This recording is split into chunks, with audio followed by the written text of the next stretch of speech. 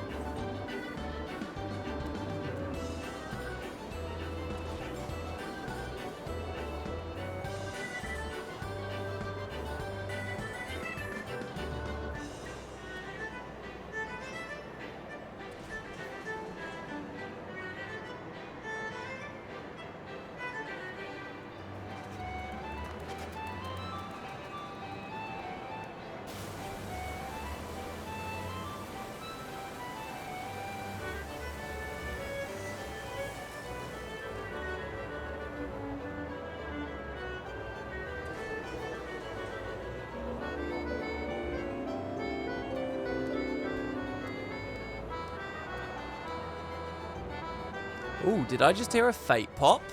A gate, sorry? Did I just hear a gate? Yeah, I did. Nice. Perfect timing. Hello, everyone. Welcome, welcome. What is this one? The round leap of faith. Oh, we only ever did this once, and apparently it's got randomized maps. So I'm curious what else there is for us to see there. Yeah, morning, guys. I know it's not actually morning in the UK, but, you know, the other time zones, at least 50% of the time zones that are likely to watch this stream are still in the morning. So, you know, it's like the royal morning, you know? It's like the supposed morning. Okay. Let's jump on in here. So, no, this is not a stall stream. I just thought it'd be nice to start at the gold source here. Because I wanted to get some MGP. Oh, my lord. Oh, is it like Stormblood themed? Oh, no, it's not Stormblood. It's like Uldar. It's like an area of Uldar.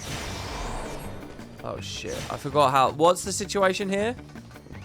You got 10 minutes, right? If you fall, that's it. And you've got to get 1 gold, 3 silver, 6 bronze. Oh, crap. Okay. See if we can remember how this works, shall we? God, this game is a low tick rate. It's just crazy. I can really feel it picking these up. Oh, no. I need to get back in the rhythm of it. Oh, maybe this isn't the right thing to stream immediately. Normally, I'd be giving you guys some hellos. You know, chat takes more of my attention early on. But I'm just going to ignore you now because I'm on a time limit. And I'm playing something that actually takes focus. Oh, my lord. Oh, my lord. Oh, God, it was easier on old Macon. New Macon, it's brutal. How am I supposed to modulate my jumps on new Macon? It's like 1 or 100. Best thing I can do is, like, get onto the... Oh, shit. Yeah, like there, I overshot it. But because I angled myself corner to corner, I was still sort of allowed on. This is bad. This is just the start. And I can't even get up. Oh, shit. Can you just make that jump straight up? That guy tried to risk it. Oh, these jumps are the worst.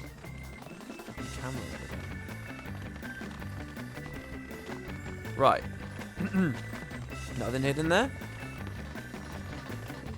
Okay. That's a checkpoint of sorts, isn't it? Oh my god, it's like a proper like kiddie climbing frame. Okay, hold on. There's a cacti over there.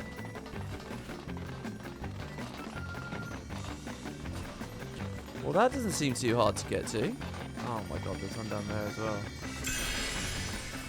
In fact, hold on. This whole path is a piece of piss. Why'd I go up the hard way? There's more bronze statues here. And this is just as simple as walking. Oh, sorry, am I missing something? Oh my god, I love all the pitter-patter of all the feet everywhere. Alright, grab this. Right, how many bronzes is that now? That's all the bronze ones. Okay, we just need silvers and the gold. Wherever they may be. Okay.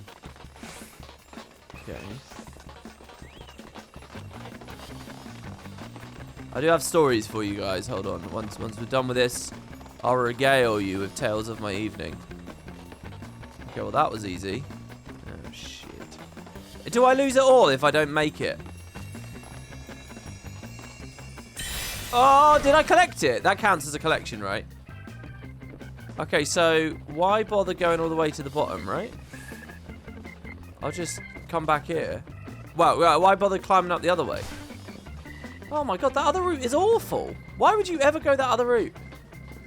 I suppose there's a fear of falling off the cliff there. Did I get that? I did get it. I did get it. I'm glad it ticked.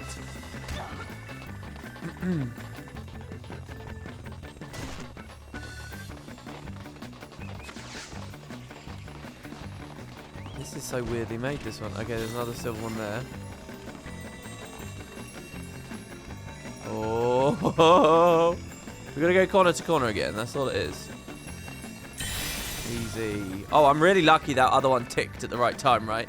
Because honestly, I didn't deserve that other one. I didn't make the jump. I overshot it, and I managed to just collect it en route.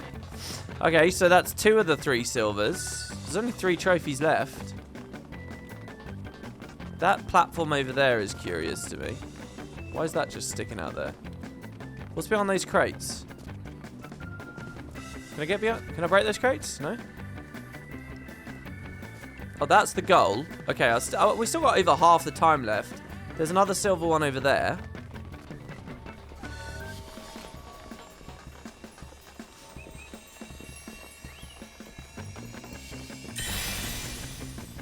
Oh, and there's the gold one. Oh, sorted. This is clearly the way to do this, right?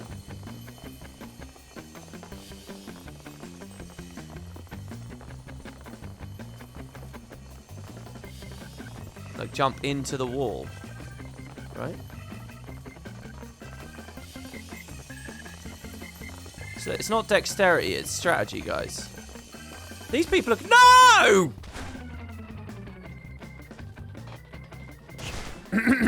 It's strategy, guys. Oh, shit. It's alright, though. It's not even that hard to get up there. It's alright. Those people are crazy. I can't believe they just jumped directly at it. What is that insanity? Oh, my God. Actually, it is a bit up, isn't it?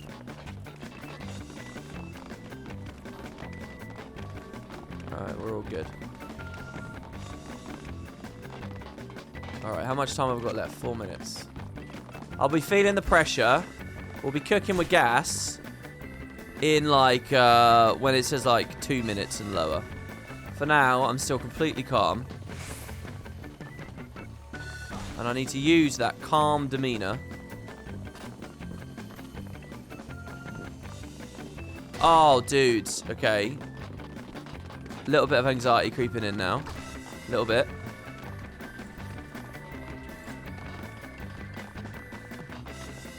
What happens if I don't get all the trophies? Am I not allowed out? Or do I just get less?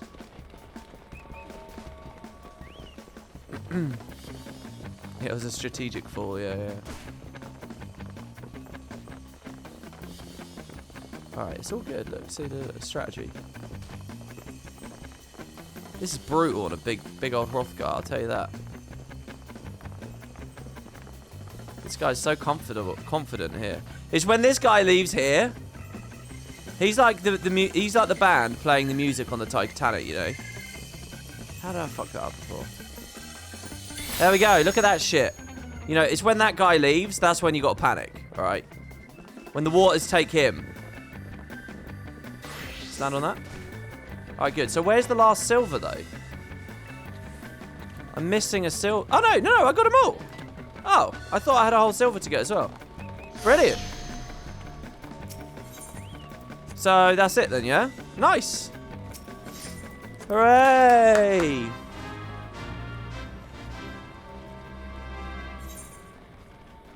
The movement option I use is more difficult for JPs. Standard type makes jumping puzzles easier. Is that true? Oh, we had a prediction going, did we? Hey. I'm so proud of me. Alright, yeah. Good morning, everyone. Okay, the believers believed, and they were right to believe.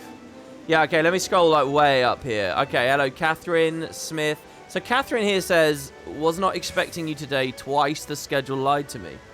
I followed the schedule today, didn't I? Okay, so you guys are putting the Garboo emote. Both Garboos are there now, okay? So, if you guys want to see Garboo 2, it's become a regular emote. I don't know which one you guys prefer. I'm going to, like, watch and see what people like to use. I really like Garboo without the, like, what's the word? Grating over on the helmet. You know, without the visor on. But it's kind of your call, guys. But yeah, sorry. Kibo, Cello, Moran, Individual, Zeres, Lonya, Modri, Cowboy Jake, Walls, Makari, Sagorin, Jerry. It's good to see you, Jerry. Dude, you have the legendary badge under the new system, which is quite impressive, actually. Yeah, we're going to learn how to play Mahjong here, guys. This is going to be part 1 of 12, Mahjong. So right now, all I know is it's an ancient game. And it's apparently well emulated in Final Fantasy. No, we're not going to be doing Mahjong. What's the weather like in the UK? Dark and cloudy. Well, look, it's late autumn. We're on the winter's edge.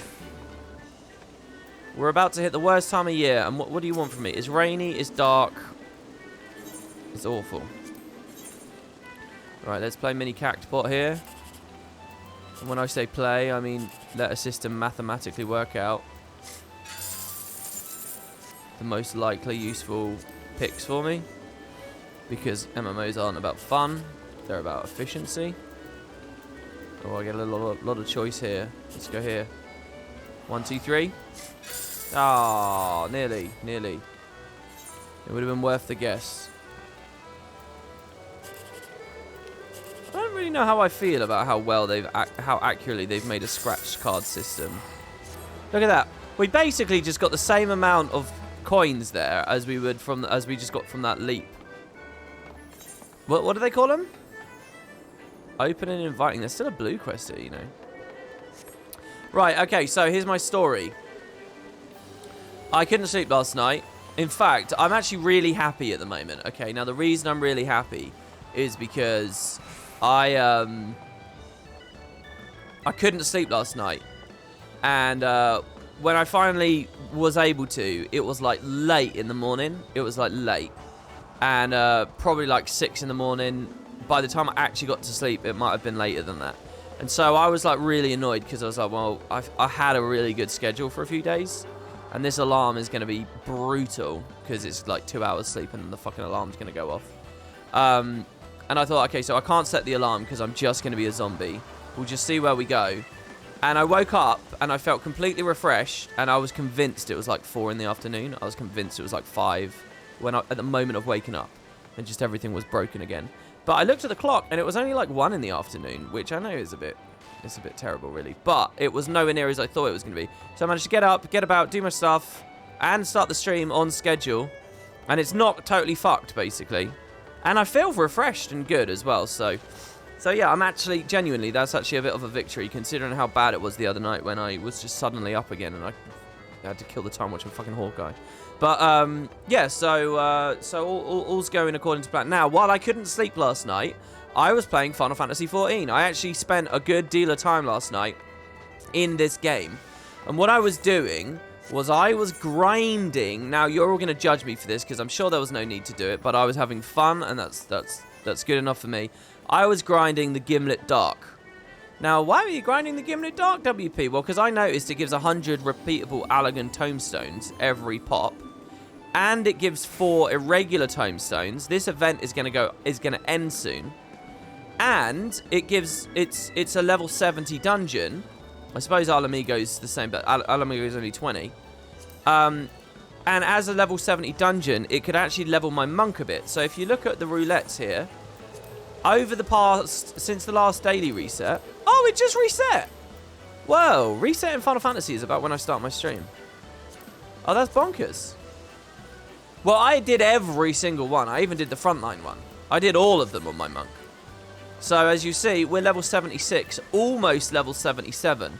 So, I did all of my roulettes, and then I just started grinding the Gimlet Dark. And when I say grinding, it's not real grind. It was like 6, 7 runs, something like that. Which, anyway, gave me a shit ton of irregular tomestones, gave me a bunch of Allegan. So, I'm pure Skaven now.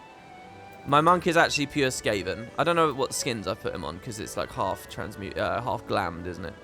But oh yeah, and obviously the earring, Menfina's earring, is here. But I'm in Skaven and I'm 400 eye level, which is good enough to get through a good chunk of Shadowbringers stuff, I suppose. I did notice that in Shadowbringers itself, if I want to do level appropriate, oh no, I can still do level appropriate Malak as well. But these ones, like Amarot and stuff, they want 410, so I'll actually need to start getting Shadowbringers gear at that point. Anyway, one of the reasons I was grinding it is because as level 70, it wasn't really giving much XP after I hit 76. But one of the things I wanted to do with this was I wanted to get Monk. Dark Knight is so chill. Like, here's genuinely how I would describe it. Dark Knight is like a 3 out of 10 difficulty. In terms of how much I look at my skill bar. Dark Knight is really fucking chill. Really simple. Monk is like a 7 or an 8 by comparison. This is just a comparative task we're dealing with here. I like the GCD is so fast on Monk.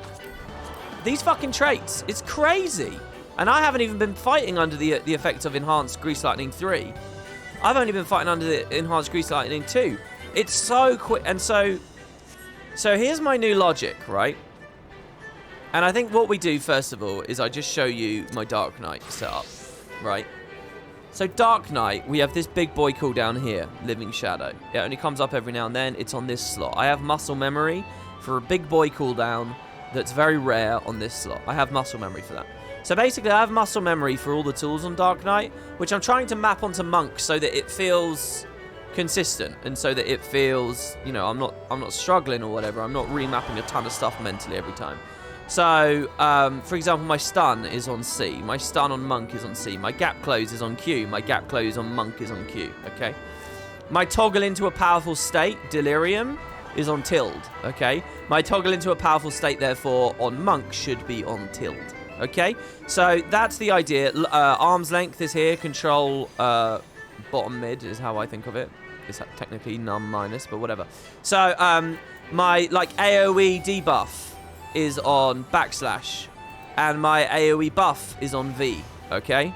So let's go to Monk, all right? So there's a baseline of conformity and unity I'm aiming for across my professions, my classes. So, debuff, buff, arm's length in the same place, interrupt in the same place. Toggle into a powerful state, I consider to be perfect balance, because I'm going to toggle into this and I'm going to just do these two, right? So I sort of think that that's the thing. So I've basically shuffled my skills around as best I can. So all damage weaves are on the top row here. So I can tell at a glance, but here, I'll just show you. I'm gonna queue for one of these roulettes since they're redone. Let's do the 11 roulette. Let's see where we end up. So the top weaves are like damage weaves, and I can tell at a glance, if there's a cooldown here, I want to press it pretty quick, right? Lower down are like utility weaves. Now, I need to remember to press form shift. Now, here's the problem with Monk, okay? A lot of my energy goes here. My buffs appear above here, right? So, here's the one issue. Quite often, I want to be using True North and Riddle of Earth. But my eyes tracking over here to see if the cooldowns are available, because these are like ammo cooldowns, right? So there's actually quite a lot to interpret at a glance. How many charges you've got left, which one you'd want to prioritize, blah, blah, blah, blah, blah, blah, blah. So you kind of, your eyes are dragging you here, but you're also trying to map it over here. Now, here's the thing with Monk. You get a fuck ton of buffs, right? There are so many buffs that Monk is under the effects of. This is just from me. And also Twin Snakes would be on there as well. So, and then when you're juggling these on, you got to like pick out the icon. Okay, which one's dropped? Okay, now I'm tracking back up. So I kind of tried to put in Riddle of Earth and True North on the top row here and shuffling all my weapons to cooldowns down and stuff. But that didn't really work either, so I don't know. It's not a big deal. I think I just need to focus on manually rear and flanking a little bit more. But yeah, there's just something about Monk that just... I don't want it to be a 3 and a 7. I want it to be like a 5 and a 5, if that makes sense, you know. Actually, I feel like Dark Knight is in the perfect sweet spot for me. But I don't know, maybe I just need to accept the fact that if you're playing a DPS and you don't have to focus on anything except DPSing and keeping yourself alive, you know, by not standing in AoEs, they're gonna ask more of you. But yeah, like chaining through the right way and rearing and flanking while weaving these in, and then it's just, I can do it, but only just about, and I don't feel comfortable. That's the thing. And I also feel like the more hours I put into it, I'm not getting more comfortable. So I feel like it's sort of my control layout. You know, I feel like there's just a little bit more logic I need to it. For example, putting all the damage weaves on the top row here really helped to free up mental space, you know. It really makes it very easy for me now. These are all in the same general location. And, you know, it's less to think about. Instead of, like, scanning my eyes through both rows constantly, blah, blah, blah, blah, blah. So, yeah, anyway, big boy cooldowns are over here. As far as I can tell, I probably want to Riddle for Fire right when I want a Brotherhood. They're both on a 90-second cooldown. Both are damage buffs. So I probably want to use these together. And after I use them, that's probably when I want to go into perfect balance as well. So what I'm thinking is I'm going to open. I'm going to Twin Snakes for a damage buff. Demolish for a dot. And then get ready. Straight away, really. I'm going to want to start getting the Riddle of Fire, Brotherhood up. And then we're going to perfect balance. So that we're doing this combo while these two are still on. That's sort of my thinking anyway. Am I queuing? I am queuing. 6 minute wait.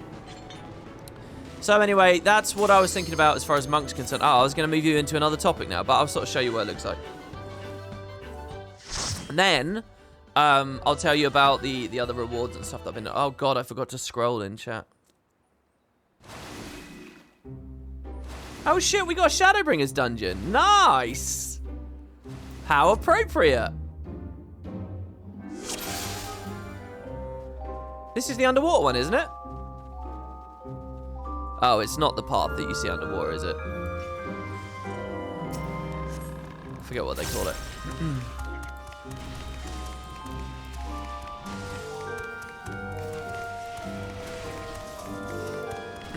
Oh, God. So I get enlightenment now, right?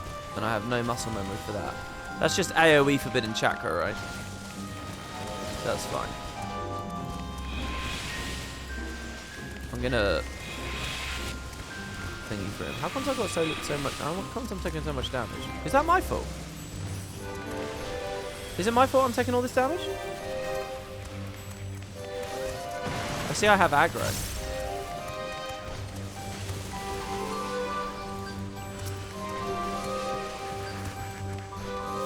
So this is easy, right? This is like Dark Knight. In AoEs, very easy. It's just 1, 2, 3. And even though the GCDs are a lot quicker, 1, 2, 3 is easy, really. It's just 1, 2, 3 and then the occasional like damage weave. Simple. It's a single target that gets a lot rougher for me. The rework's coming? Yeah, I still don't quite get what the rework. You can do perfect balance and just spam Rock Breaker. See, I don't have any problems being in the mode. My biggest problem is oh shit, I'm not even in range. I feel really slow. My biggest problem is getting into the mode, you know. That's the big thing for me. But we'll see, I'll show you in a second. So far, I think I'm doing alright. This is all AoEs. Oh, I love those holies. He's dying. I should have mantured. I'm sorry, guys. I'm sorry. When in the Gimlet Dark, I'm really good. I'll tell you what. I'm a fucking boss at the Gimlet Dark. I'll tell you that. I'm so ready for it. I know where the big pools are ending. I'm ready. I'll get a little stun out there. I'll get mantra on. Healer sleeping? Maybe. I mean, I might be dragging us down a bit. I might be doing a little less damage than I should be. Yeah, I think I saw the white mage use holy. Well, whether or not it's mostly the healer's fault or not, I get it. It probably is. Whether or not that's true, there was still something I could have helped with. That's my only observation.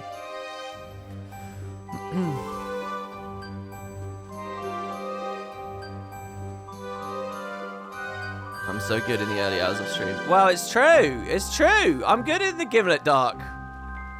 I know now not to DPS that. There's a guy in there, and there's no point fighting it, because it's just going to get limit broke.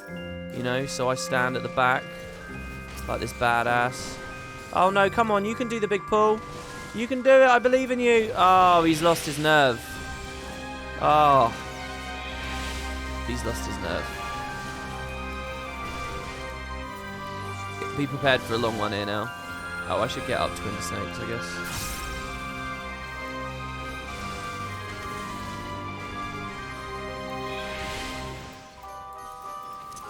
I don't want enlightenment up there.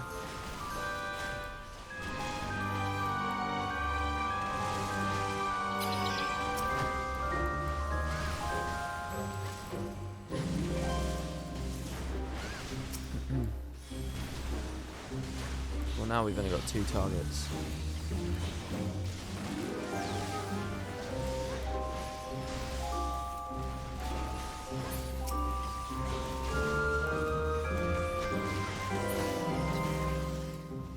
Okay. Did the tank interject the tether buff?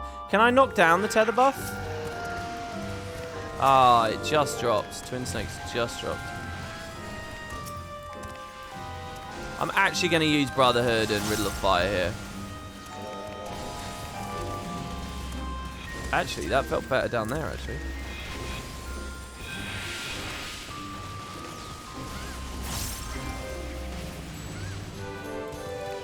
Could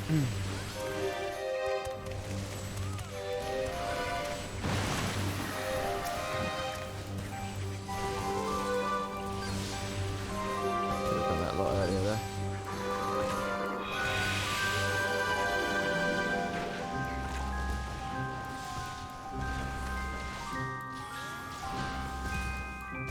Man, this thing's so tanky. What the fuck?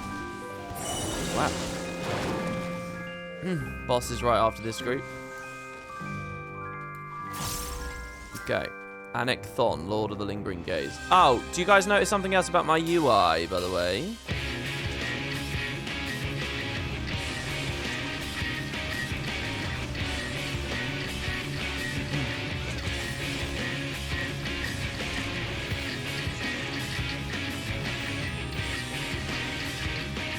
shouldn't have ran out in that direction, should I really?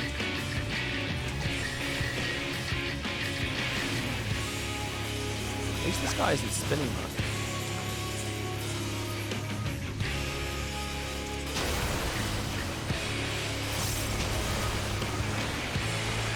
Down the water, I suppose. Oh, I remember this actually. The water expands, doesn't it? So you wanna... Oh, fuck. Oh, fuck. This is actually... Oh, no! Oh, this is brutal! No, no, no! Come on! Alright, we're all good. It's cleanly done. Cleanly done.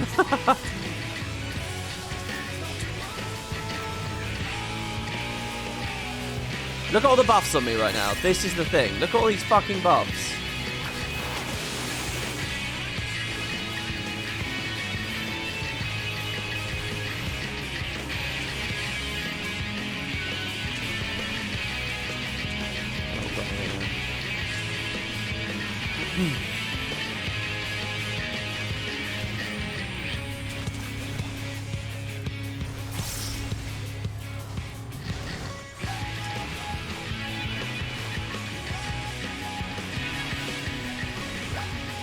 That up actually. That's fine.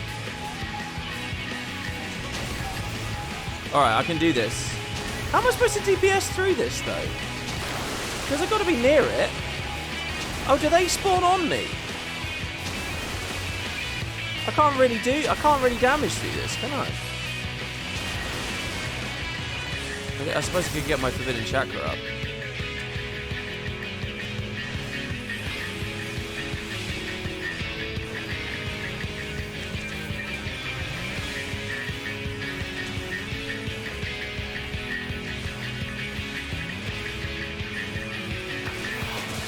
How did I fuck that up? I don't know what I did wrong. Gotta help this guy. Oh god, dude.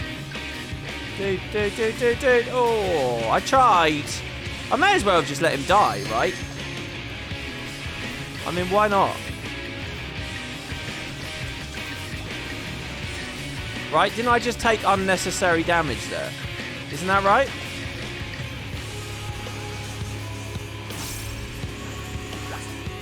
No, don't do the fucking animation again. Just die. Oh, got him.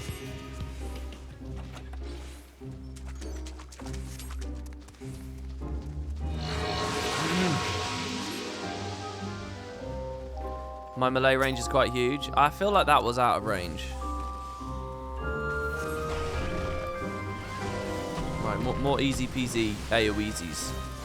Yeah, that's it. Get up there, dude. Get up there. Oh, look. He's regained his confidence. Oh.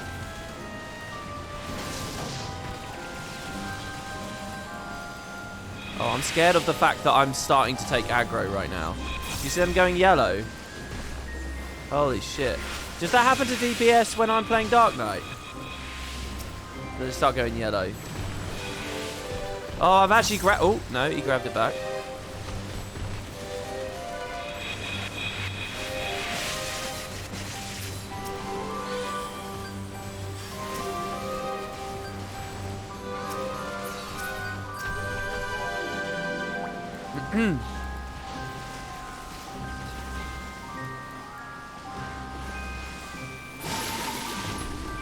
Okay, cool. Let's start passing on some loot, shall we? Pass. I guess I'll accept this. Oh no, I can't even. Oh no, I can't. I see why I can't. Because that was Dark Knight, which I own. But oh shit, sorry everyone.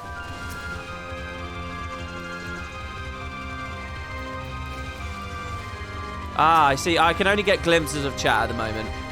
This is one of the big reasons why I'm playing Dark Knight on the streams, by the way, because I can actually talk to you guys a bit better. Let's get Riddle of Fire and Brotherhood on. By the way, what I do as well, I don't know whether any monks are in chat can give me advice, but what I do is I weave them. I don't press them at the same time. I weave them.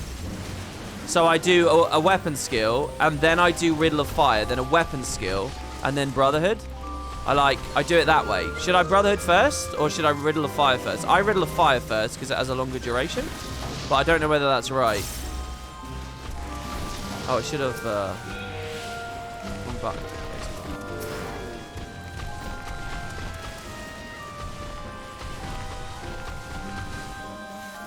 I can't even see myself under there. And again, I will be reading all the messages. Just give me a second.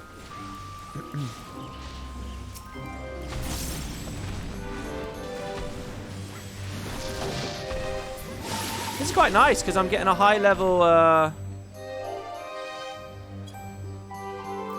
I'm getting a high level dungeon, and it's leveling roulette. So this is boss 2, right? Yeah.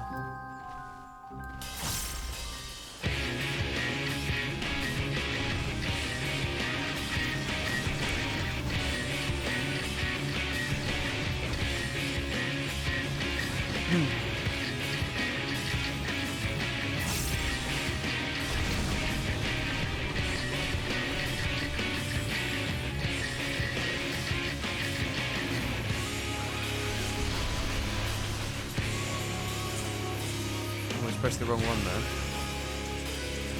Oh, I need to take these. Oh shit. Oh, I'll take this one. Oh, okay, so I should true north here, right? True north when a mechanic like forces me to not do a thing. No. Turn, you bitch.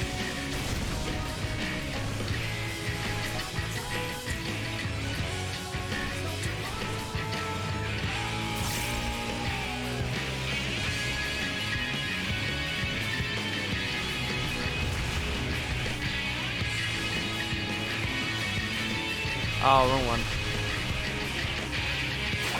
Okay, I'm fettered, but that's just a part of the fight, isn't it? Oh, I can forbidden Chakragen stuff. Oh, can I fight? Oh, I need to fight the thing. Oh, okay.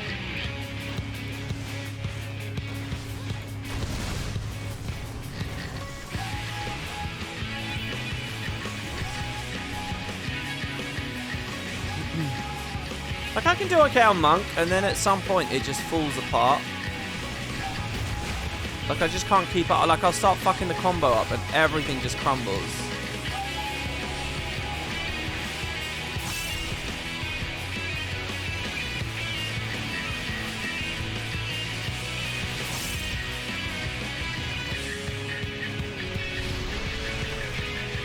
Sort of got the rhythm back a bit. Now, if I AoE, surely this is an efficient way of getting out of this. Because I hit the boss while I do it. Alright, I'll grab this. You know?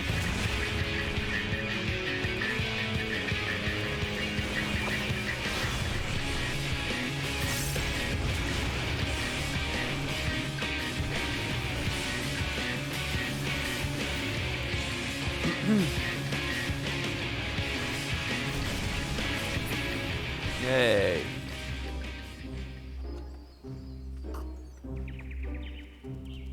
Monk is just in an awkward spot at the moment. Oh yeah, the rework. Oh, this is such a cool part of the dungeon.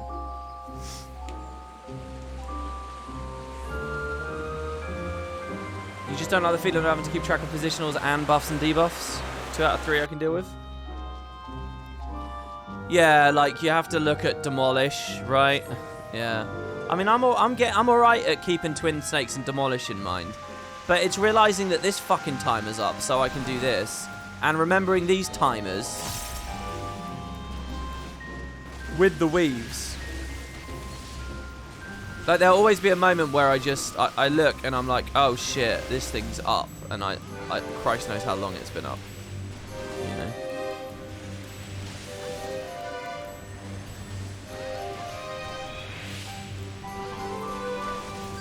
Why don't I put Perfect Balance with Riddle Fire? I was thinking about putting them all together. But now, then it's 3 buttons.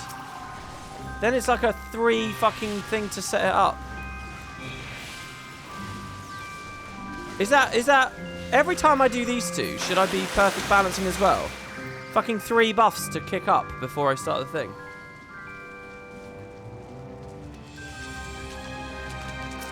So I have to weave my way through all 3 of them to get into the damage mode. Right, okay. Well, I can try that. What order do I weave them in?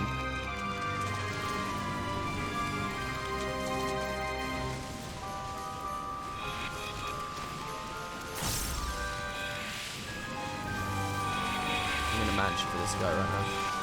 He's got a lot of pressure on him. Oh, where's my twin snakes? Actually, I'm gonna...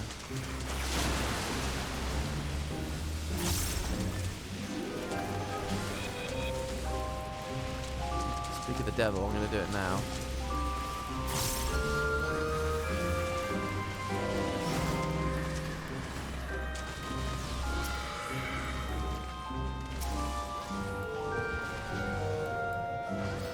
Riddle of Fire, Brotherhood, then Perfect Balance. Okay, yeah. So like that.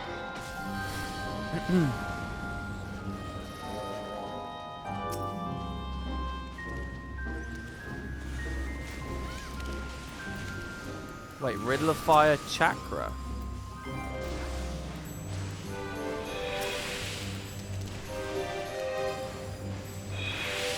You mean press meditate? Do you mean meditate? Why would I do that? Because the GCD's so low.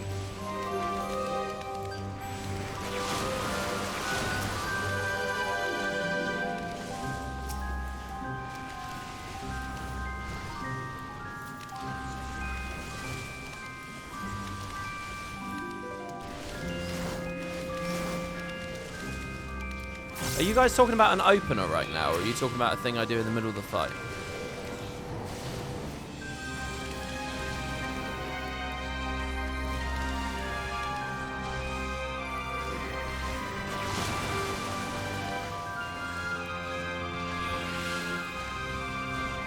You can do it whenever everything comes back. Are you talking about it as an opener as well, though?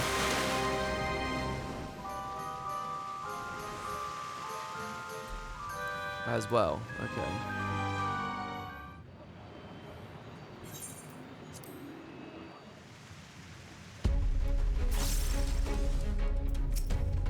So when you guys say Riddle of Fire, you mean now? You mean do it like this?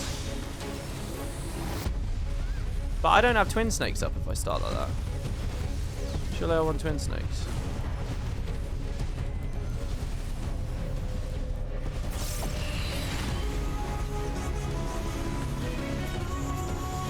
And I don't have Demolish on if I do that. Oh shit, I got him. Ah. You see, this is the thing as well. Like, I'm struggling. I can't eat. I'm thinking about fucking the class, let alone actually mechanics.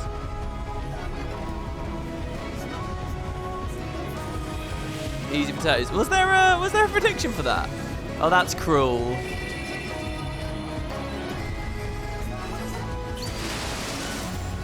Alright, we go along the thing. I remember this. Oh, there is one. There is a prediction right now. Good luck, chat. Good luck to the early birds in chat. Chance for early potatoes.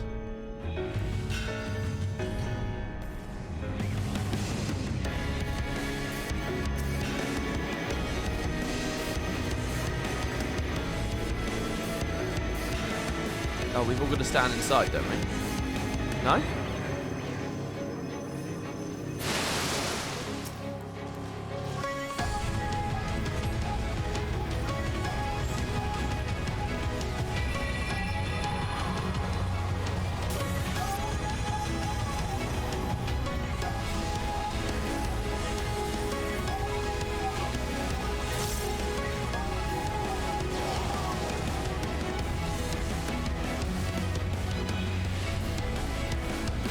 God, I need to get used to that. Oh my god, you guys have broken my brain now. Because now I'm putting perfect balance in there. It's going to obviously change the way that I use my weapon skills afterwards.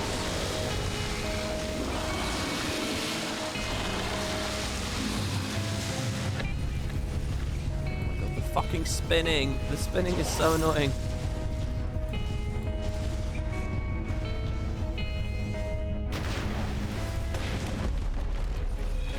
Wait, I got concussed from that. I guess I went in too early.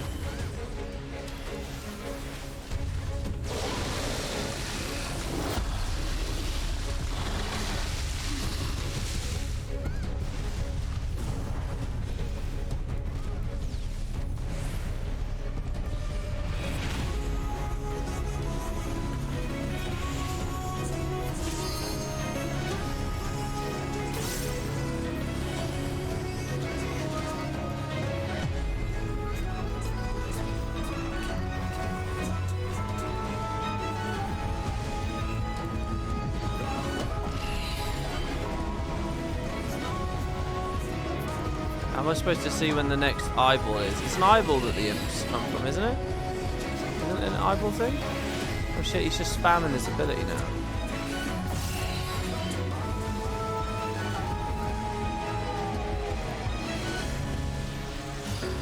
There's the eyeball. I'm avoiding it. Oh ho ho! Any believers? Toad Choir, stand out of in front of him, right?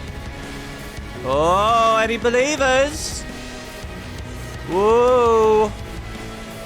Guess who fucking learned what the fight was like 2 days ago?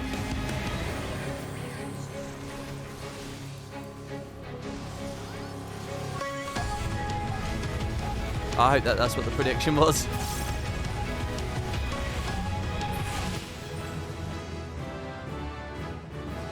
Ooh. Seriously, Monkey is hard to play. Don't fret too much about it. See, I'm very influenced by one of the friends I have in Discord who literally was saying that Monk was easy for ages. And I'm like...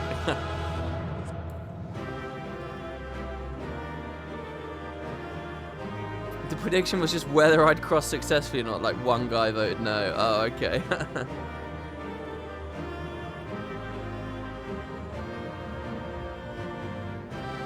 The main point is that with that number is hitting GC. Oh, no. Oh, I got left in here.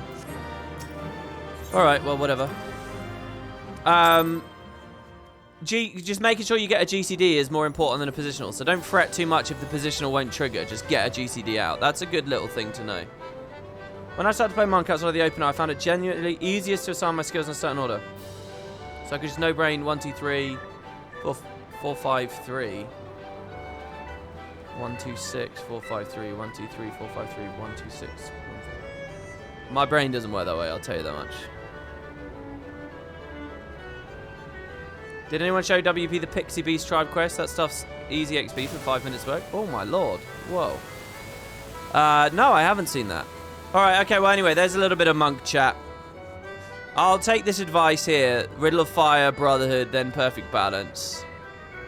What am I weaving, though, at the time? I'm opening with Form Shift. I'm probably doing, like, what? Riddle of Fire, Twin Snakes, Brotherhoods, Demolish, Perfect Balance... Dragon Kick, Boot Shine. Well, I don't need to Dragon. That's a wasted Perfect Balance there. I don't know. Pixies are use Form Shift into Dragon Kick.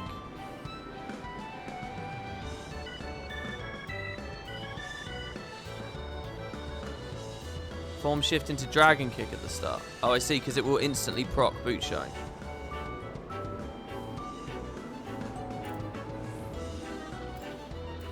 TOS, NR. What's TS? Oh, Twin Snakes. Oh, so Dragon Kick, Twin Snake. You should open with Shoulder Tackle, Dragon Kick, Twin Snakes, Riddle of Fire.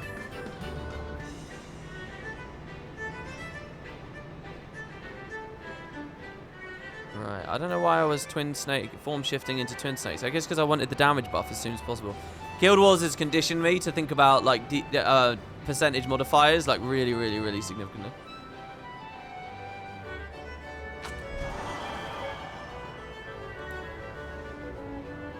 Yeah, how's Samurai compared to this? I know Machinist. Machinist is a much easier DPS. And so far, a Black Mage is much easier as well. I don't know how Black Mage is later. I know that it changes a lot. I'm not making any big declaration there.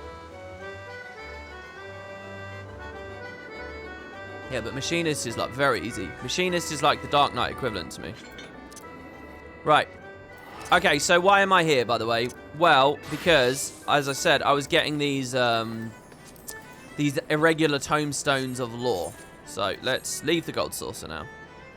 And let's start the stream, shall we? So, let's go to, Vanland. This is why Uldar is the best city, by the way, because it is the cheapest price between it and the Gold Saucer.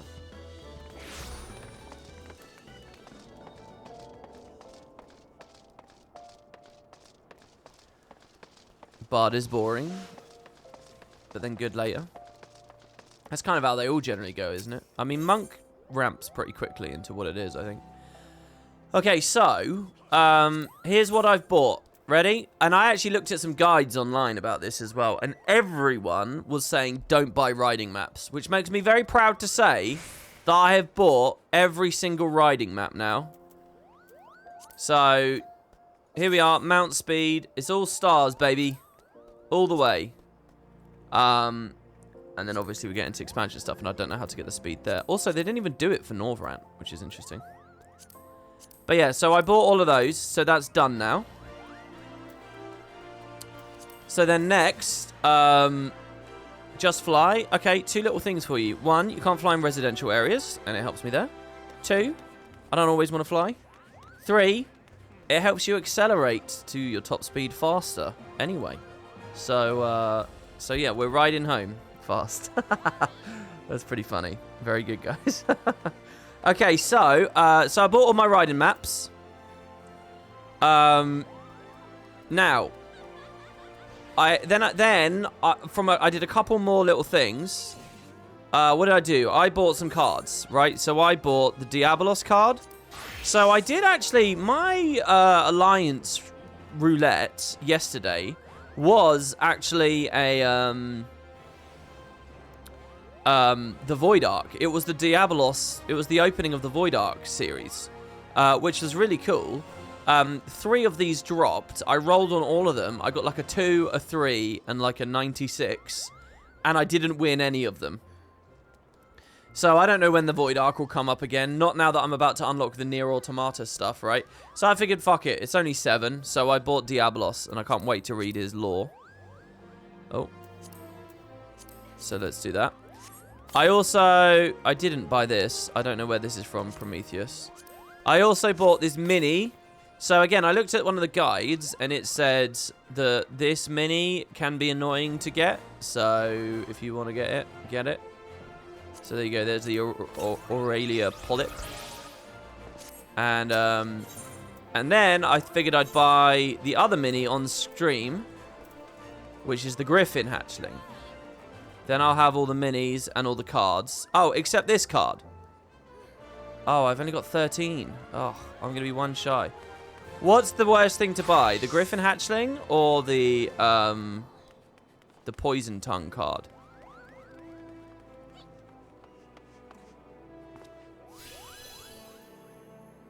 The Polyp from Free Company House Submarine Ventures. Oh, interesting. Buy another map. A duplicate map.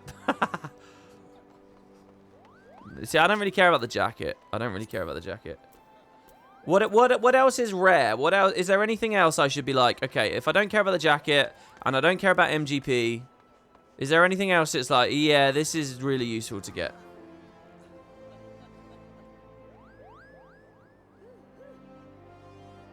Just how much time did you spend? Probably, I was grinding for maybe like 3 hours or something, I think. Even that's probably an exaggeration. I think it was like 2 and I tried to go to sleep and I couldn't. And then I was up again at like 3. And then I played until probably like 5:30. And then I tried to go to sleep again. And then I couldn't sleep until about 6:30, 7ish. I think that's about it. Total? No, I mean, I only bought like 2 riding maps last night. I only bought like 2. I had all the other ones already. Through the entirety of the event, I've been buying those. Bosja today? I don't know. We're just going to play and we'll see how much time we've got for extra stuff afterwards.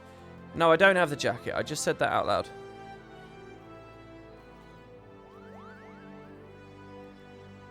The barding, maybe, if you don't want to wait for a fate to spawn. Alright, well, look, I'm going to make the exact... Where does the Griffin Hatchling come from? He doesn't want the cool jacket because he's not cool.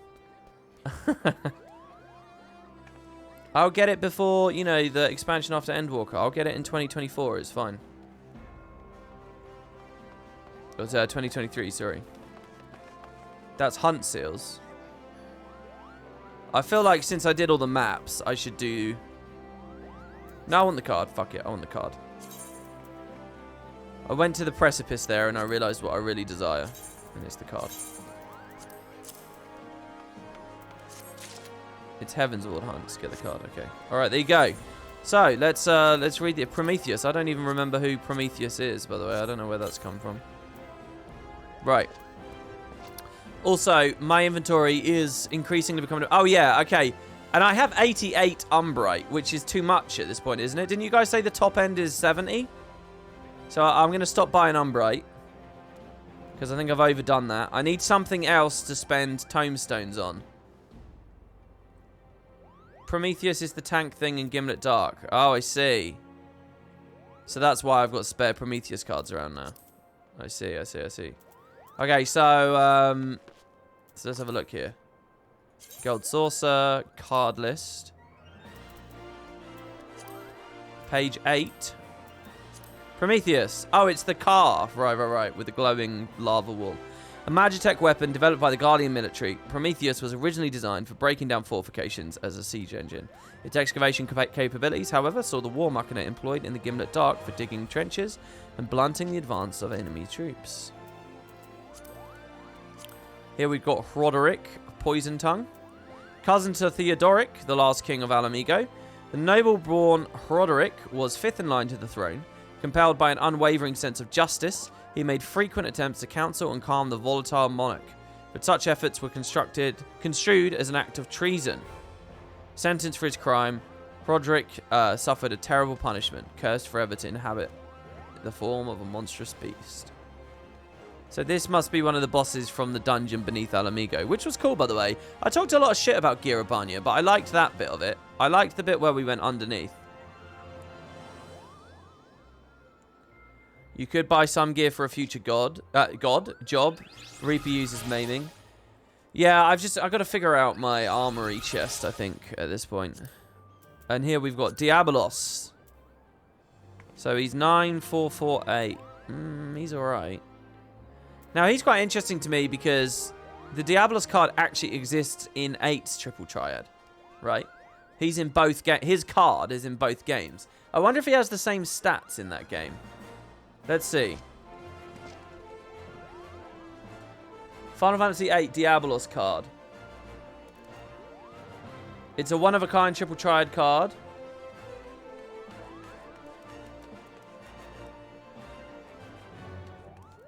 No, he has different stats in that game. That's a shame. He's got 5-3-A-8 in that game. That's a shame. They should have copied it over. Wow, they printed a physical version of it. In 1999, following the release of Final Fantasy VIII in Japan, Bandai produced a full set of collectible Triple Triad cards. The set was made up of 110 cards as seen in the game, along with 72 artwork cards and a collector's edition playing mat. The cards have a blue side and a red side. The cards have become a rare collector's item. Yeah, you're fucking telling me. That's a cool Christmas present right there, isn't it? Imagine someone giving you the real fucking Triple Triad card set. Holy shit, I bet that's rare. From 99 as well. This Diabolos is stronger? Oh, does he have more stats overall? Oh, this is Diabolos Hollow. Not regular Diabolos. Oh, you're right. Wait, so what's the distinction there? So where do I get regular Diabolos?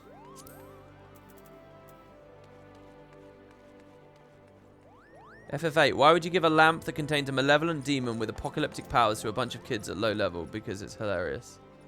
Is that your synopsis of the story?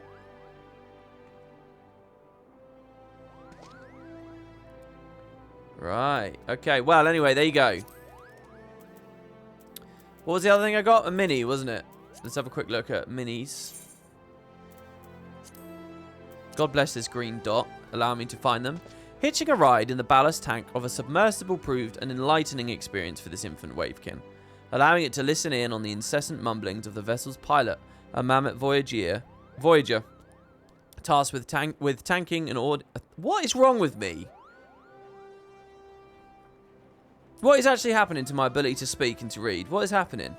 A mammoth Voyager tasked with taking an audio log of all discoveries made.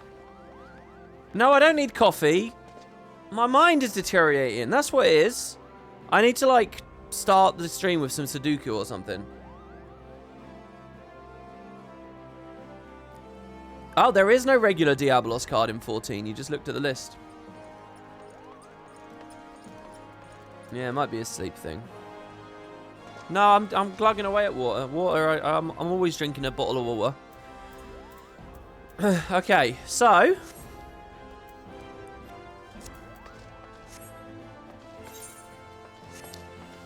So, holy shit, we're here.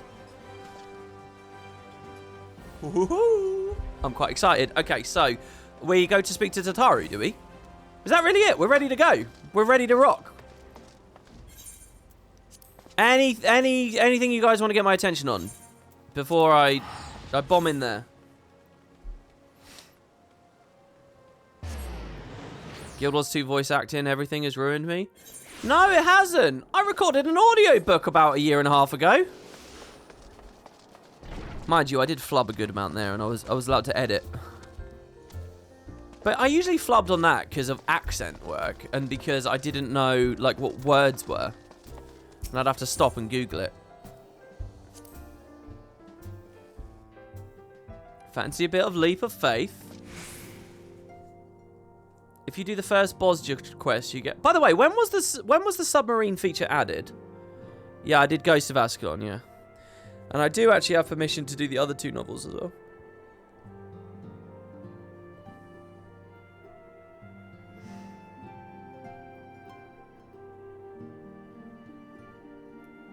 The submarine feature for the housing. What patch was that? Yeah, somebody gave me a 510 sword. This here. The Exarchic Guillotine. How do I de-glamour stuff, by the way?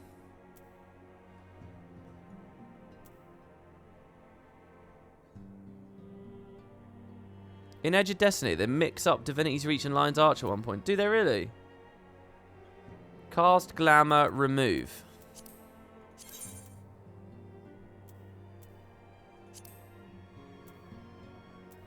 Does it cost me any... Oh, it costs me stuff.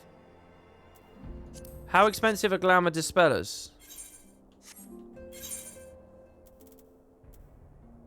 I have 13 of them.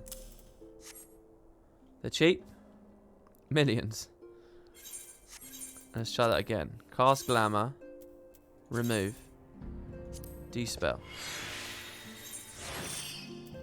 Look at how cool that sword is. So that's the only thing skinned. The rest of this is the Bale stuff, right? I honestly thought, I swear to God, I swear, I only have a distant memory of this. I swear I saw Kerry streaming FF14 at one point, like at the start of summer or something.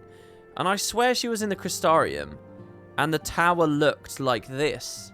So when I got this sword, it stirred that memory in me the other day. And I was like, oh shit, is that a spoiler? Is that... But I said it out loud. I said, is the tower going to stop being blue? Is it going to be this color eventually? But maybe I'm just imagining the whole thing. I honestly don't know if I'm imagining the whole thing now. But we'll see. Okay, so again, the submarine feature. Am I skipping that, am I? Yeah, you see, I've had a blue version of it, yeah. Submarines... Oh, there you go. Submarines and free company cat houses were added in 4.2 Stormblood. Oh, shit. It was ages ago. It was ages and ages and ages ago. Alright, well, whatever. I'm just trying to make sure I'm not missing any features. So, guys, we are... What day is it?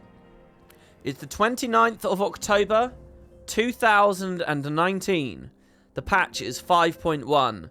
Vows of Virtue, Deeds of Cruelty. And I don't know. And this is the start of the Alliance raids, which I think we skip. But we'll see. I think. Is it Alliance raids or what? Oh, you guys think I'm asking for the actual date. No, no, no, no, no. We're back in time again, okay? It's as though I was covering it when it came out. Do you understand? All right? 1 month ago, Grothmar got added to Guild Wars 2. So here we go. 5.1 added TEA, so you better do that tonight. What is that? Macon, gods, it's good to see you. I hope you being here means you've had your fill of rest. It does indeed. Not so much as 40 winks, truth be told. I'm going to have to be honest. I'm going to have to be honest, Tatari. You're too selfless, that's your problem. But you'll be no good to anyone if you don't take a break every once in a while. Anyway, not much has happened since your last visit. I had planned for you to meet that helper I told you about, but he refuses to answer his link pearl. I do hope he's alright. We've been exchanging messages with the Eorzean Alliance throughout, though. They say the fighting has finally stopped at the Gimlet Dark, and that the Empire has shown no sign of movement, which means we might actually have a moment to ourselves for a change. Seeing as you're back, maybe you could tell me more about your time in the First? Oh, I haven't done that in the past 3 months or so? Great. And if you don't mind, I'd like to ask Flarmin to join us. She'll want to know what happened with Minfilia, and I think it best she hears it from you. Oh, nice. So there is going to be some Flarmin stuff. This patch has the alternate side quest at the end with her, right? We'll meet you on the terrace at the House of Splendors. Cool. So we can have a little moment where we recap what the fuck happened with Minfilia. We'll be waiting for you at the House of Splendors, and I expect you to tell us everything about your time in the First. Oh, wow. Okay, so... Shake and Resolve... When they say the House of Splendors, that's a place here, is it? Rowena's House of Splendors? That's not some hotspot she liked in Doma. I shall be very curious to see how the story goes now, and how much they integrate Ishgard and Doma into the story.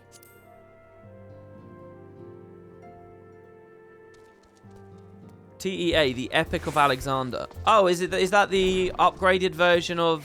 Is that one of the ultimates, is it? Is that the second ultimate that they added?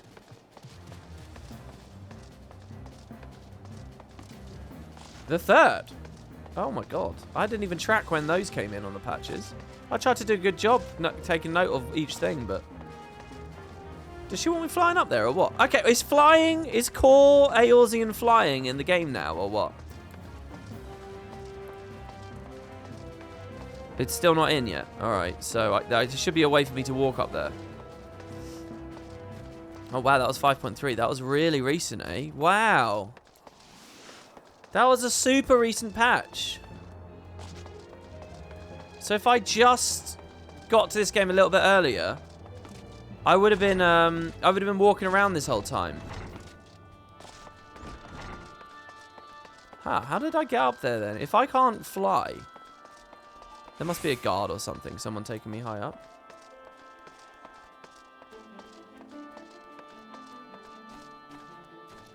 No, it was definitely earlier than 9 months ago because I was playing this game 9 months ago and it was in the game already. And I was told it was an old patch at that point. Door on the left when going inside. Well, that's bizarre. Oh, shit. Oh, nice. I've never climbed up this. I've never been here. It was July-ish 2020. So it was like, by the time I got to the game, it was like 6 months old. 6-7 months old. Honestly, that patch I don't think was a good patch. It doesn't do any favors to the ARR areas. They look really bad from a lot of vistas and angles as you're flying around. I think for veterans, they're fine with it, and it feels like some long overdue like enjoyment. But for actual new players, I think it's a bit rough.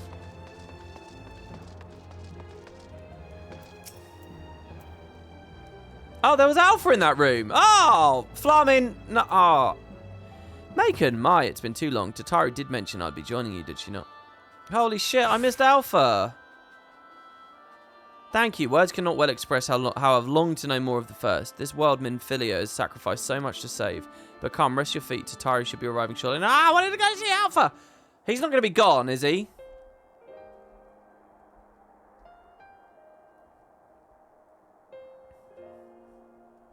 This is nice.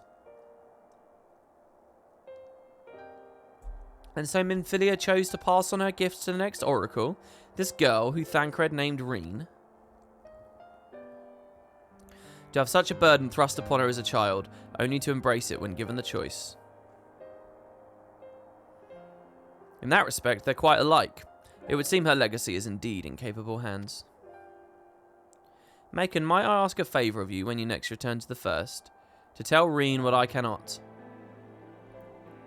To tell her thank you.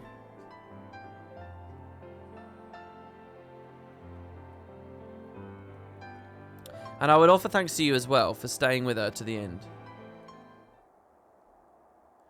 Begging your pardon, but could I have a word?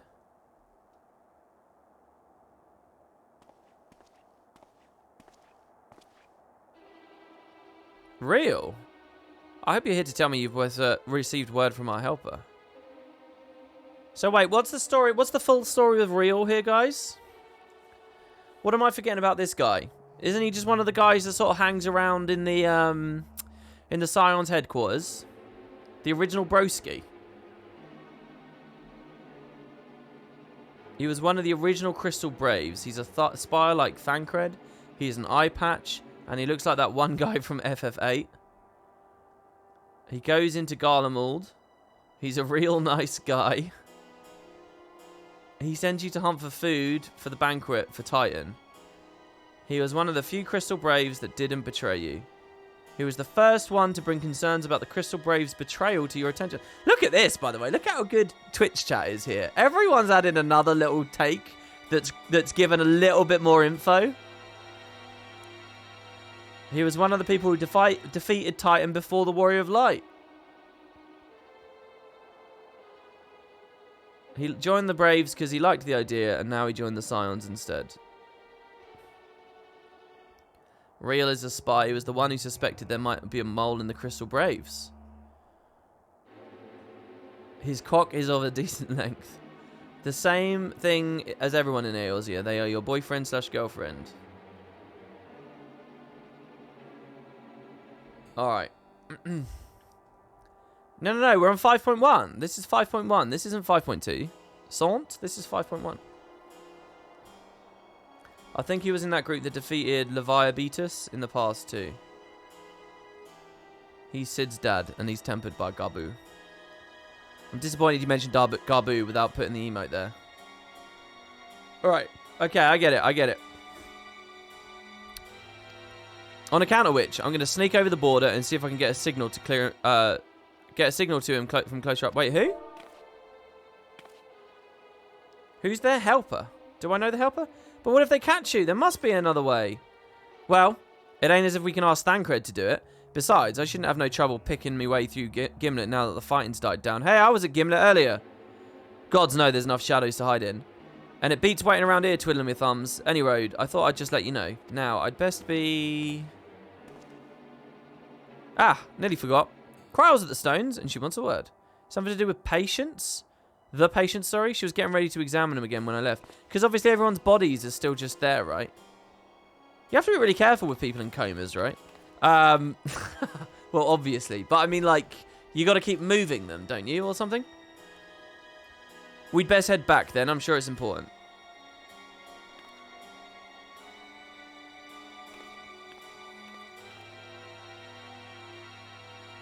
Okay. Well, Flamin, it was good to speak with you. You needn't worry about me. Go and see what Kryle has to say. She's got more like grandma energy than mum energy, but she's got such a young face, you know. Like, look how young her face is. It's just the white hair and glasses, I think, that does it. So that's a wind-up Alpha as well. Where was Alpha? He's hiding in one of these rooms, was he? Was he in here? Oh, here he is. He's in the kitchen. Oh, and the little Omega as well. Whisk away, my Lalafell companion. Ah, Quee! Look how happy Alpha looks to see us. See, I couldn't get him to do that in G-pose. I can get him to... Look at his little eyes. In G-pose, he just, like, stares at the camera with dead eyes. Look at that. Look at how happy Alpha looks in the background there compared to on my little camera. She's only 37. Well, it strikes me in this game that it's very hard to see at anyone's age, really. Lower tables would have been nice. Oh, they're getting a bit of that Guild Wars feeling there, where if you stand about an NPC long enough, they'll speak. No voice acting, though. Oh, God, I'm going to enjoy this. I like wandering around and finding Alpha. How many spawn points has he got? Because we've seen 2 of them now. And we've only been here for, like, a bee's dick length of time. How many are there? So, do I have, like, a little added incentive now to, like, just poke my head in all these different rooms?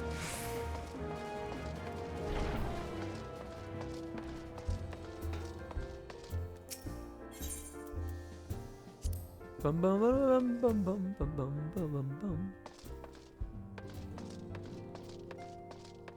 Oh man, I get real nostalgia. Okay, yeah, so to talk about it, I do now have soundtracks appearing on the bottom right.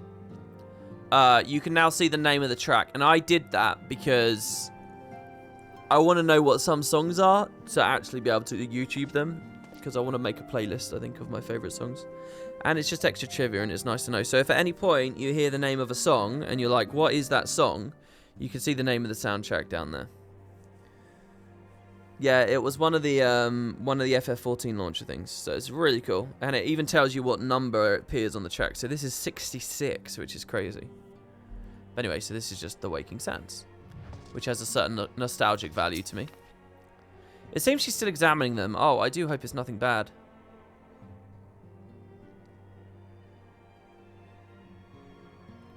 The Waking Sands, but you're not in the Waking Sands. Well, yeah, but it's like Scion base, isn't it, really? It's sort of misnamed. Bit of a misnomer. You're here. Good. Hello, Cryo.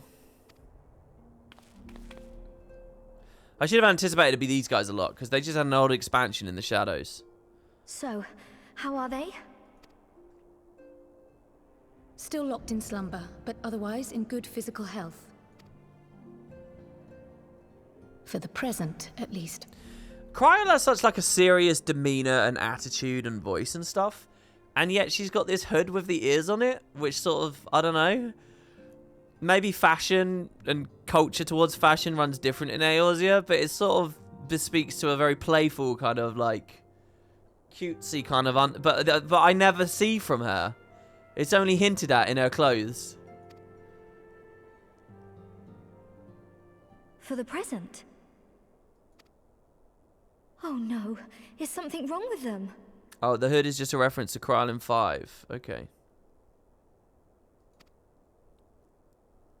I'm afraid there may be. I summoned you after detecting faint signs of instability in Thancred's corporeal aether. But subsequent examination suggested all 5 might be affected. And when I examined them just now, my fears were confirmed. Oh, okay, so you guys want IIR as an emote, do you? See, I was just messing with that this morning, thanks to Rocker, who was showing me some of the things I can do. So I think I could actually set that up, like, instantly. Is that an emote you lot want? I don't know what that is, but I'll put it on if you want it. Because, I mean, I think I have the thing here. This is like a cute little anime girl. 100,000 Twitch channels have this enabled. Jesus Christ. Alright, there you go. I've just basically decided I don't get it. But I'll just put it on for people to have fun anyway. Yeah, and Rocker wanted us to have a mod check, yeah. Which is a SpongeBob fish. So there. Yeah, all I know about ay-ya-ya is you like scream it, don't you? That's all I know. It's ay-ya-ya. I think maybe you need to refresh or something. I did enable it. Oh god, he did a chant. It's not showing up on my end. But yeah, there you go. I summoned you after detecting faint signs of instability in Thancred's corporeal aether.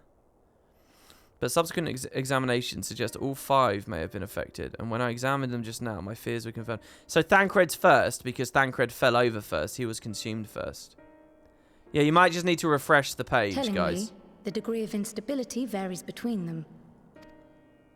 Thancred exhibits the most notable signs, followed by Y'shtola and Urianger. The twins' ether, meanwhile, remains relatively stable, but there is a change there too if one knows to look for it. So if there's something else you lot want to play with, you just tell me and I can turn it on. Because I have the tabs open. Hold on. Isn't that the order they were called away in? Indeed. Which leads me to believe the instability will only increase with time. Though I can but speculate, I fear this may be a symptom of a weakening link between body and soul. So we're on a time limit. By the gods! What happens if the link is broken? I cannot say for certain. This is all unknown territory to us. Yet whatever happens, It cannot be good.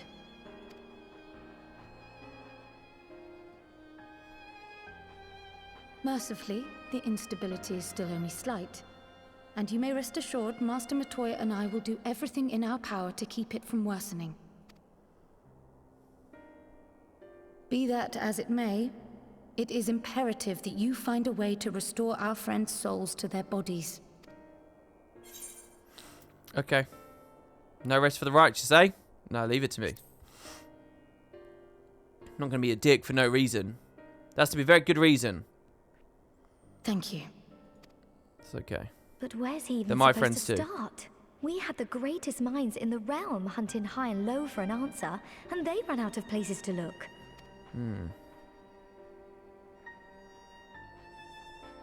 You stated in your report that the Exarch had originally intended to reverse the summoning process by means of his own death, correct? So let's go kill Grahatia. Raha always was a reckless young fool, ready to die for the first righteous cause that came along. Oh, of course, because they're both from Sharlayan, right? They're both. Wait, what's the specific? Students of Baldizian. Is that the right word? His plan might well have worked, but I, for one, am glad he never had the opportunity to see it through. Even if it does mean our friends must remain stranded a while longer. There is another way, I am sure of it. And the key lies with him, with the Exarch. Pray return to the First and apprise him and the others of the situation.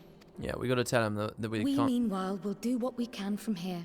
And, if the fates are kind, we will have good news to share upon your return. Hopefully they're not unkind. Alright, so straight back to the First then. Ayaya is from the anime Kirino Mosaic, where an English character called Karen tries to pronounce a Japanese person's name. They're called Aya, and misunderstands it as Ayaya, or Ayaya.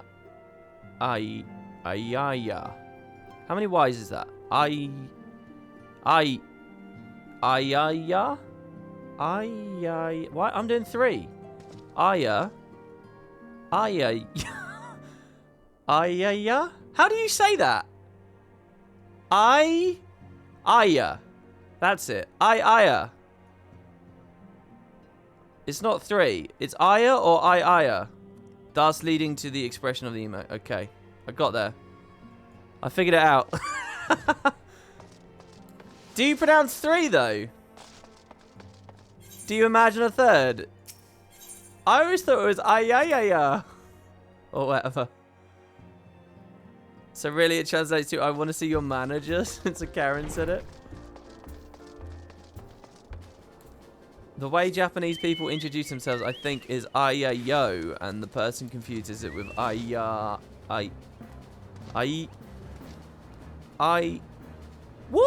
Ayaya. I'm doing 3 again. Don't laugh. Try it yourselves. It's impossible. Yeah. That's 3 again. Yeah. Whatever. I'm done. Back to the First.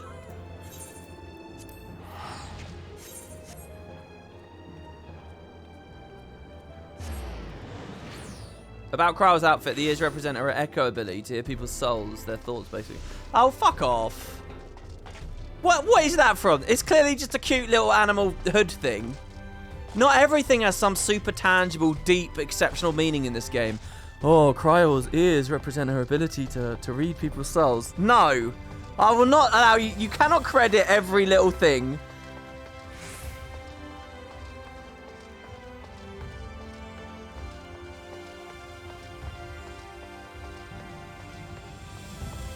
I buy that it's a reference, and I buy that it's some cute clothes to put her in.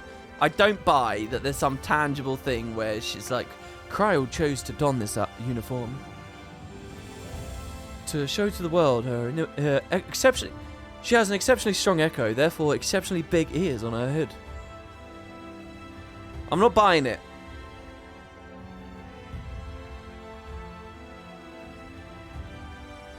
Yes, I have business with the Exarch. Let's go in.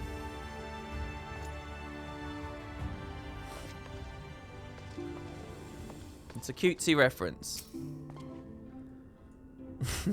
Clearly antennae for link pearls, just like with Batman. She wishes she was a Makoto. Ah, Macon, you are returned. I hope your time in the source was suitably restful. But of course it wasn't. Go on. Their corporeal aether shows signs of instability. By the gods, the possibility never even occurred to me. If you'd returned in the hope that my research has yielded a solution, I fear you'll be sorely disappointed. 'Tis but a mercy we have the likes of Mistress Cryal and Master Matoya to keep our friends' bodies safe. What? Is he talking about the real Matoya there? But she's not there. She's hiding away in this stupid little cave. She's isolating still.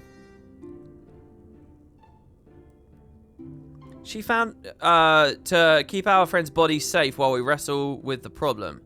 But they cannot forestall the separation of body and soul indefinitely. Come, the others must be told.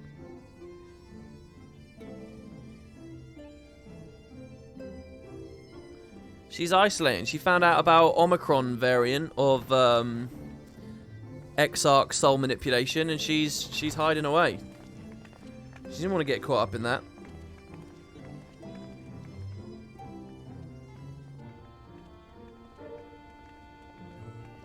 Wait, what's this? Cryal mentioned consulting with her? You just watched my reaction to the end of Shadowbringers from the VODs. It was was entertaining. Thanks, man.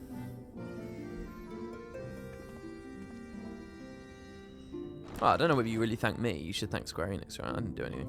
I just consumed. I just laid back and let it happen to me. Pray excuse my late arrival.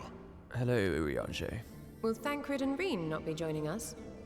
So, according to the FF14 wiki, the echo thing with Kryle's ears is correct. Don't just give me the wiki, give me the source. What's the source?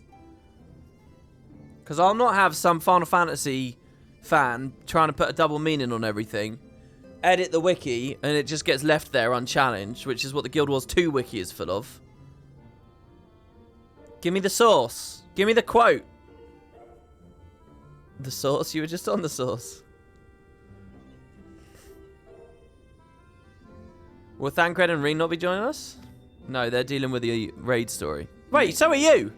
With apologies to all, they beg leave to pursue their investigation of the empty to its conclusion. Should matters here demand their presence, however, they did assure me that they would make themselves available. Well, I'm really glad that I did that side quest on yesterday's stream. If I didn't, this would have felt a bit disjointed. Yes, of course. Then let us proceed.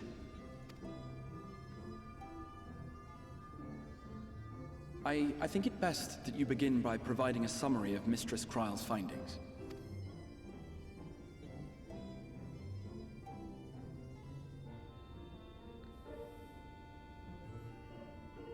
How deep am I into the post-game? Not very. I'm 5.1. Just starting. I suppose it was only to be expected that some change would occur. Yet our souls seem unaffected, to my eye at least. How long they will remain so is another question. Kryle is right. It is imperative we find a way to return to the source. No, I'm not really rushing to get Perhaps to... an explanation of the method by which I brought you here will yield some inspiration. I'm not really rushing to get to Endwalker, I think, at this Ere I point. begin, it must be noted that I am by no means a gifted mage. In order to employ powerful magics, I must rely upon the Crystal Tower and its boundless reservoirs of energy.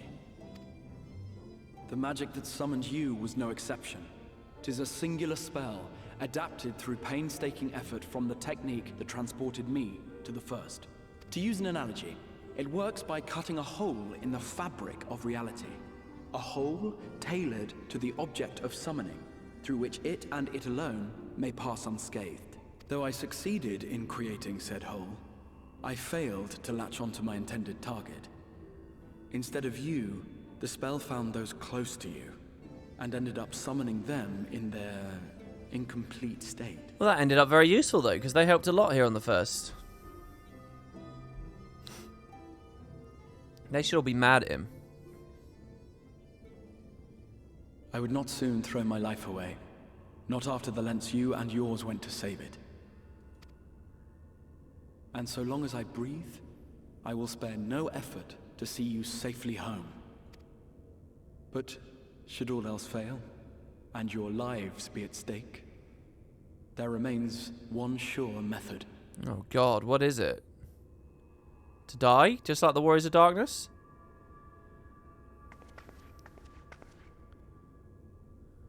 Oh, Jeez! what was that for? Fucking... How can you even entertain such thoughts? You owe your life to the Warrior of Light, and you don't get to die unless he says so. What about you not dying? Your followers await your divine judgment. What did you just...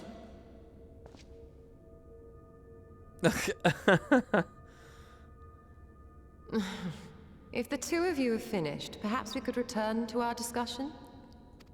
Rather than dwelling upon the multiple failed attempts at transference, I think it would behoove us to focus on the solitary success.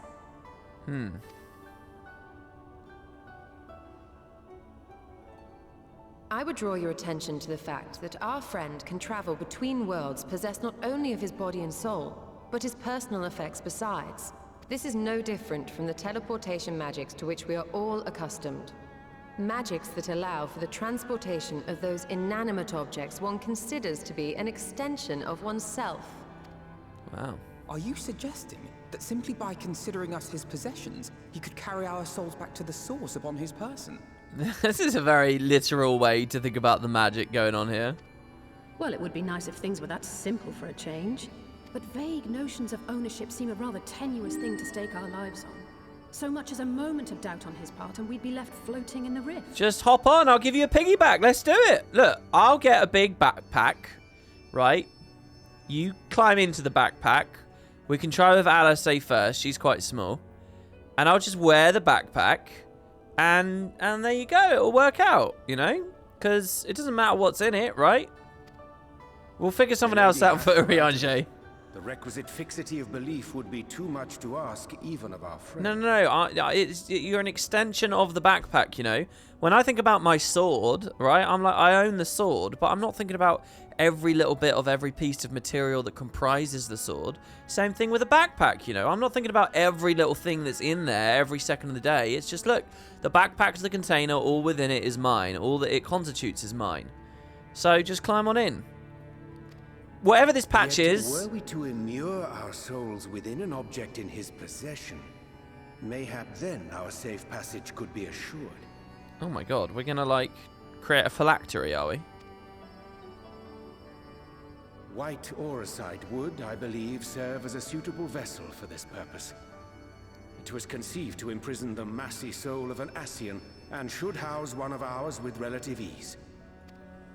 We would need only to ensure our soul's safe preservation inside the stone, and identify a means by which they might be transferred back unto our vacant bodies. Soul preservation and transference. I believe I know of someone who may be able to assist us. On the far shore of the source, there stands a great palace built by the elves. Hey? It was forsaken in the wake of the flood, but a certain Numo chose to make their home there soon after.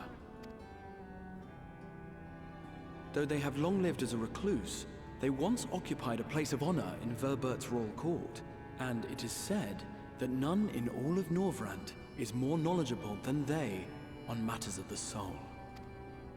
Well, I've no objection to seeking a helping hand, but if they've gone to such lengths to hide themselves away from the world, what makes you think they'd be willing to lend us one? A worthy question. Years ago, I myself tried and failed to solicit their cooperation in the battle against the Sin-Eaters. No sooner had I begun to make my plea than they unleashed a swarm of their familiars upon me. Unlike me, however, you have curried favor with the Fae folk. By that merit alone, I am hopeful that they would grant you an audience. They may still be inclined to turn you away, of course, but if their knowledge might feasibly facilitate your return home, we have to try. Surely they won't, because we got Feo, right? We got the pull of their king.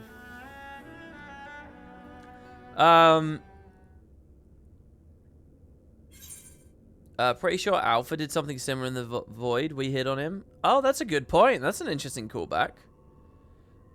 Someone said something earlier at the start of that cutscene that I really wanted to respond to. Oh, we had a sub as well. Thank you to Enkaust.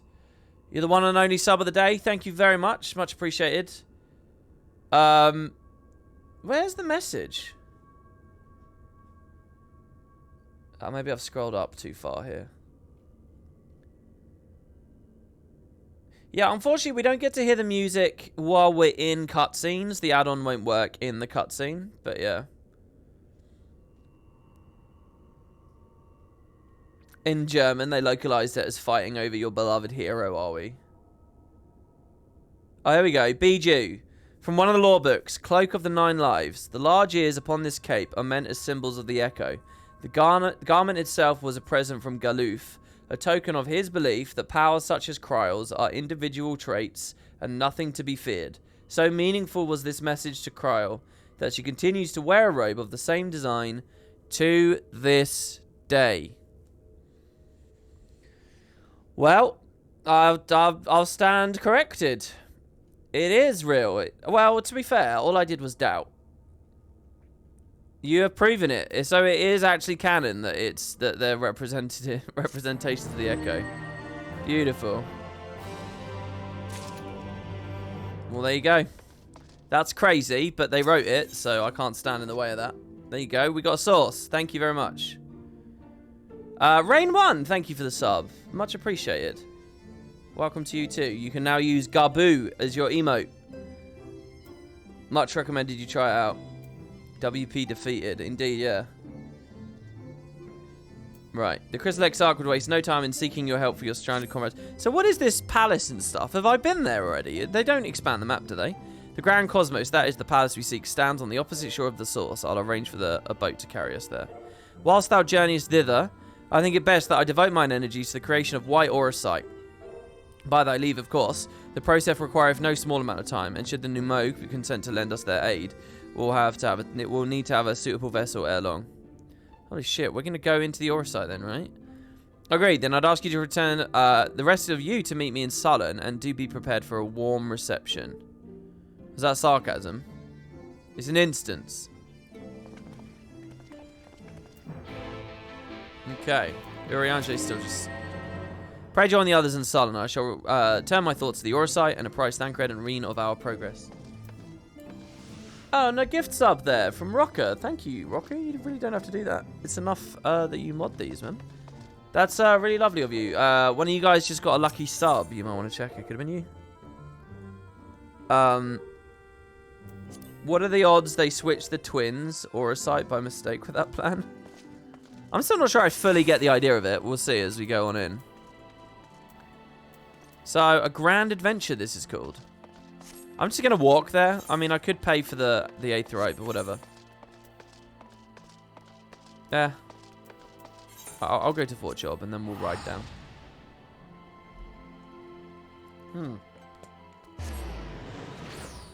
Merv says, of note, the source here is the body of water near Lakeland, not the world from which you hail. Yeah, someone pointed it out to me before, and the idea was it's the equivalent of Silvertear Lake, right?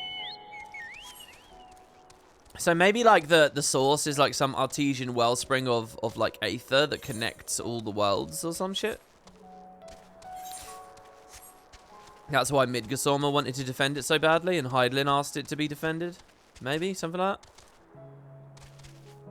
You can take the small aetherite and teleport to Lakeland. Oh, I could have done that from the small aetherite.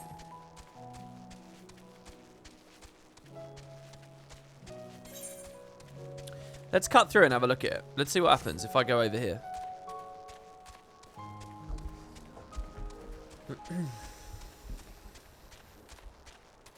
You can pour outside from mini aetherites if you found them all.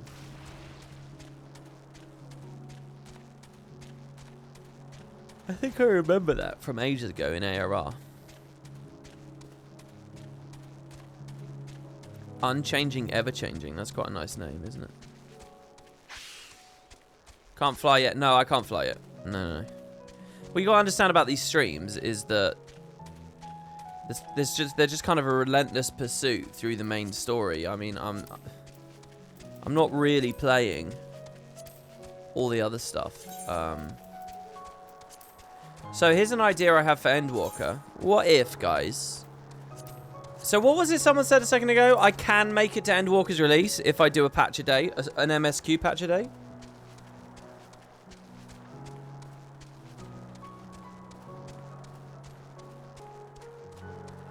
So what about this, right? What if we do a story patch a day?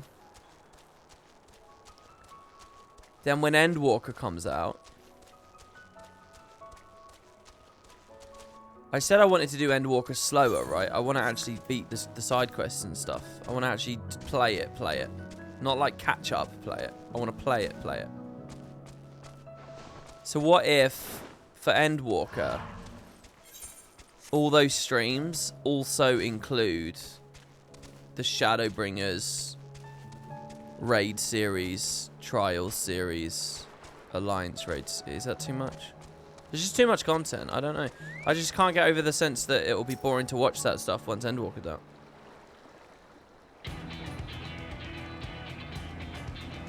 As I told you before, I'd scarcely set foot on the palace grounds when I was set upon by a host familiars, and I expect our reception today to be no different, which is why I propose that we march through the main gate, weapons drawn.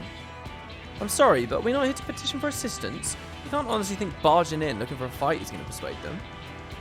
Actually, I believe the Exarch may have the right of it. They have no doubt poured a great deal of time and energy into their creations.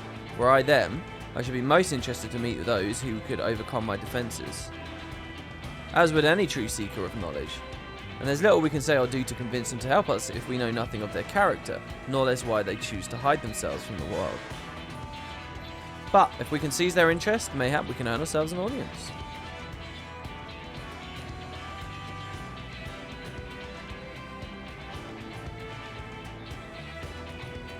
Weapons drawn it is then. Though I must say, Exarch, you certainly seem to be enjoying all of this.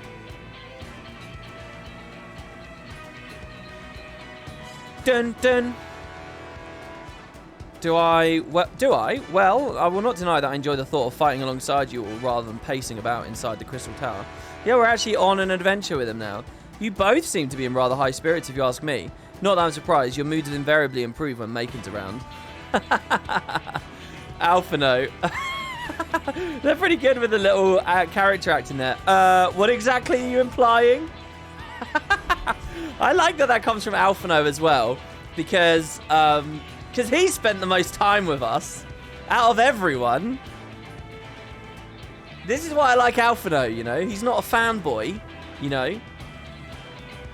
We got something deep going on, me and Alphano. Me and Alphano have spent so much time together. We're beyond that like charming phase, you know, where it's like, where you know you're extra curious about each other, right? And it's sort of flared up a bit. We're beyond that, you know. So he could just idly sit there.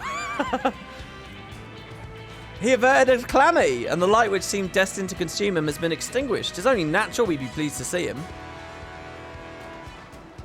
Yes, well, you'll have plenty of time to celebrate his good health after we've finished it. And how do you fit into this, Ishtola? Of course. Then let us proceed to the palace. Damn, Urianche's doing a lot of shit at the moment, eh?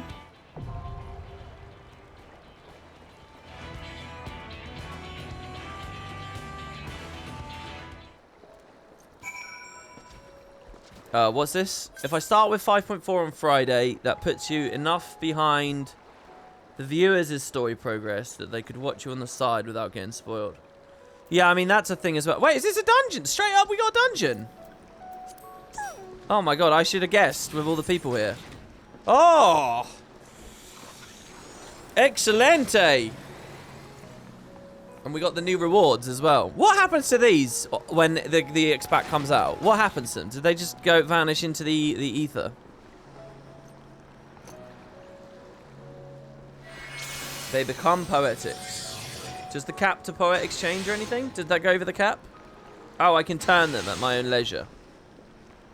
The Grand Cosmos. Yeah, it does sound cool, doesn't it, Alodis, actually? I agree. Okay.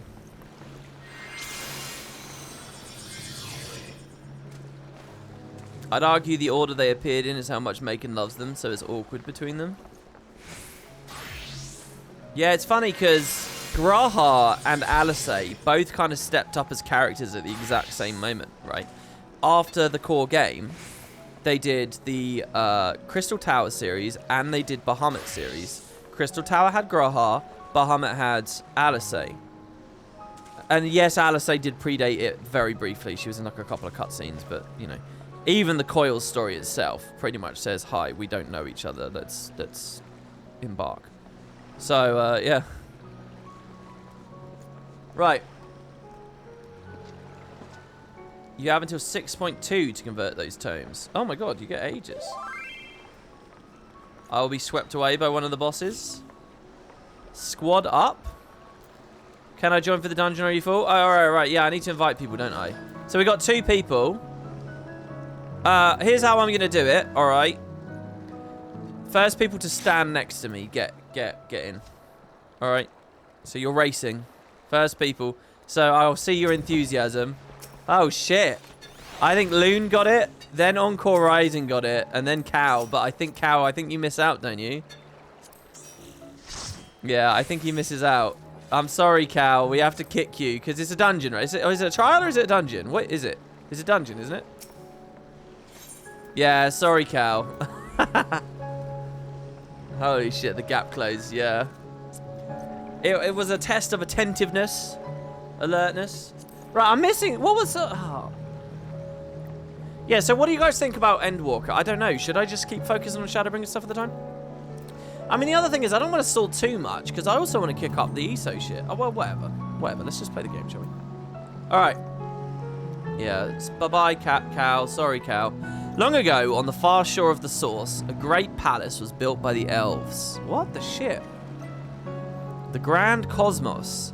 An edifice of such magnitude, it was said to inspire envy in both the heavens for which it was named, and the flowers that pervade its boundless gardens. As with so many wonders of the world that once was, its radiance quickly faded in the wake of the flood, its halls falling silent, the throne sitting empty. That is, until the palace was given new purpose when a mage claimed it as their sanctuary, their only company being solace, solitude, and the legion of familiars barring entrance to any foolish enough to seek an audience. Okay, chat. Do I know who this character is already? They're being very evasive about their name and stuff. I can't see why I would. It's just going to be a denizen of the first, isn't it? Also, I love that they've done this because it continues to make the first feel full and like a whole world with lots going on. If there was a hint to it on the world map, that would be really badass, doesn't it? There is one there. Oh god, I need to scroll down. Right. You got a lot to go through with Eureka and Bosja. Well, I don't know whether they're really on the list, to be honest. I mean, they are. I wanted to do Eureka off stream with Kerry, but we haven't played this game particularly together very much lately. So. Alright, the Grand Cosmos.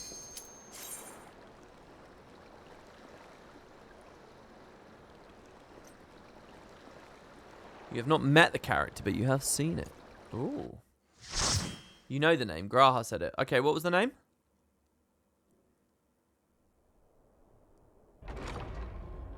Oh, wow.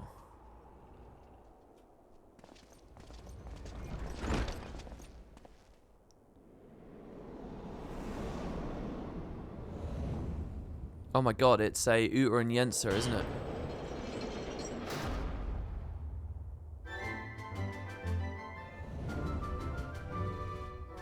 Creepy.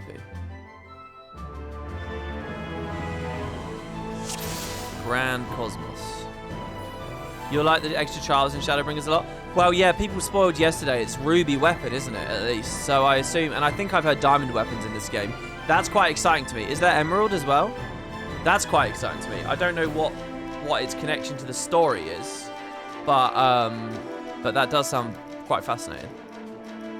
Should you value your lives, you'll quit this place at once, and I'll be gone with you. Oh shit, he disappeared. Wow.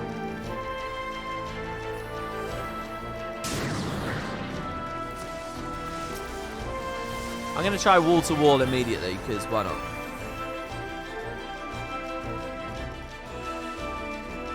presence chamber. What's it going to be? A bunch more of these?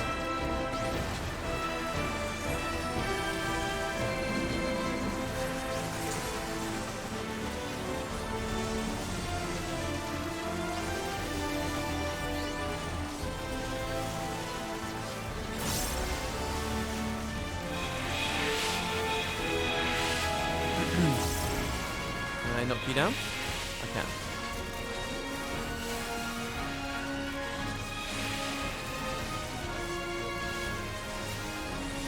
What's this called? The Grand Cosmos. That's just the name of the track.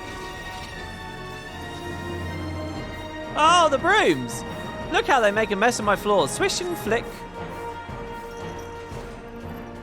Well, this place immediately has some like Matoya-y vibes. See, I want to say it's like an equivalent, but there wouldn't necessarily be one, would there? Without Charlie in and all that shit. I call forth my blades to run them through. Wow, overweapon. This reminds me a little bit of the opening palace in at the start of 12, actually. Oh, the golden ring. I'm gonna stand in it.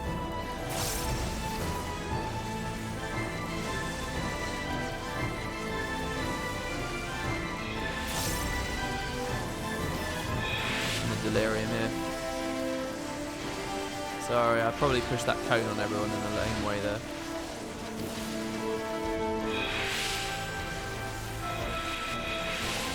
Yeah, it's a bit late, but I'll start with Earth, why not?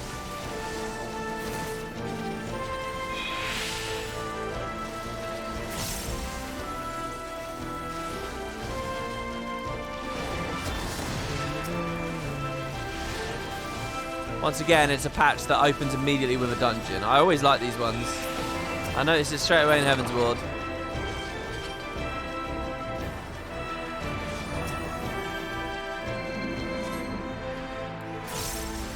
Well, here's the Seeker of Solitude. Boss 1.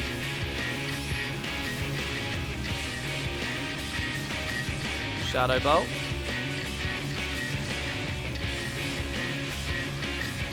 Put Dark Mind onto that. I'm wondering what the brooms are all about.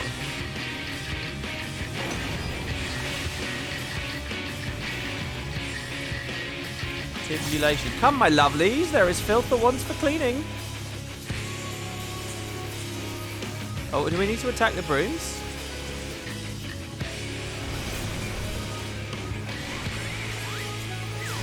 Oh, shit. Oh, shit. Oh, okay, I see. So there's black patches, and they're going to come and clean the patches. So that's how I know where they're going to go. Oh my god, that's a lot of Condi. It's like experiencing a bad breath.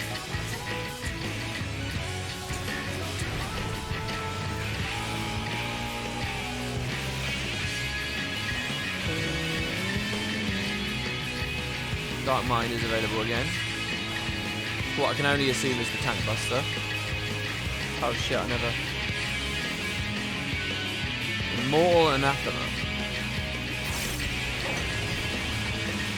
I don't know if I was a bit late with that Dark Missionary. Man, if I get Dark Missionary and Reprisal up before some kind of global magic attack, I can really help the healer out a lot. That's 20% less damage against the whole party. Okay, so... I'm good there, right? I assume I don't want to be in it when it's glowing blue and they're actually cleaning. What's this song called? Insatiable, Primals.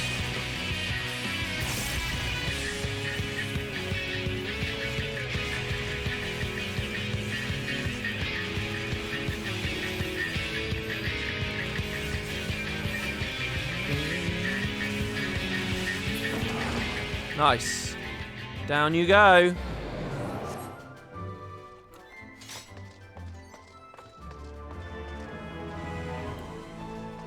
Wow.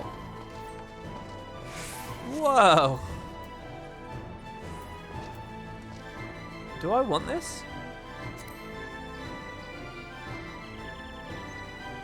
Eye level 445. Oh, I do want that. Pass on that one. The 5.3 playlist is still not on Spotify. Sorry, guys. Sorry. Bell Poxy. Oh my god. Floating little piggies.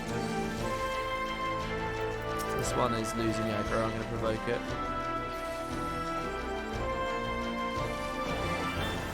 Wow.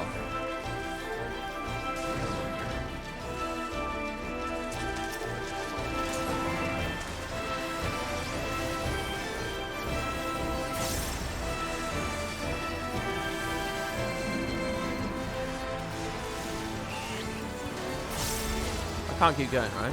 Yeah, I'm good. Can I just get some loot?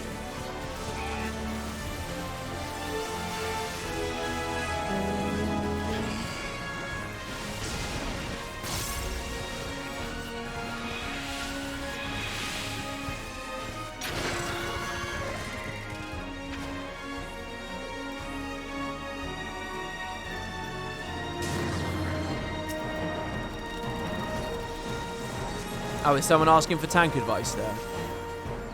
In chat. Yeah, that advice of staggering your mitigation is one of the first things I learned. So, like, don't use Rampart, which reduces damage taken, and Shadow Wall, and, you know, try to chain them out so that you never want to have a moment where you've completely emptied yourself of all of your options.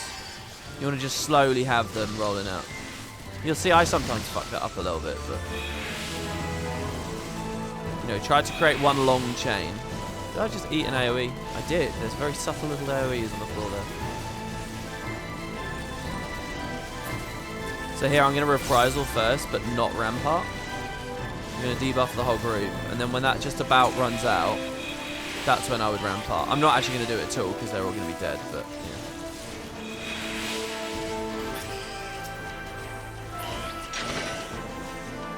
yeah. I like the little piggies. Len and Sith, these cretins have sullied the sanctity of your garden. They must be dealt with. Okay.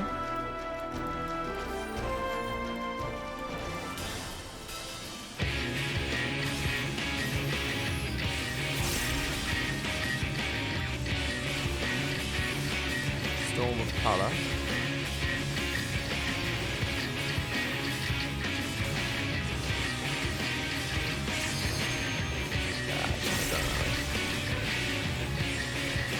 Gained a limit break. Oh god, what?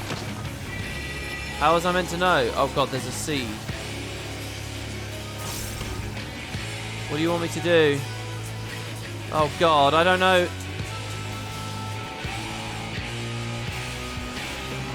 We moved the someone. Okay, people moved the seeds out of the ground area. That looked like people moved the seeds away from. There's Dark Missionary there. Yeah, I helped.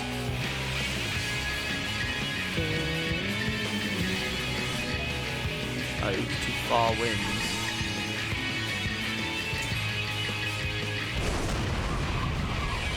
Shit. Stay in.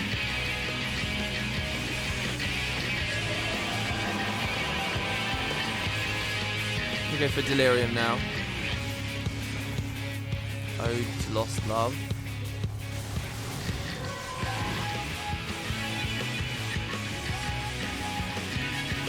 Alright, they're doing it again. So can I help? Should I stand still though? Is that just a DPS thing? So what's this guy? I bet he moves that... Oh shit. I guess I'll arms then. Am I not going to have to move?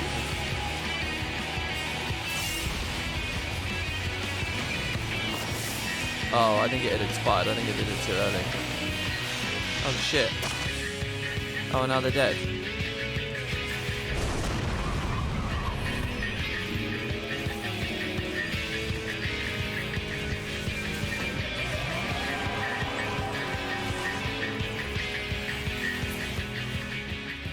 So what's the idea? Sorry, to people in the team. I just want to learn. What was that? Can people in chat type to me what that was?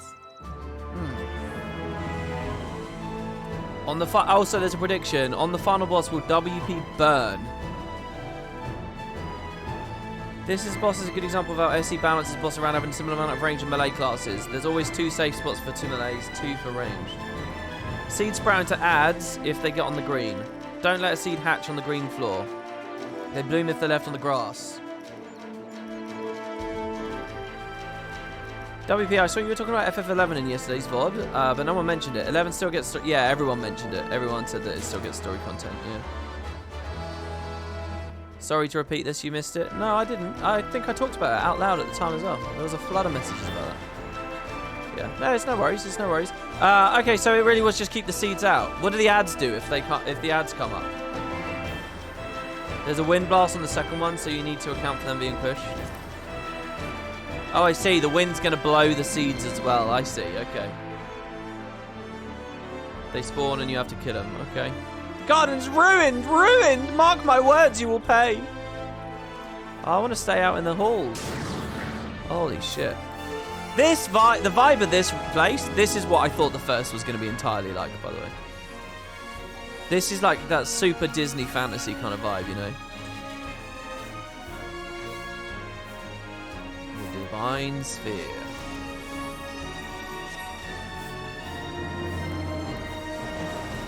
I guess I need to stand still. I didn't grab the statue. How did I not grab the statue?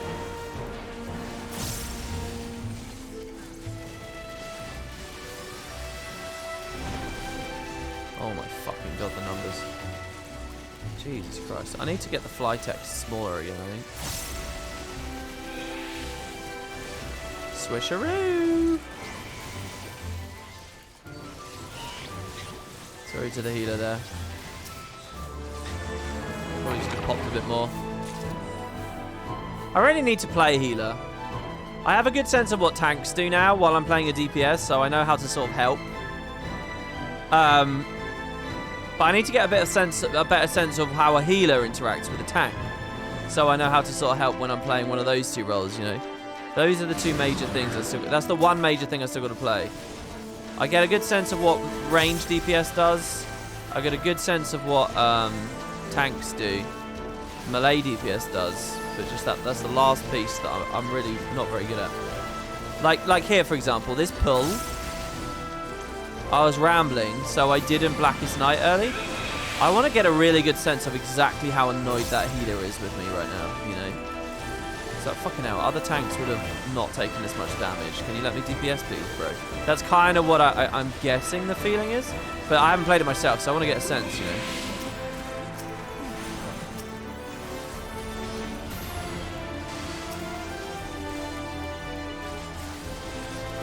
You're fine, thank you. But still, I want to know. I want to know. Perhaps in this instance I'm fine, but how far can you push it, you know? Because it's not just about being more defensive. It's about maybe even being more aggressive. You know? If you want it to. Fuck, that was a terrible flood of shadow.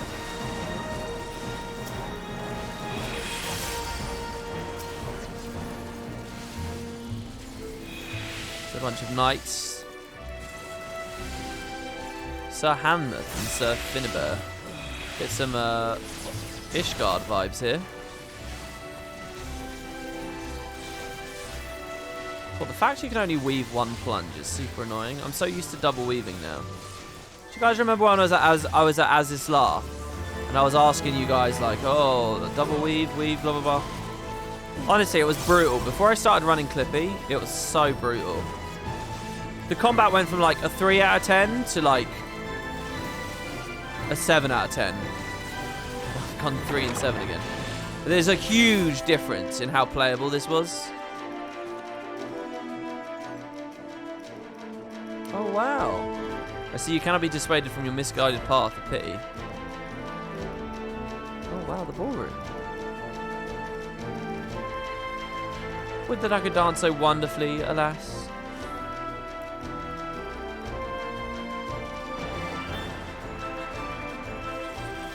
Clippy addresses lag when you live in EU and you play on NA.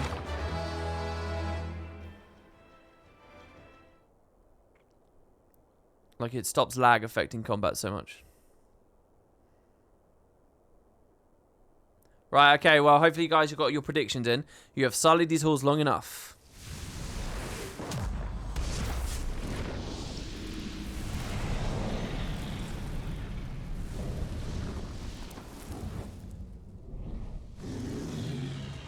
Insatiable flame, lugubrious.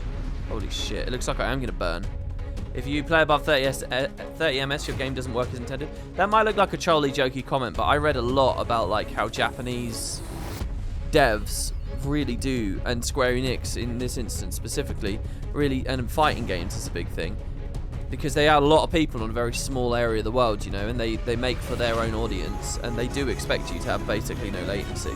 And they don't really have much regard for high latency. So it's not really a trolly comment, it's kind of right. Right, here we go.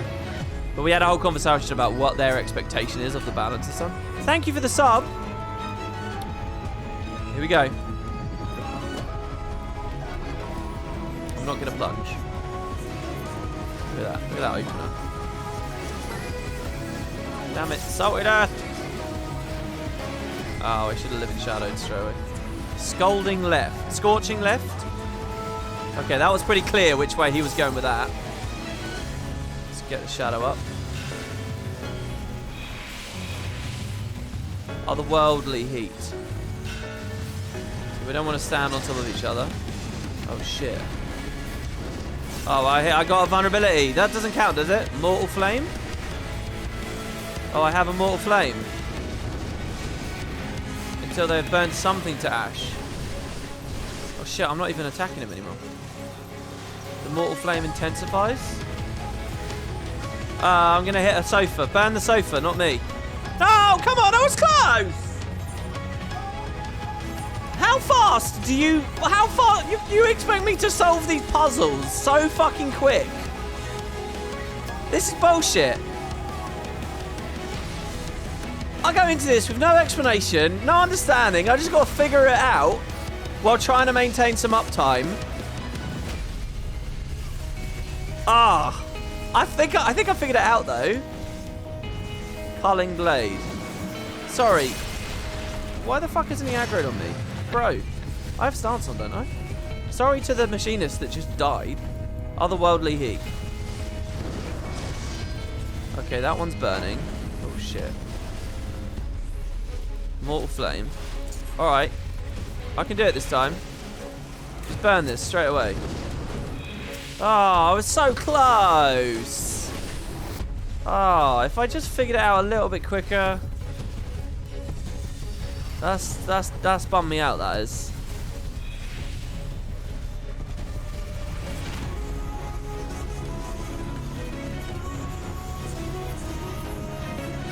Scorching right. Fuck.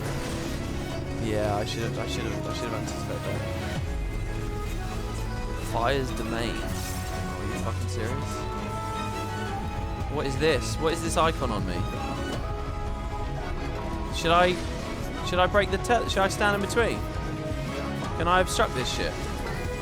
What do I do? How do I want a tank and they're all getting fucked up. Oh, this poor guy. I don't know how to help you. Captive bolt.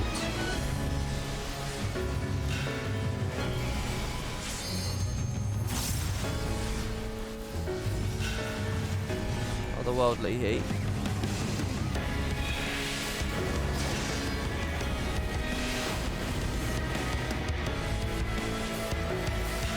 Oh, it's so frustrating that you only ever see a mechanic like twice. You know, it like loops twice. So you got to figure it out fast, because even if you learn it, you don't get to like employ what you've learned because the fight's over. He's doing it now, but he's not even doing it now. What is this? How do I help them here? He's a cool boss. We'll shut the plunge right now.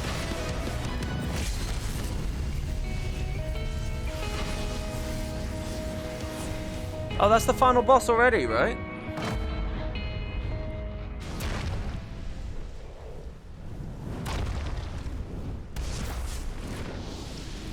You would get this dungeon in daily roulettes when it was current content. So it wasn't a one and done so much. Yeah, no, I'm not talking about roulettes, obviously. I'm not talking about repeating. Just on the first time through, I mean. If you want to learn and have fun on it the first time through.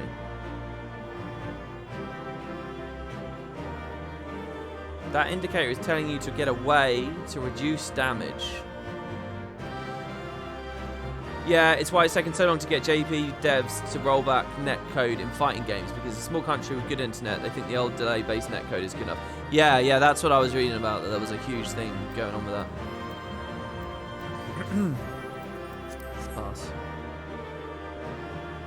Just to be clear, guys, I'm not criticising the game. I'm expressing frustration over if you want to be a believer in one of those predictions, it's really challenging. Spiky tether is get away. 4 swords means you're going to get dashed to last. The tether is a classic. You can see if you go far away, it changes colours. It means you won't get a vuln stack. The numbers above players' heads is the order the boss will attack. Okay, so it's so the swords show. Here's the take. The swords show how many attacks away before he leaps at me. The tether is showing me. I want that tether to be as long as possible, right? I want to be as far as possible away, so that I don't take much damage when he jumps in. I want it to be dark purple instead of pink. Why do they pick such shitty colours? How am I supposed to interpret the difference between dark purple and pink, which is good, which is bad? Pink is like a happy colour. I would think pink would be the one where you're alright. Can't they do like blue and fucking red? Why is it only arbitrary goddamn colours all the time? It's like, why is a green marker over me a getaway in this game? Green is good! Why are ground targets? Why is like regular salted earth? Can I cast it from here? What? Why? Why? How is red? That means it doesn't work. Why does purple mean bad and red mean good? Insane. Alright, I'll learn it. JP devs don't expect much logic.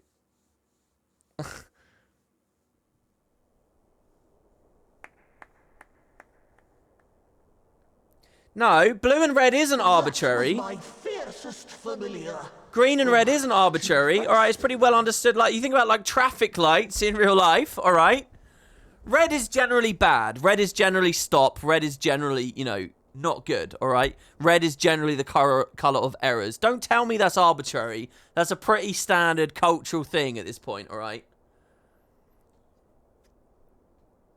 Wait till he learns about X and O being swapped. I know about that. Green, red is bad for colorblind. Oh, you guys are so pedantic, it's unreal. Obviously it's not. You can have a colorblind mode. Oh, is that what you're telling me? This has all been set up for colorblindness?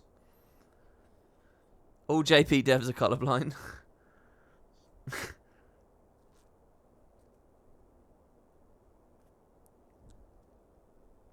Yeah, you can have a colorblindness filter in game. That's not an excuse. It's alright, guys. It's not the end of the world. Alright? It's not the end of the world that I'm criticising the precious telegraph colours and how unintuitive they are. It's okay. Breathe with me.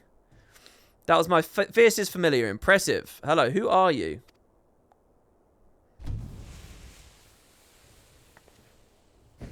Thank you, Baba Lala. It's a new Mo. Hello.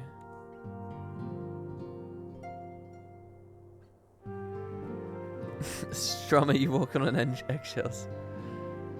You still watch my Guild Wars 2 videos? Thank you. I still make my Guild Wars 2 videos, so that feels good. Beckluck, tis good to see you again after all these years. Beckluck. Did I hear, don't criticize my MMO. Did I really hear his name? I don't remember hearing his name. And judging by your vigorous greeting, I dare say the feeling is mutual. To be sure, a simple shake of the hand would have sufficed by way of welcome, but I shan't complain. Hey, we got a cool dungeon out of it, Graha. But you must be wondering as to the purpose. No, the name wasn't price said. We come to beg your assistance in a most urgent matter. Sake? Beg? Oh my lord, this voice. We didn't say you saw their name, you did see them. Oh, okay. What is this? Our comrades' very souls are in danger. If we are to save them, we will need the benefit of your unsurpassed knowledge on the matter. Please, will you not sit and hear our plea? Oh, how dare you! How dare you speak thus in my presence! My presence? This is hilarious. It was to escape such words of temptation that I hid myself from the world of men. You are sinners, one and all, and I swore never again to have any part in your affairs. One and all, I think she's speaking with her fingers closing her nose. I can only imagine what terrible events forced you into a life of seclusion. But I know that the Numo are a good and noble folk. It is not in your nature to turn a blind eye to the plight of those around you. And in treating with us, I am certain whatever mistrust you feel for man will begin to heal. Okay. Wait. Carrot Whiskey here with the big info. Beck Lug was a part of the Echo flashback in the Tank Roll quest with Brandon. The Court Mage Taldric, Princess Saldia. The short story Small Mercies details further how Beck Luck helped the second Princess of Vobert, Princess Paldia, with awakening magical talents as part of a condition made when Paldia refused to be married off and had to take the position of Court Mage. Paldia turned into a demon later as a part of Taldric's coup, hence why Beck isolated due to guilt. Oh my lord, they really wrote a lot about Vobert, eh? And this specific Numo character model was there. That's cool. Is this a spoiler? I mean, I only get about a third of what was written there.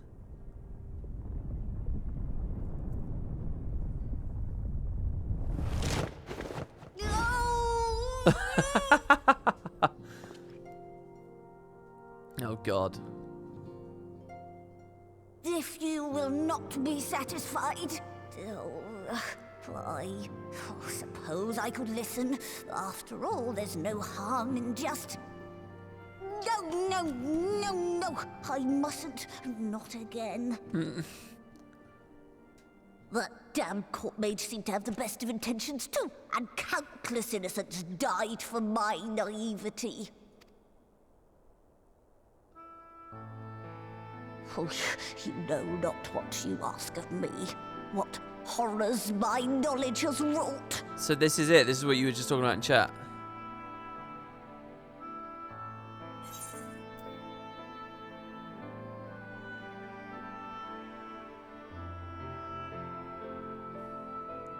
You mean the magical plague of Vobert?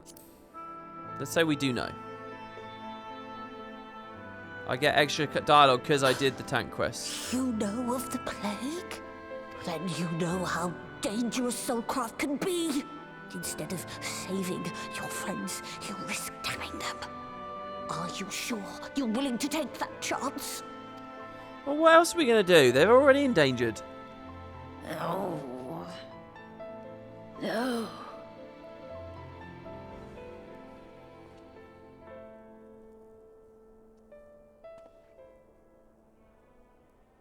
Oh, very well. Yeah, this is cool. If I was a melee DPS, right, and I did that role quest, would I have,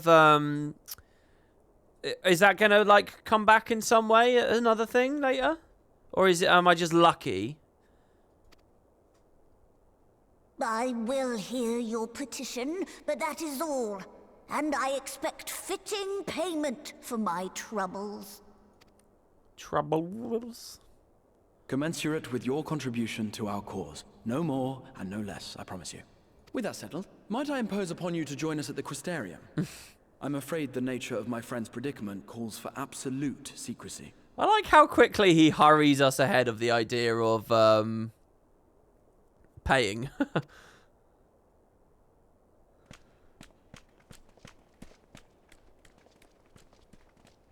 Okay, cool. Wow, I'm really happy that I did it on a tank then.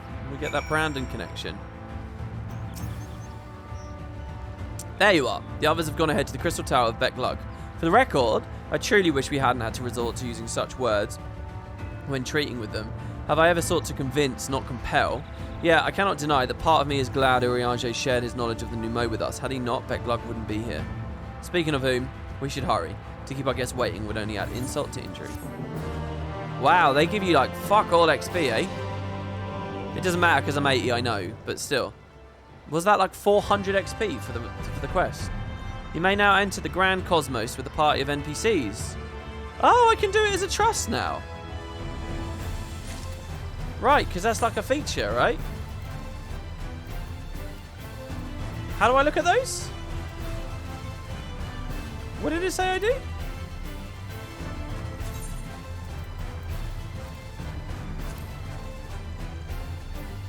Oh, it's a full-on menu. It's a regular menu, is it? Oh, here. Trust. Oh, shit.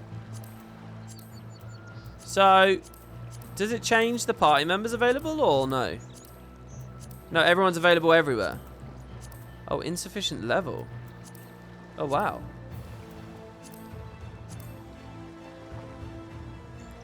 Sorry, is Thancred not unlocked? Oh, no, because I'm a tank, I can't add him, I guess.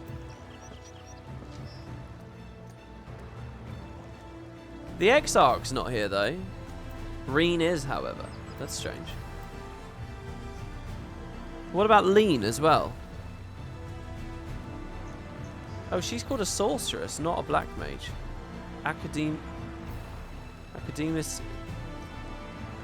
Academician. Red mage, gunbreaker, astro. I skip over saying astrologican. Astrologian. Sorceress, oracle of light. Lean and Reen, they're the same.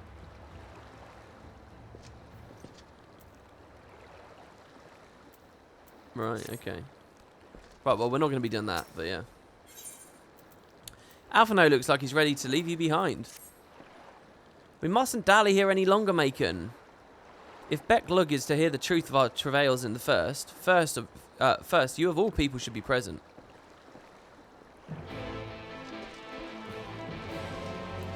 If you max all the characters to 80, you unlock the lore-appropriate characters for each dungeon. Like Old Minfilia and Reen. What do you mean Old Minfilia? Wait, tell me that again? That sounds unbelievably cool. That sounds so badass. Can you explain that to me again, please?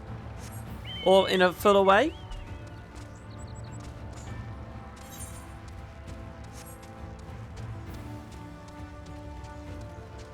You mean miniphilia? He means miniphilia. Okay, but still, it's not miniphilia that I'm that interested in. Talk to me about the system. You're telling me that there are new characters I can unlock in trusts, but only after I hit everyone else at max level?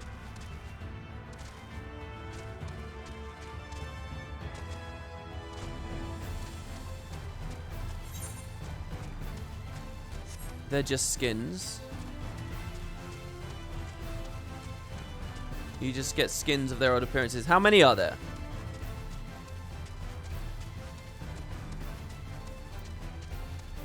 I really like that shit, you know. I really like that. One for each. So what are they? What's Urianger's skin? What's Ishtola's skin? Is there anywhere I can see them? It's their previous look from Stormblood. Oh, okay. All right. I get it. So it's like a new outfit you can wear them. It's still cool. It's not quite as cool as that first sounded. Wait, so can I get Lean then? Lena? Lina?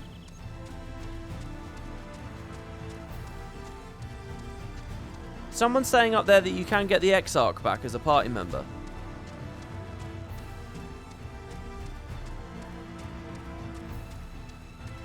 She can only be used in the first dungeon in story. She's not in the trust system at all then, really.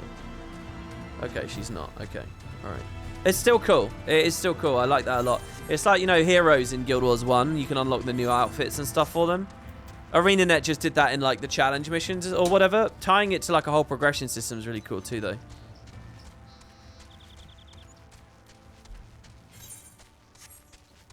Exarch can be unlocked. Oh, okay.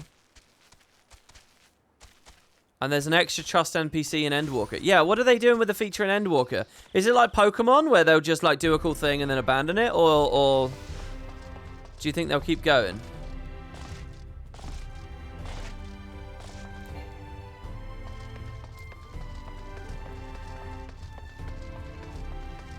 Why is it such a spoiler to hear that the Exarch can be unlocked? I suppose it confirms Grahar won't die, so now we're going to be in some massive story. You know, I wouldn't have thought about that until you guys started freaking out that it was a spoiler. So now I know that Grahar won't die. So if they do a big dramatic thing about it.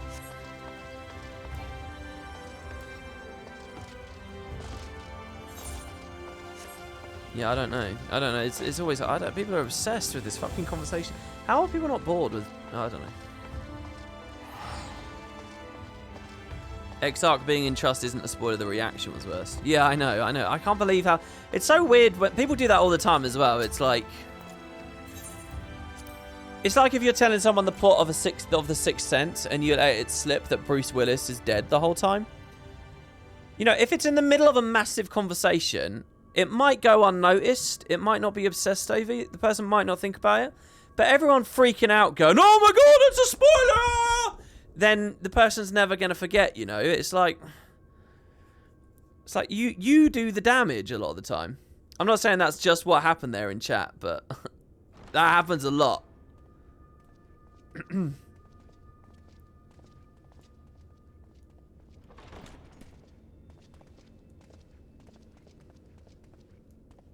What the hell? I haven't watched that movie. Sorry.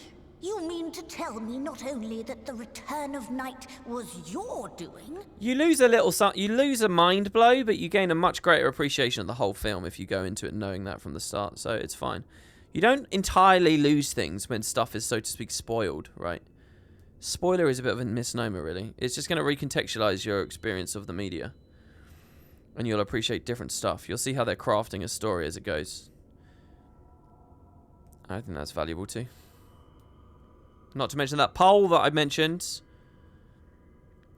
I'm sorry, you didn't mean to tell me that the Return of the Night was your doing. But you hail from another world as well? Yes. Everything we told you, of the source, the shards, the 7 umbral calamities, all of it is true. I realize how fantastical it sounds, and I would not blame you for doubting our testimony. But given your expertise, you must surely have noted the peculiar nature of their souls. Any other time and I would have dismissed your stories as balderdash and flummery. But upon closer inspection, 'tis plain their souls are far denser than is normal, and that they do not possess true bodies. Save you. Your body is your own, and your soul is the densest of them all.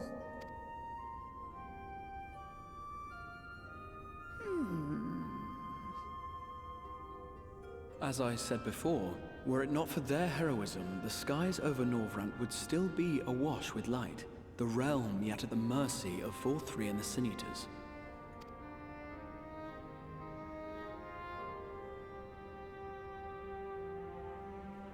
After all they have done for our home, seeing them safely back to their own, it seems the very least we can do.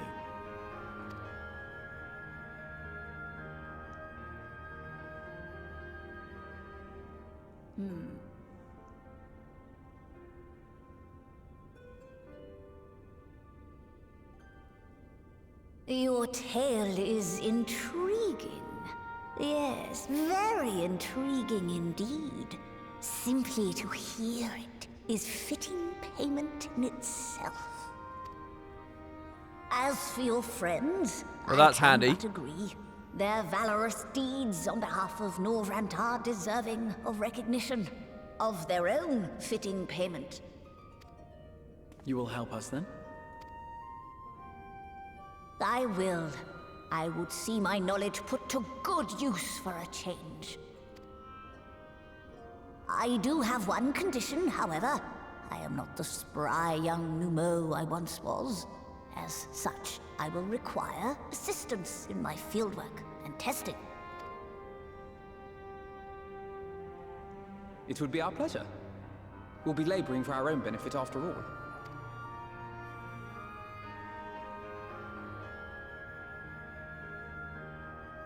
Alright. I think at this point I have to admit it is my pleasure to do errands. How else would we have come this far? Also, Roman Tech saying hi Pele for Endwalker, fingers crossed. I know, right? I would fucking... Hypello would fit so well into Eorzea, don't you guys think? Right, the shoe buff.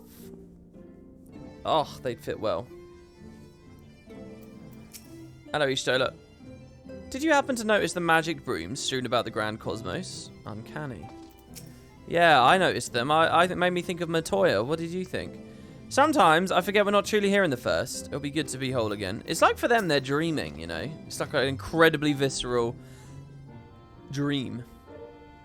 Becklook is a fine eye. Though we have yet to begin, I rather think the Exarch was right to call on them.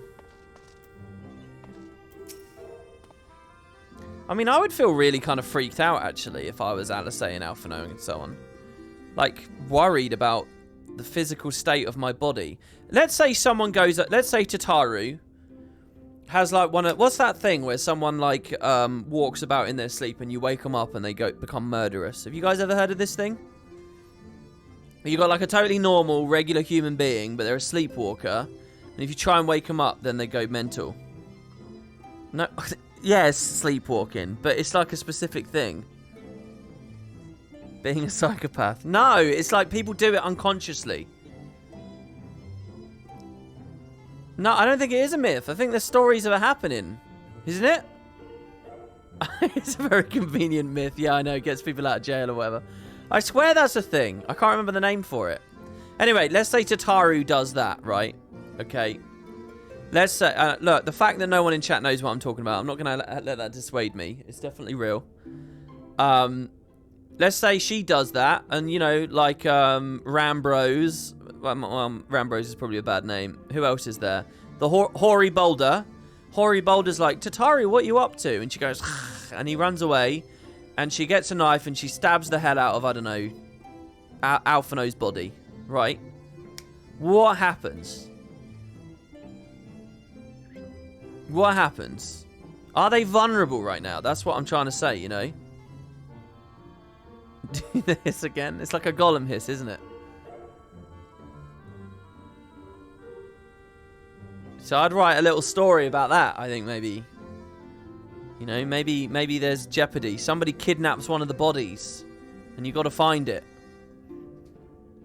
Alright, anyway. Fortunately for us, Becklook is of a mind to see you and your fellow Scions justly compensated for your efforts. He would die if he had his soul as well, so what are you getting at? I'm saying that they're vulnerable. That's what I'm saying. I'm saying that they're, you know, someone's got to keep those bodies safe. And that I would feel a bit, you know, weird about it. You've spun quite a tale, but tell me, have you given any thought as to how you might return to your world?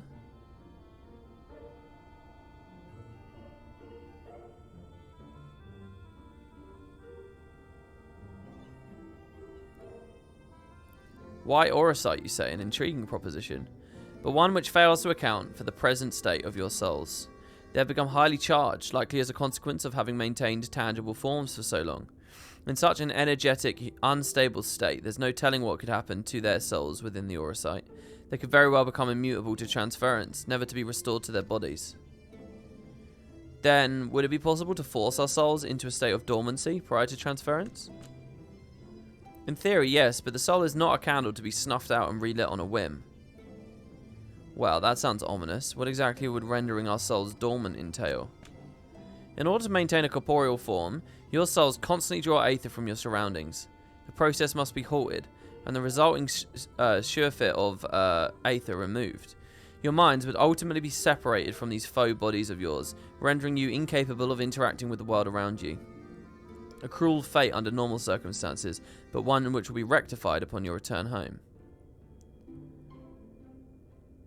Leaving lifeless husks, like those poor souls at the inn at Journey's Head, corrupted by the sin eaters, their aether made stagnant by the light. Corrupted? Stagnant? Might I see these unfortunate individuals? Why? Do you think you can help them? I might, or I might not, but I shan't know for sure until I've seen their condition firsthand. Then I'll be glad to take you to them, on the understanding that you won't do anything which might increase their suffering. It was my faith in man I lost, not my compassion. Well, let me read that again. It was my faith in man I lost, not my compassion. Well, I see no need for all of us to accompany you. While you escort our guest to the inn, I'll assist Urianger in creating the requisite aura site. I believe my talents would be better applied to that endeavour as well, says Graha. Might I leave the three of you to assist Becklug as necessary? Okay. That's me for Amarang then.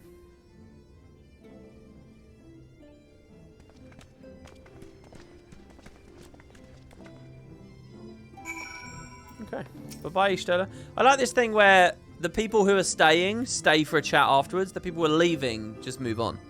Urianger is more than capable of creating the aura site on his own. But if all should go awry, I would be on hand to assist him. It pains me that there are those who yet suffer despite our victory over the light. We must hope we can find a way to help both them and our friends. Right then.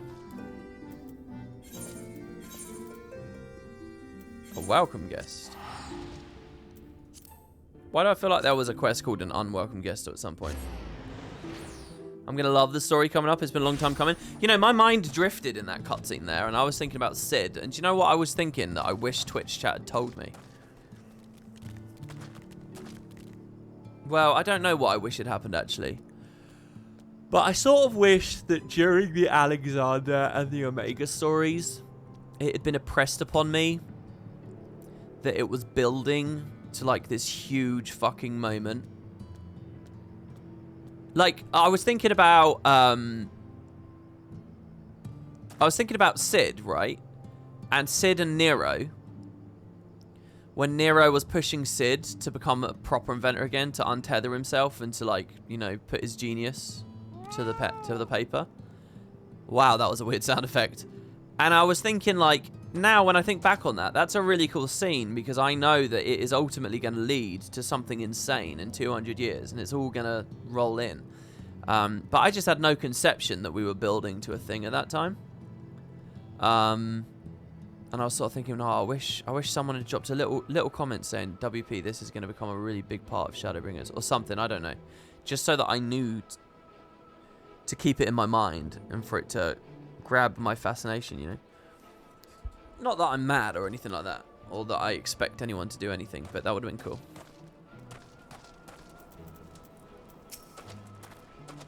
Having broken, because I guess what that's built, I guess at this point that's what that was building to, you know. But maybe the Bosger story will tell us more. Having broken Light's stranglehold on the first, I would like to believe they will one day recover. Yet I fear that day may not come soon. Becklug tell me that they wish to meet the worst afflicted, Ulrich. There are times where I swear that there's something he wants to tell me. If only he could form the words. Okay, so I might need a bit of clarification from you now, chat, as well. So this is Ulrich, is it? I'll do this conversation. If I still have questions, then I'll ask them. Yes, his etheric balance leans perilously toward the light. Towards stasis. So there's that word, stasis and light. What do you suppose will happen to him? Not too bright, are you, boy? This is the first Matoya. The same as all poor souls corrupted by the light, he'll become a sin eater.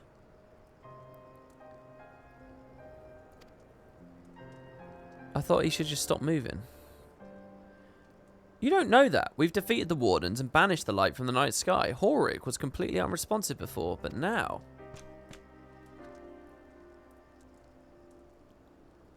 Oh, he can mumble.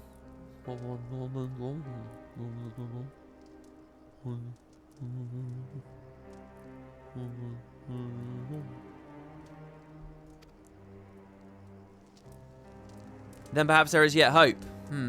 If I may, there is a treatment I wish to administer to the patients. What sort of treatment? I was mumbling, guys. I was mumbling. I was doing the voice acting for it. In the course of my studies of the soul, I once created a tonic which I could temporarily stimulate the aether in one's body. After some refinement, it came to be used by the Knights of Vobert. Then for darker purposes. Wait, what? I once created a tonic which could temporarily stimulate the aether in one's body. After some refinement, it came to be used by the Knights of Vobert, and then for darker purposes. Lest it fall into the wrong hands, I swore I'd never again make it. But, for their sakes, I will break that oath. It's not like to reverse the stagnation, mind you, but it should offer some measure of relief.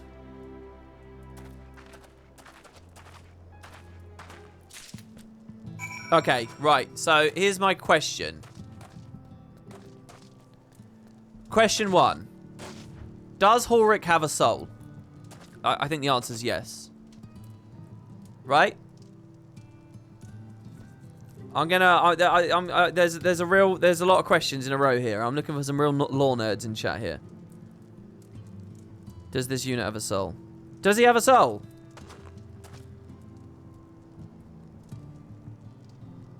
He does have a soul. Yes, it leans okay, all right. Are souls made of aether?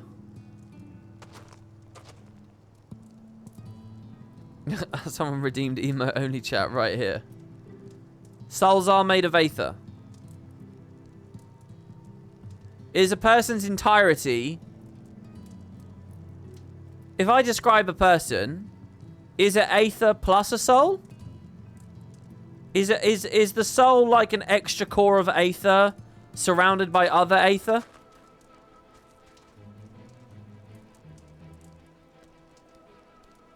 You can't put on emo only. You can. I mean, if someone redeemed, if you want to do emo only, I'll just continue with the story.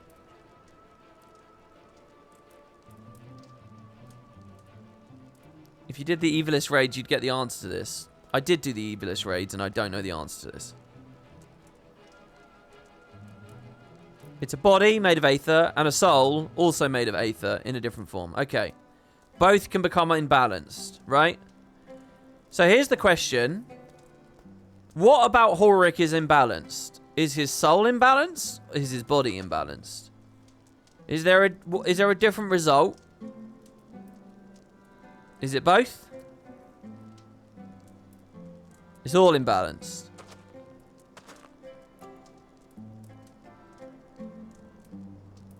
That's how Thorden's sword absorbed the Ascians.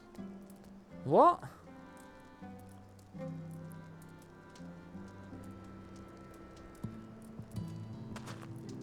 Mainly soul, but it's corrupting his body as well. That's why he looks like he's looking like plaster.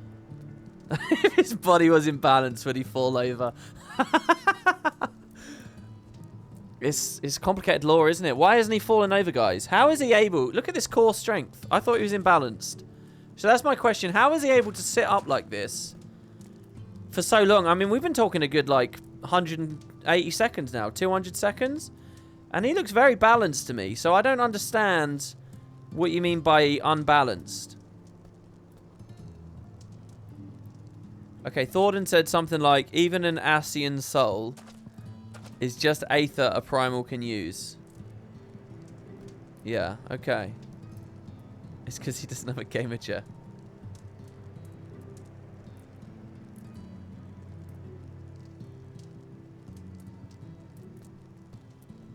Right, okay, so his soul is imbalanced. It is tending towards stasis. How does he become... What does stasis mean then? If it keeps going, he becomes a Sin Eater. And Sin Eaters seem pretty movement-y to me. Right? They like to move around. They cause damage. So why aren't Sin Eaters just, you know, rocks?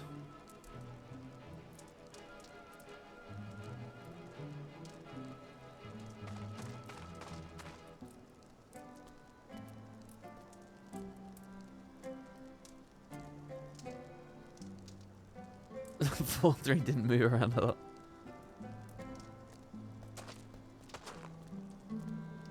Stasis is like freezing but not cold, like suspended. Yeah, fine, whatever. Suspension. They're not...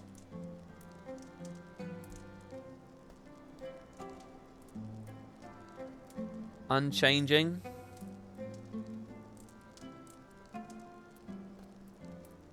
WP deeply interrogating the magic of his fantasy story. Because it's opening those doors. It's asking me to interrogate it. It's acting like it'll make sense, so I want it to make sense in my head. Sin Eaters don't usually have cognitive abilities beyond base instincts to seek out more aether. Okay. Right, okay, and finally, what's her tonic doing? It's like higher brain functions are in stasis. That's an interesting resolution to that.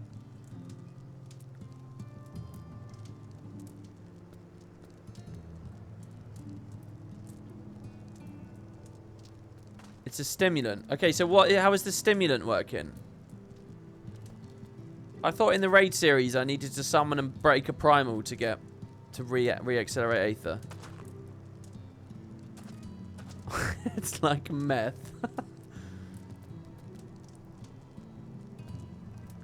There are interviews of Koji that answer your questions, but they're too spoiler until you're caught up with the MSQ. I'm on 5.1, damn it! When will I be caught up? Alright.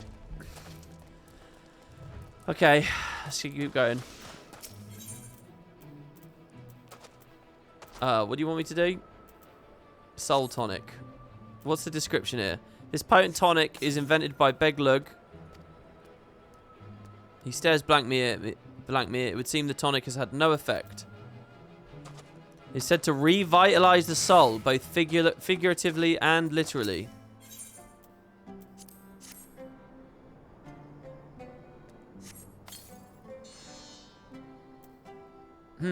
What is this warmth I feel on my chest? Okay. Since you mentioned the Scion's bodies, I can't help get the picture out of my head of Tataru hosting a tea party with the bodies propped up. Jesus Christ. You ask the questions before they get answered? Well, yeah, I mean, look, I don't mind not knowing the answer. What I want to do is feel confident in my ignorance, right? I want to be ignorant about the things I'm supposed to be ignorant about. I don't want to be ignorant about the things that I should know at this point. Do you get what I mean? So that's why I asked chat. I'm not trying to skip or something. I'm just trying to clarify.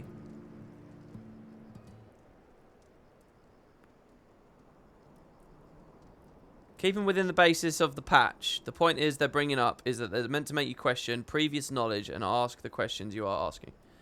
Okay, now then, have you noticed any change in the patients?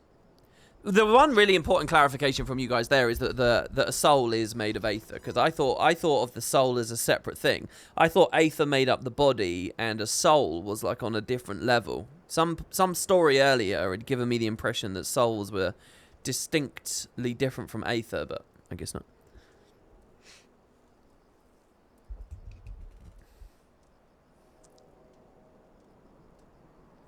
A notable rise in body temperature, increased motor function, in most of the patients at least. The more severely afflicted show no response.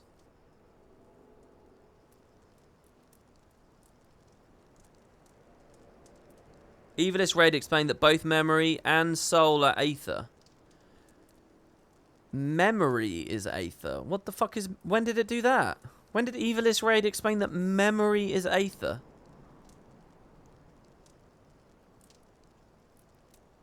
This is above your pay grade. You're here for the funny fairy dog. Well, enjoy. Mikoto explained it. Well, go on. Well, in what context did Mikoto say that?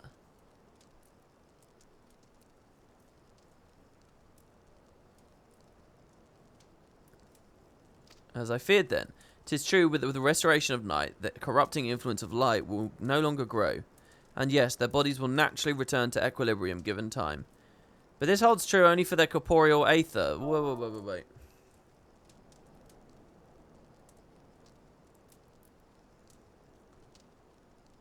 Their incorporeal aether, that of the soul, is not so easily mended. Okay, corporeal aether is like matter. Magical matter. Incorporeal aether is what souls are made of. And it is not so easily mended. I do remember this term coming up recently. So there's corporeal and incorporeal. Is memory incorporeal aether as well?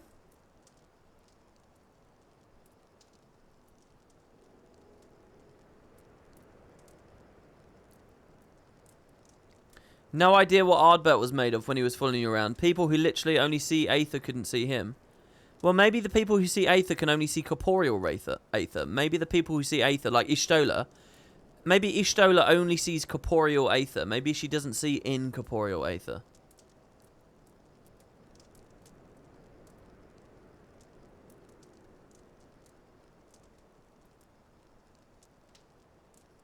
It's like science fantasy. Yeah, it is. It's science of the magic. It's the magical rules.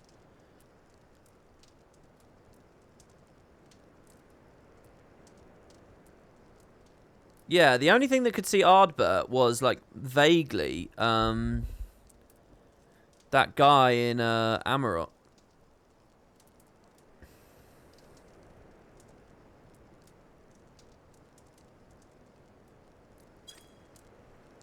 Which is why those in the later stages of corruption, like Horik, appear unaffected by your tonic.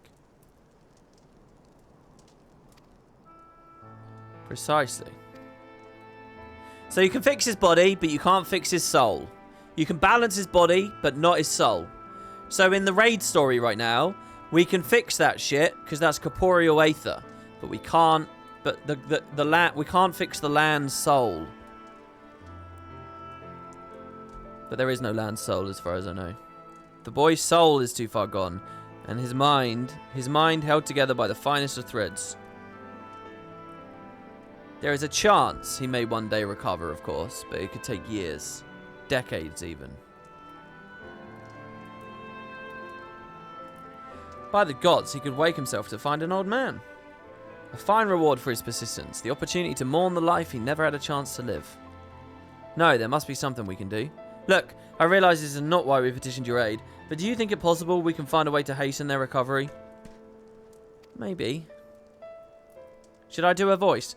Nor do I think it is impossible that in treating them, we might learn something of relevance to your own predicament. Okay. Ooh, King Salmon Mayoral. I don't know how to say that. Where's Boots? A fillet of soft, delectable salmon coated in flour and fried in rich butter comprises this simple yet indulgent dish. None of these foods sound fancy. They're described fancy, but they don't actually... That's just breaded fish.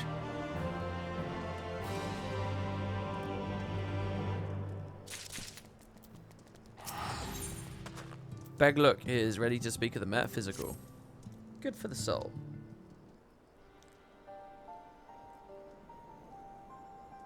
I suspect the Crystal Exarch has told you of my past, that I was once a mage on the royal court of Vobert, and that soulcraft was my field of study.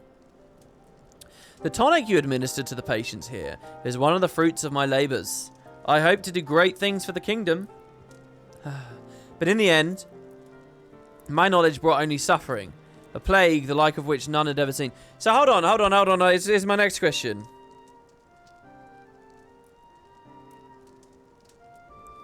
Why? What are the Fae people made up of? Are they purely comprised of non-corporeal ether?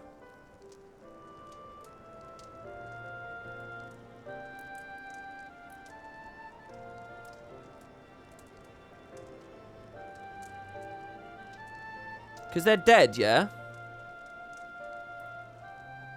They're ghosts, basically. She is one.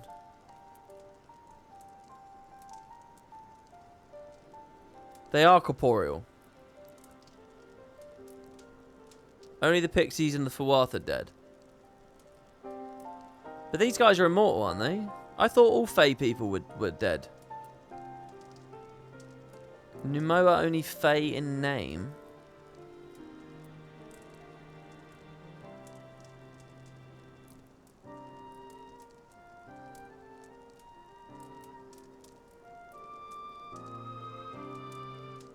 They're Fae because they swore allegiance to the Fae King.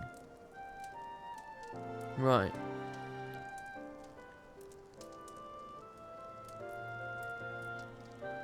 Okay, so were the Light Wardens... If I put the Light Ward... If they're... Do Light Wardens attack Fae people?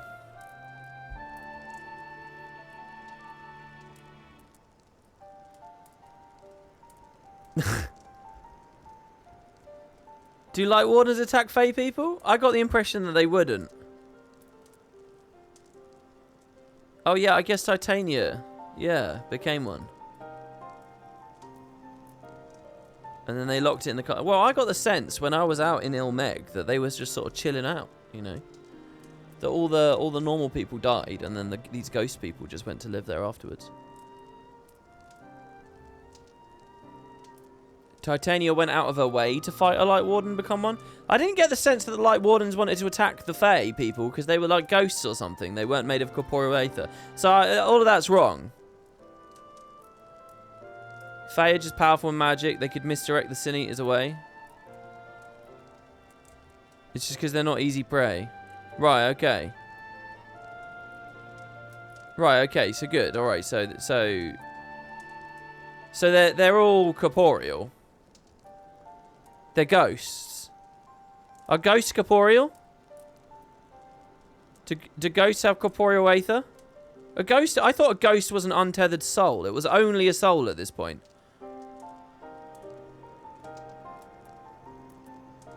What is a ghost? They're incorporeal only. And is it fair to call a Fawath a ghost? Is it fair to call a pixie a ghost? There's loads of ghosts.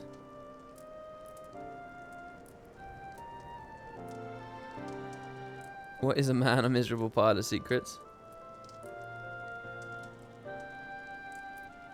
Pixies are not ghosts. From what I understand, your soul is incorporeal, your mind, ego, etc., etc. is corporeal.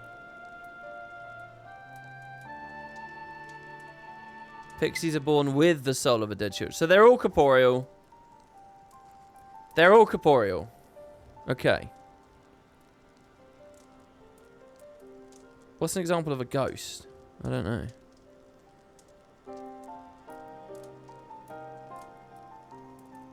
Yeah, Ardbird's an example of a ghost. Yeah, he is.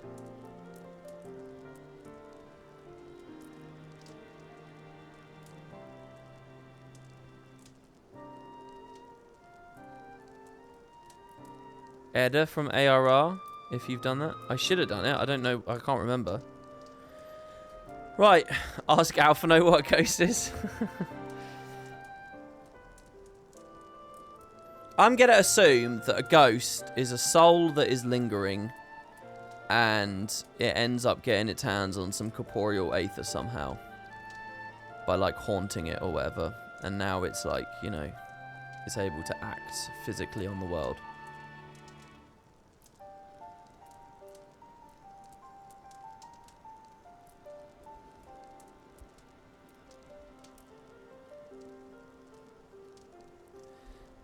But in the end, my knowledge brought only suffering, a plague the like of which none have ever seen. In the hands of an unscrupulous men, what should have been my greatest triumph instead became my greatest shame.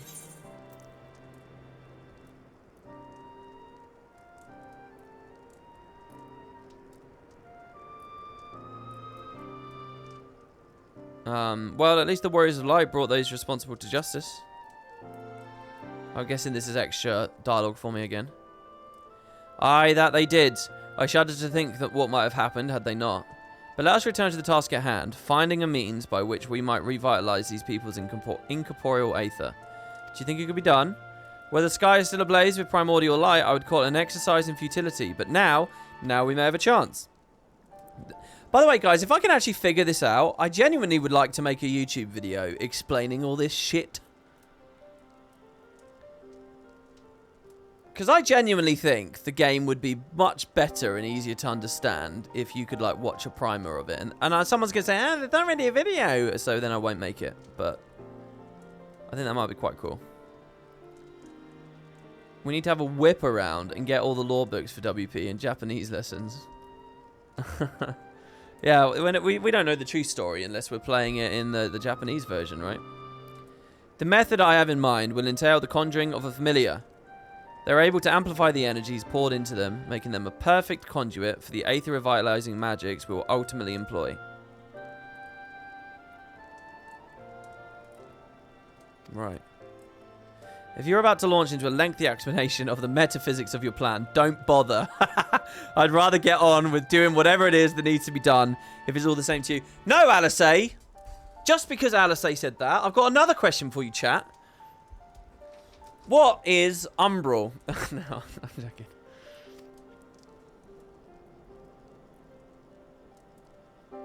Whatever reagents must be procured or spells invoked, I'll do it.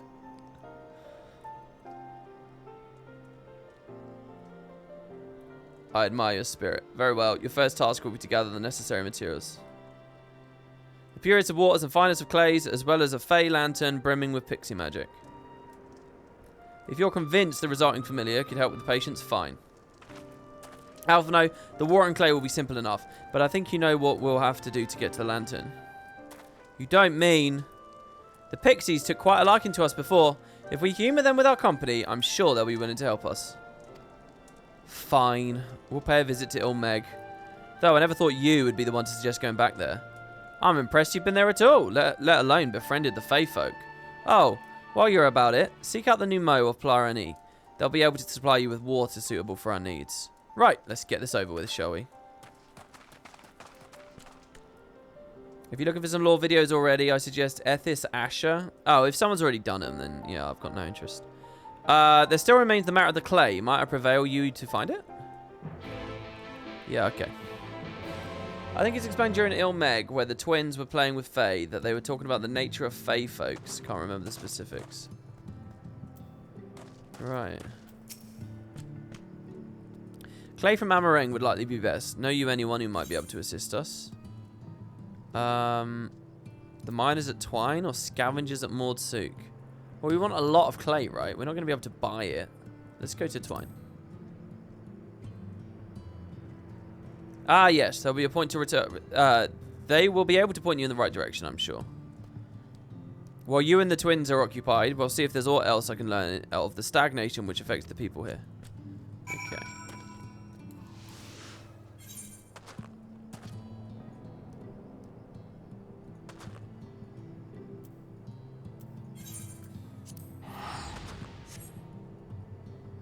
It's very far away.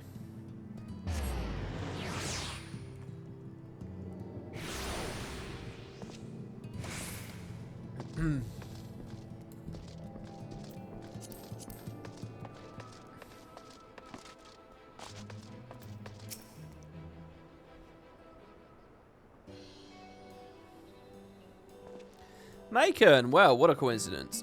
You've come at a good time. We've just this moment finished repairing the Talos and trolley you lot took to Nabathareng.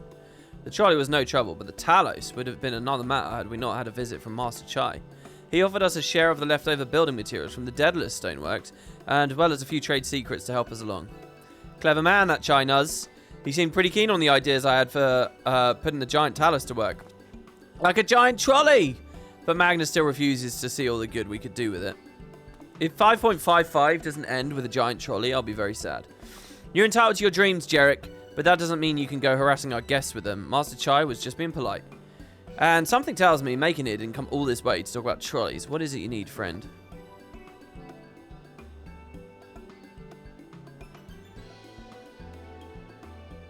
I see, and this familiar requires clay from Amareng. Well, look no further. If anyone can find you some clay, it's us. Saying that, it isn't exactly a commodity nowadays, but there must be some lurking somewhere or the other waiting to be dug up. If I'm not mistaken, there was a time where they used to take clay from Mount Biran mines to make adobe bricks. Place is swarming with coyotes now, but if you're after the good stuff, you could do worse than to look there.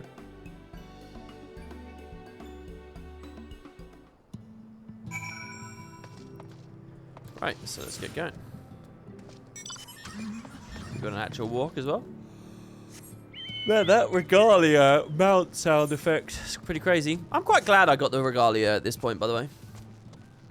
It's nice to have that unlocked, have that in the bag. I don't know, maybe I should grind for the goddamn dragon jacket thing, vest thing.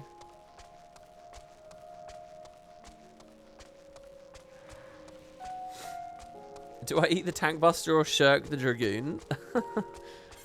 Wait, if they're casting a tank buster on you, You can't throw that aggro, can you, onto someone else? It's too late already, isn't it?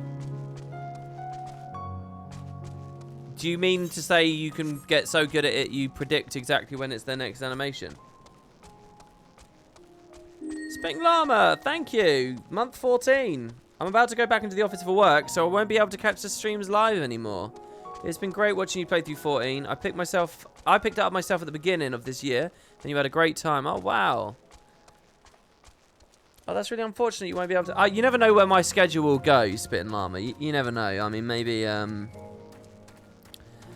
be live when you get home from work at some point. But, yeah, so what? Is that stay-at-home COVID stuff sort of coming to an end, right?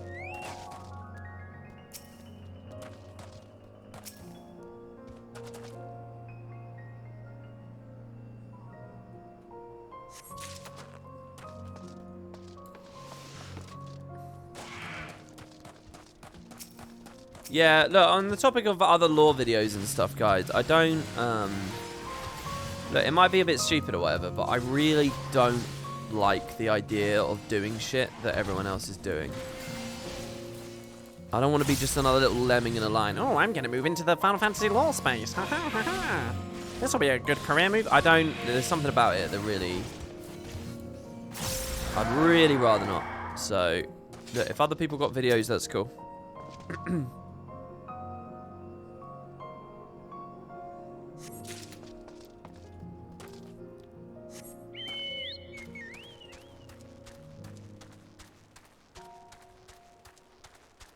Do Gabulo.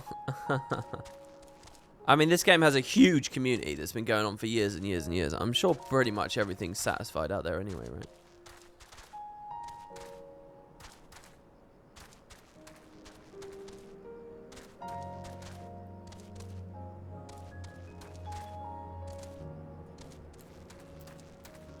Oh, it's here. I saw this little sparkle there, and I thought, did I just catch something? Totally did. Sounds of Blood, this is called. Feels like a Storm Bloody kind of sound.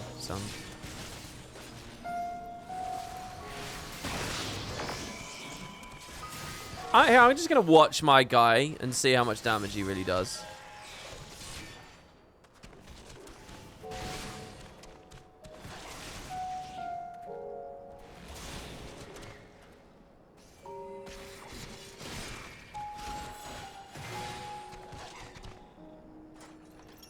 Dude, he's rubbish.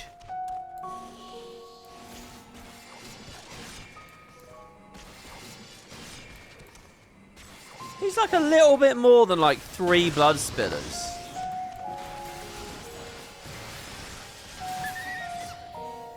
Jesus.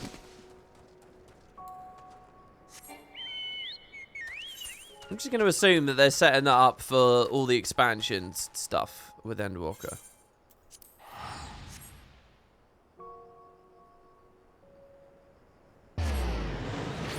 When you realise Delirium is a glorified dot? You mean Living Shadow is a glorified dot? I mean, I think it's fine. A flavorful dot's alright, but it just there's no real impact there. Massive cooldown and 50 blood to cast him, and that's what you get. The twins have returned, and in one place at that, I was convinced the pixies would turn at least one of them into a garden ornament, but no. I mean, you gotta, if coming from a monk perspective, there's absolutely no fun monk skills this expansion at all, so maybe I just have very low standards. I can acknowledge that. Maybe some of these other classes get awesome stuff. It looked like Mechanist gets some amazing stuff. Wait, Mechanist? Machinist. You have the cloud ticket? Yes, here.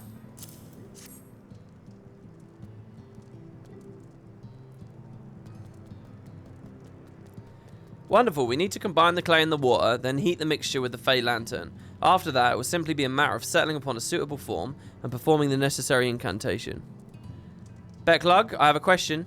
In the event that we had need of this spell and you weren't around, would it be possible for another to perform the incantation? Assuming they possess the requisite skill, yes. Harrick and the others have suffered so much, and I swore to do everything in my power to save them. If there's a chance this spell could do that, I would be the one to invoke it. Mayhap you should be the one to do so. A deep understanding of the subject's physical state, combined with a strong desire to help them, can drastically increase the magic's effect.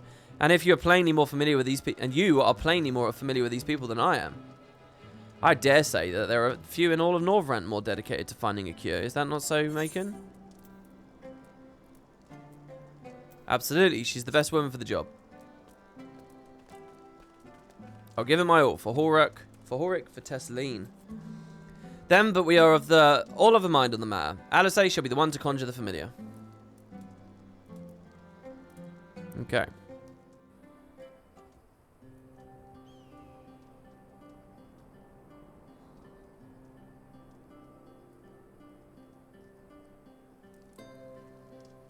Let us begin. I trust you've prepared the clay?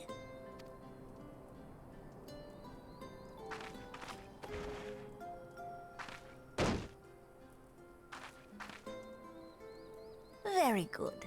Now, I would have you sculpt for me a porksy. A porksy, really? Plump, with floppy ears and a short curly tail. Okay. A porksy. I think I know what you mean. I love how out of sorts she is.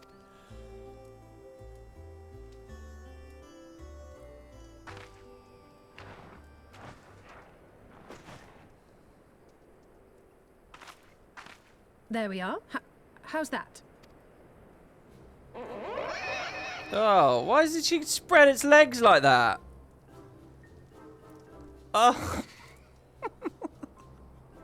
Well, it is certainly creative. There's no denying that. Oh shit, Alphino playing with fire. Oh shit. Yes, I'm no artist. Very funny. I like how Macon's staying out of it. Pay him no mind, child. Though it may look like a grotesque parody of reality, it is what the invoker believes that matters. Oh, wow. Though it may look like a grotesque parody of reality. Oh, I like that.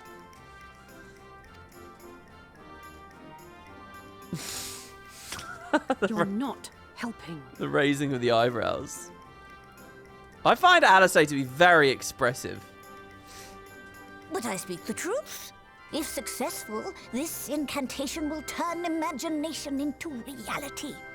Which is why the only thing of import is what you believe this figure embodies. You must focus.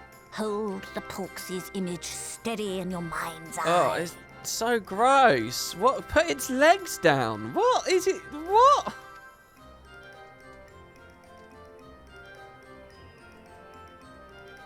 Now then, as I taught you, relax and allow your energies to flow.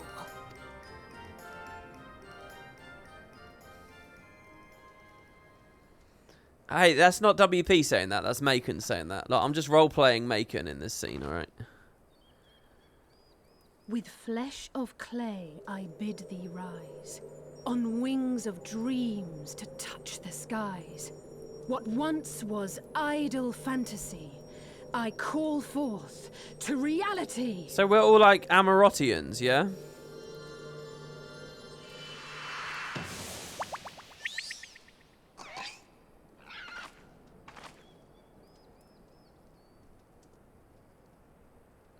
Oh my goodness. Not bad for a first attempt. I do like me some Porksies.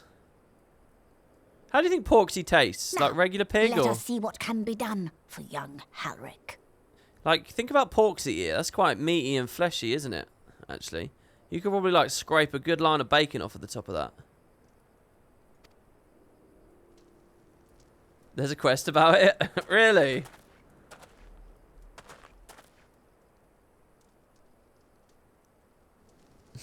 Bacon and sugar.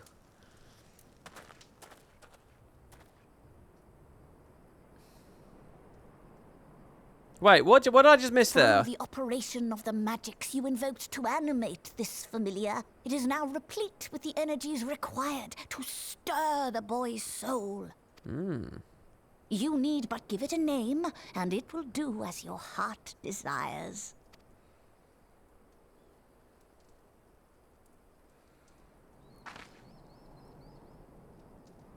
A name. Alphino.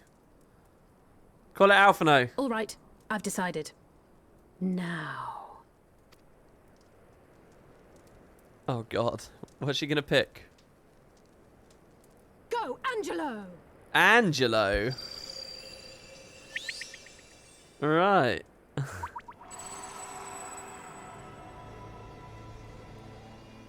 I do like its cute little nose.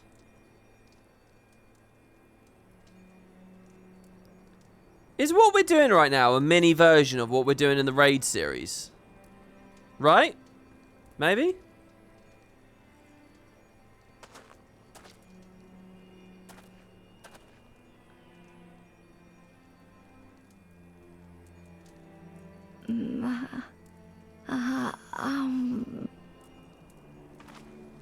Oh wow, look. Open mouth mumbling.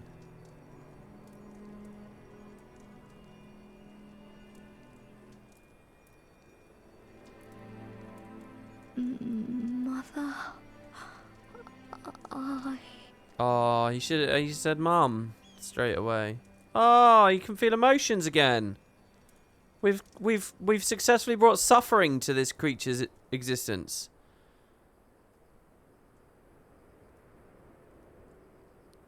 Oh, those were Teslene's final words.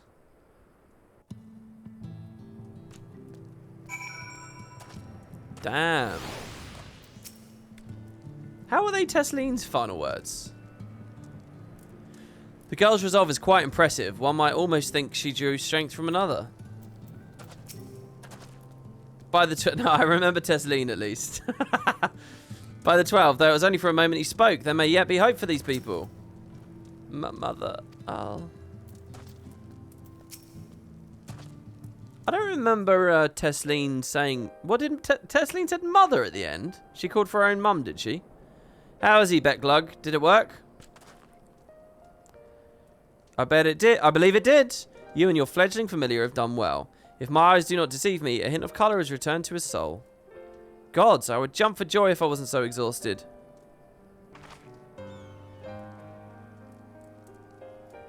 She called her mother when she was getting stabbed, I see. Do you remember Emmett Selk? I think so. Wasn't he like following me around for a bit in the story and then he just like left and he never came back? We're so close now, Horik. Didn't he get killed by Thordan?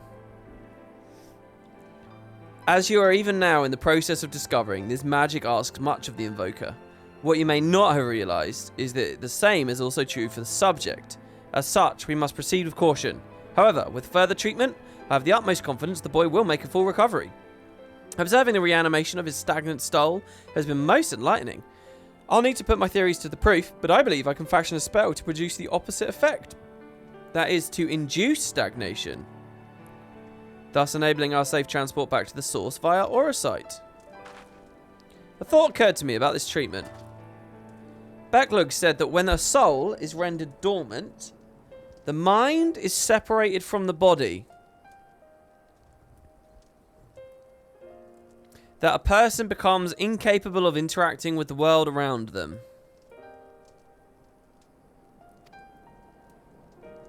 Does that not sound a lot like some of the tempered back in the soul? Get the Gabu emotes! Oh! Okay, wait. Gabu is tempered because his soul has been slowed down. But is it too astral or is it too umbral? No, it has to be too umbral then, right? Do we have to get loads of soul? How? What? If you can slow us. Okay, chat. If you can slow a soul down, can you speed a soul up? What does it mean to speed up a soul? Oh, emo only. Oh.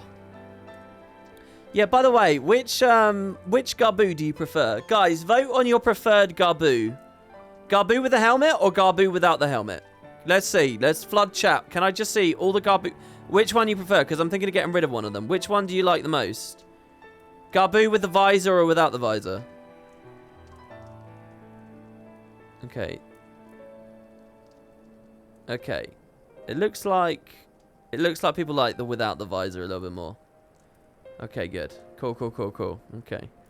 Oh, so we might be able to save Gabu! Teflon bananas put every single emote. Including some emotes I don't even know what they are. They're not from my channel, are they? Some of those? Okay. Gabu with the visor off. They'll both be there for now, because I'm not, like, hard up for slots. But, yeah. Alright. Oh. No, guys, it's not a Gabu story. Story. Alphano says, not really. Is the fate of most tempered to become slaves to primals? Save in a handful of cases? Or am I missing something?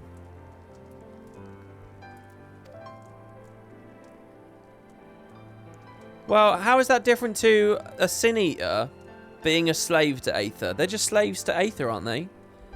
They're all like Aether whores. If I can master this technique, the art of revitalizing the soul, I know of at least one in the source who could desperately use such treatment. Oh, look at there, in all of its glory. Gabu has actually once again appeared in-game. The letters Ga-Bu. We have successfully talked about him an entire expansion now. And there it is. Gabu.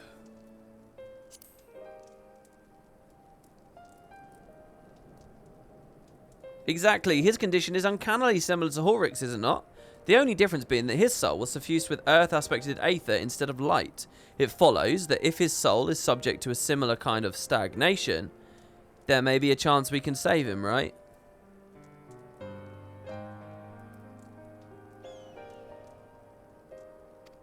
No, I didn't mean to click there. Let's pretend I didn't click there.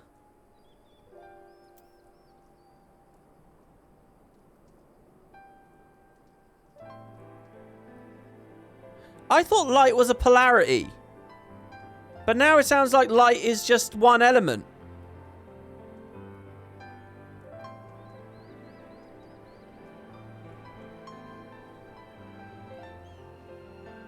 It's both.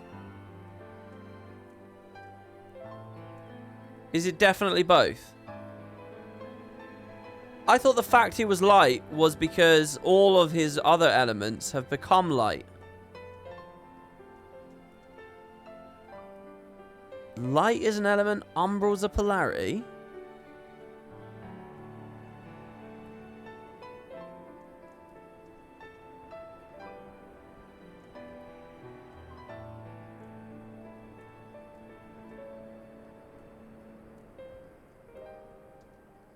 There is light aspected magic, same with darkness. No, I know, but I know that. She's saying that... She said... let's read the line. Exactly. His condition is uncannily similar to Horrocks, is it not? The only difference being that his soul was suffused with earth instead of suffused with light. It follows that if his soul is subject to a similar kind of stagnation... But why is he stagnated just for having a bunch of earth?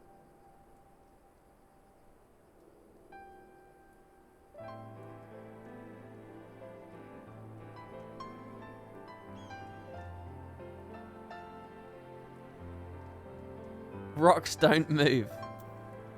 Why does it matter? Because the entire story is about it now. It shouldn't matter if they don't emphasize it, but that's what the story's about now. So I want a fucking rule set. I want to know what the rules are. I swear to God, I can go much higher pitch than this, and it will happen. Alright, whatever. Fine. Whatever. You guys don't want to learn.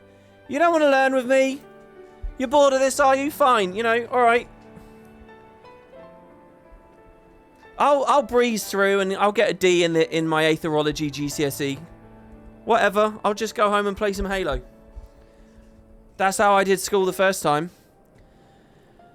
I see, his condition does sound similar, yet there is much more about the soul that remains unknown even to me. I say this not to discourage you, you understand, but remind you that this is delicate work we do here. Look, she's speaking for chat here. Work requiring patience. Someone said umbral aspected Earth.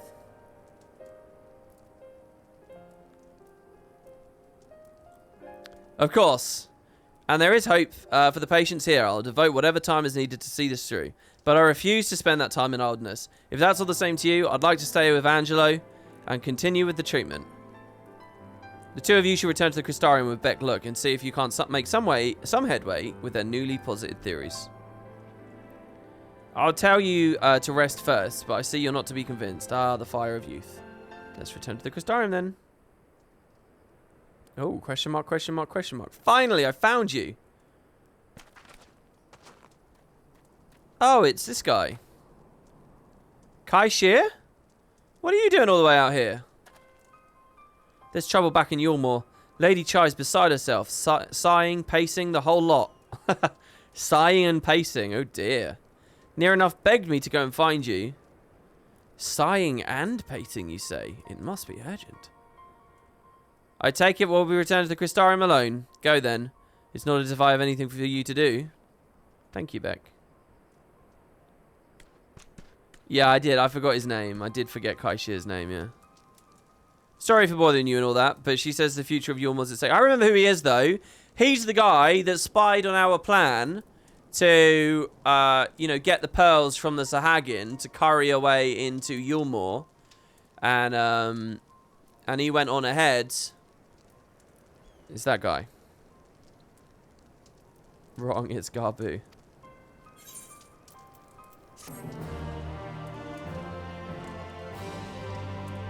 New level says, WP, it's about the imbalance of aether, since every being is composed of a balance of elemental energy. So if one is turned way too much with one element, it creates a tempered. Okay, I get the broad strokes of that. If you become here's the take, all right, everyone. Here's how you get your D, all right. You can't explain your workings, not to any real detail. You can't do, you know, a full paragraph of discussion with a statement, an example, and an explanation. But what you can do is you can muddle your way through by explaining that people are made up of aethers. They have aether, they have corporeal aether and incorporeal aether. All of that aether can be aspected. It's made up of various elements, and those elements can be aspected. And if one of them gets really unbalanced, like if you get too much light earth, umbral earth in you, or if you just have too much umbral, too much just light everywhere, whatever. If it becomes imbalanced, that's the bit we gloss over, then it will... If your soul, if the incorporeal aether becomes imbalanced, let's be a little bit more precise here. If the incorporeal soul aether becomes imbalanced, then you'll lose your mind. All right. Now that could manifest as ravenous for aether, just charging around, being a sin eater, whatever, being, you know, tempered by primal, or you could just lose your mind, and you're just sitting around like this little boy and like my best friend Gabu. Kai Shear is anxious to see you and Alphino back to Yulmore. Okay?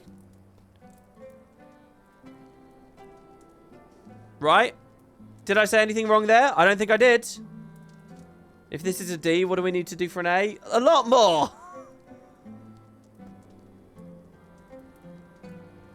Lady Chai's up in the parlour. Best not keep her waiting, eh? Alright, fine. This had better be good, mate. Because, to be honest, I'm dealing with some serious stuff here. Alright? I'm trying to get my Archon tattoo. And she's just going to say, oh, you've got a Porksy. I love Porksies. Can I have it, please? It's going to be something like that.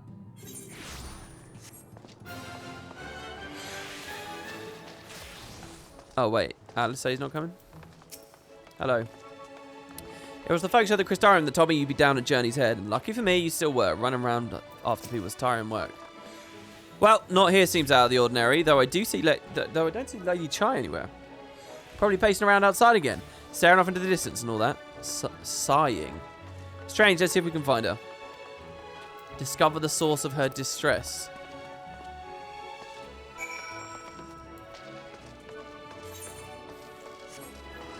Yeah, the game does need more Urianger lectures. It's true.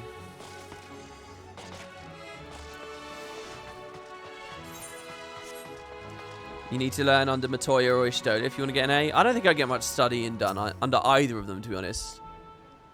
I think my mind would be preoccupied with either terror of Matoya's judgment or other things with Ishtola. Matoya ain't giving anyone an A. You're here. Oh, hello, Julia. Lady Chai, whatever is the matter? I knew not where else to turn. Oh, this is all too much for my poor heart to bear alone. This is going to be some nonsense, isn't it? I can feel it. I can just feel it in my bones that this is going to be, as a joke, it's going to be... Alone? What of Master Chai? But that is the very reason I summoned you. He's gone. Okay, that might be serious. What happened? It all began after the events at Mount Gulg. Well, we heard that he went to the other mine for a while. With Lord Vorthry out of the way, we all agreed that a new leader must be chosen. And so you held an election? Yes, well, sort of. Not a single person volunteered to stand, you see. It strikes me how many words Alphino's VA read there in literally a second flat. And so you held an election. After a lifetime of leisure, we free citizens have grown somewhat indolent. Readapting to the harsh realities of life is trying enough, but to take charge of a broken city as well? No one wanted such responsibility. Nevertheless, Yulmore could not well do without a leader, and so we decided that anyone and everyone should be considered a candidate. And after we cast our ballots and tallied the votes, the mayorship fell upon my dear husband. Okay. Well, given the manner in which he orchestrated the construction of the giant Talos, none could deny his leadership qualities. But even before then, he had proven himself at Daedalus Stoneworks, don't forget. He is more than qualified for the role. The perfect choice. Indeed. I told him as much when his victory was first announced. But perhaps I was too forceful in my attempt to encourage him. For shortly after that, he vanished without a word.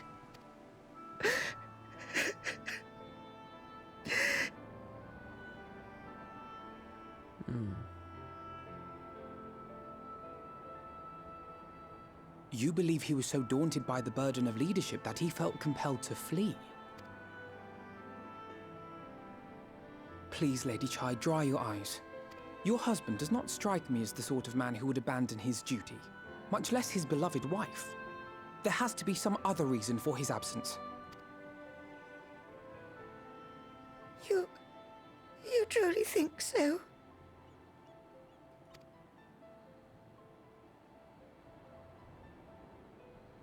What about you? What do you think has become of my husband? I think he's on a journey of self-discovery. I don't think he would have fled.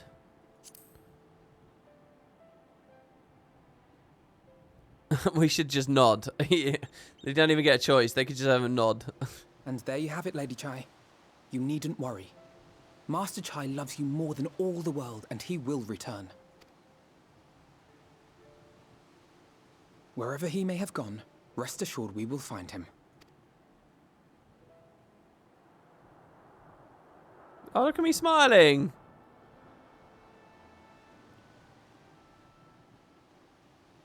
Oh, wow. Okay, there you go. Thank you, my dear boy. You have set my mind at ease. I will trust in my husband and await his return. Yeah, the fact that chat isn't screaming about spoilers and is openly playing with the idea he's dead tells me that he's not dead. Meta Ascension says, WP, the more precise you demand the rules of magic to... Oh, I need to scroll up. To be... the more disappointed you'll get, I fear. The writers have said they intentionally have characters misunderstand things at times to keep the rules fuzzy, allowing them space for the story to develop in future directions and adding to the perceived mysticism. Now, I understand that completely. At no point, as a consumer, have I been blind to the fact most writers do this. I don't actually think it's a requirement to have a perfectly logical rule set for your magic fantasy rules or anything like that. I really don't. However, two things. One, the game's emphasizing it a lot. So I would rather it didn't resist any amount of interpretation. Two, in part, I'm looking at it mostly because I have been met with every one of these streams I've done. There is a veritable avalanche of comments from people saying, oh, Final Fantasy's brilliant. It all makes sense. It all perfectly lines up. It's all logically sorted out. It's brilliant. It's brilliant. It's brilliant. It's brilliant. It works. It works. Okay, so I don't think that fan base should credit as highly they do unless it is actually something logical and constructed that I can follow to a clear degree. So I want to give the fan base the benefit of knowing what they're talking about and that it really does make sense and that those rules really do work. So I'm giving it more scrutiny because I want there to be substance to the fanaticism I have been, washing over this entire time, You can't tell me the group can't tell me, oh, it's brilliant, all works. By the way, it doesn't really work that closely. I just have never thought deeply about it. But it's brilliant. I don't want to do that. Look, you telling me it's that good, you're telling me it's all beautifully justified, and there's this amazing logic underneath it all, then I'm going to look closely at it, And I'm not even necessarily going to be that critical if it doesn't line up perfectly in the end. It's not about that. It's not about me trying to be critical. I'm just trying to hit the game on the level that it would appear the fan base is hitting the level. I don't want to be ignorant of things I shouldn't be ignorant of. That's what it comes down to. That's it. And I'll use that line 1,000,000 times in a row until people understand why I'm having these conversations and why I'm asking for that clarity. I don't want to unfairly criticize the game because I'm ignorant of the magical rule set when other people are not ignorant of the magical rule set. Where that gets frustrating is when I start asking questions and it turns out, oh, it was waffly the whole time. And people just were like willfully ignorant about it because they enjoy the story because, the game has such great characters and blah, blah, blah, and broad beats. So yeah, that's why I'm looking at it, scrutinizing it a bit closer. I've got to get it to know how to talk about it, right? So if it becomes fuzzy at some point, I have to wade into that fuzziness to really know what the fuzziness is, So that's why I ask the questions. That's why I'm looking at it closely. It's not because as a consumer of this kind of media, I actually think it matters that much. Hell, Guild Wars, for example, I've enjoyed its lore for many, many years and its storytelling for many years, and it's 1,000,000 times more waffly and intangible than this game is. Though ArenaNet are smart enough not to emphasize and directly keep looking at it. So, yeah. So we will see. We'll see. I'm just trying to know what I should know. And I don't mind, if I'm asking the questions a little early, oh, it will be answered next patch, then that's fine. Let's at least get to the point where that becomes a conversation, then I'll move on. For all his comforting words, Alpha Note is plainly troubled by Master Chai's sudden disappearance. It makes no sense for Master Chai to have left without a word, but even if he had, he wouldn't have done so unobserved. Someone here would have seen something, I'm sure of it. Okay, so let's go speak and see them. Squig says, in the larger scheme, 14 does have a lot of plot holes. The devs are better about some of their continuity. Well, see, you're comfortable to make that statement there. I couldn't feel confident saying that. Imagine if I went live and I said that. I feel like it would tick a lot of people off. I can't say that unless I know the fucking story. I can't declare it a plot hole unless it really is a plot hole. So I have to know, I have to ask the questions. I have to go in these circles. Because it's not some passing fancy, is it? People get hit hard if it turns out that I don't like it because it's got a plot hole or whatever, blah, blah, blah. And again, I think I don't really even care that much about that stuff in general, but yeah. Alright, Master Chai, well, yes, I spoke with him recently. Though I recall he was in a rather dour mood. Concerned about Yulmor's neglect of industry, you see. With Lord Vorthry's apparently inexhaustible stores of meal and no great need for money, it's little wonder that our businesses were all but forgotten under his rule. But I assured Master Chai that the Boutique of Splendors will do all it can to contribute to the festival of the revival of trade around here in Yulmore, which seemed to satisfy him. He took to his leave soon after.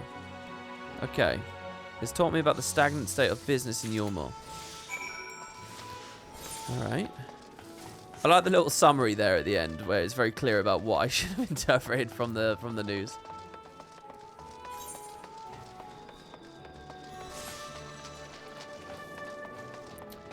Kung Fu Hustle. Nice name, by the way. As far as I understood from Urianger, dark and light aren't elements. They're just a spectrum the elements sit on. That's what I understood too until that line a second ago. So water that is aspected towards light would be a slight drizzle. Water that is aspected towards dark would be a flood. So a soul that is aspected with light means that the soul is leaning more towards being in stasis, meaning that it would be out of balance. You wish to descend to the buttress? I'll call the lift for you then.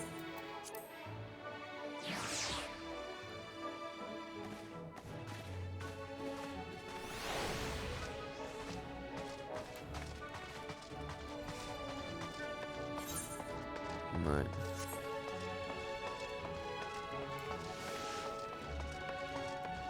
To be frank, I don't know what people mean when they say it all makes sense and it's all explained.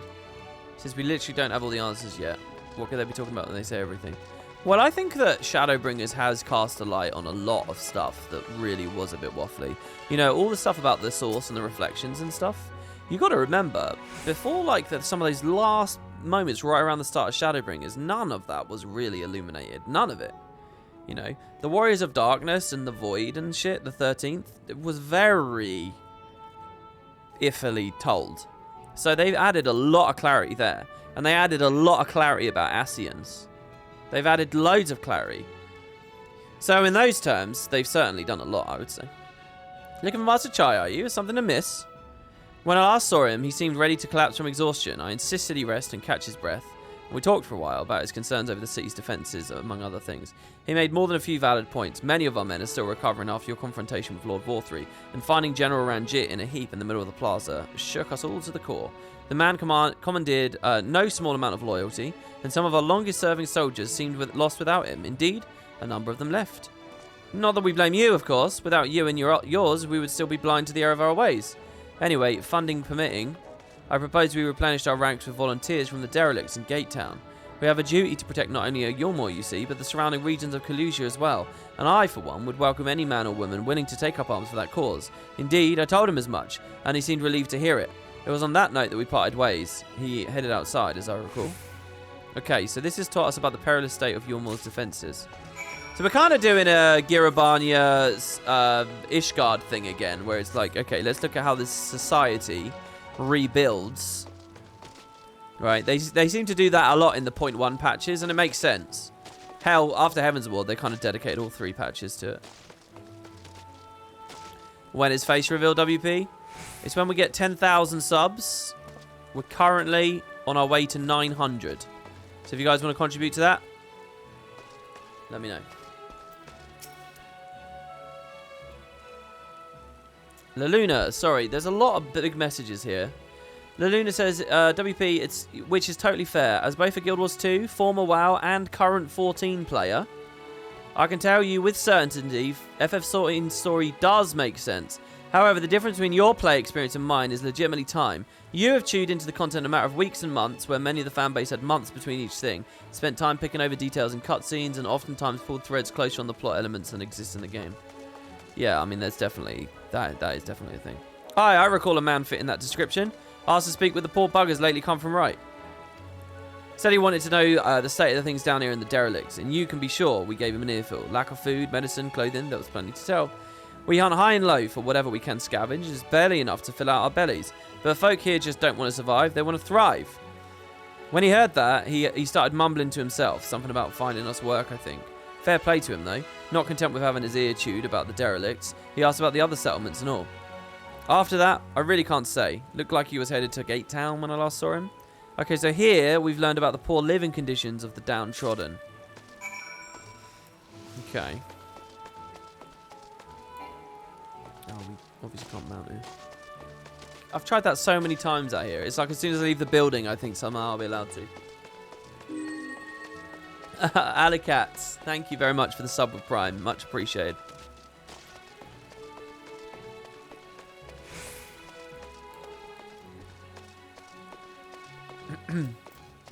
Welcome, welcome. Hopefully you enjoy your new emotes. Ah, there you are. How'd you fare? Have you learned about anything which might offer a clue as to Master Chai's whereabouts? Right, a hastily written note. Well, we know what these details are.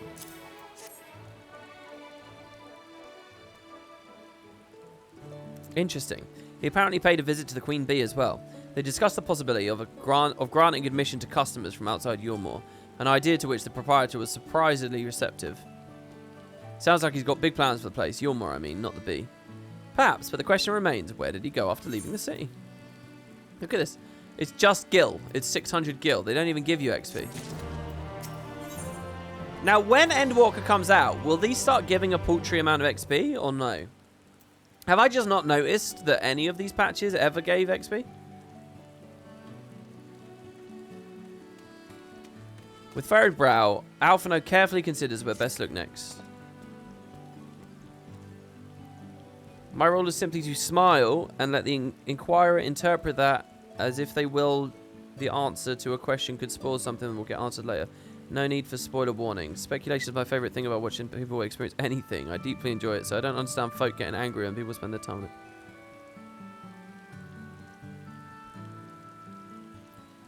They did it for 2.x patch content as well? Why would they give XP? They require level 80 to do that. That's why I said after Endwalker is out, it's not going to be level 80 is the max anymore, is it? It's going to be level 90. That's why I said next week when Endwalker comes out, will they add XP to these? And presumably, if that's something they're doing, they would have done it on the previous ones as well before I got to the game. So presumably I would have seen it at the Stormblood phase, and presumably I would have seen it at the Heavensblood phase, and presumably I would have seen it at the 2.0 page, which is what made me say, or did I just miss it?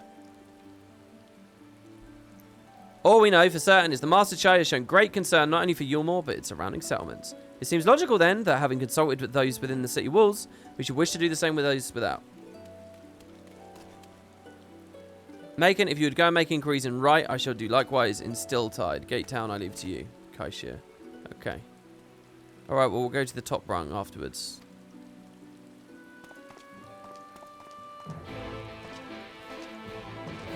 Right. I said right there, but I meant right, not the location, right?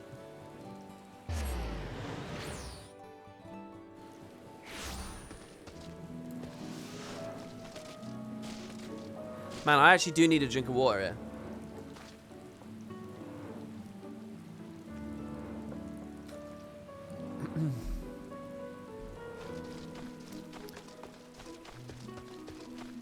Okay, hello. No, the name doesn't ring any bells, but there was a rather dapper-looking Mistle gentleman here not too long ago. We wanted to talk about relations between Bright and Yormore, or rather the lack of them. We lost a great many people to the promises of meal and a chance their promises of meal and the chance of a lavish life among the free.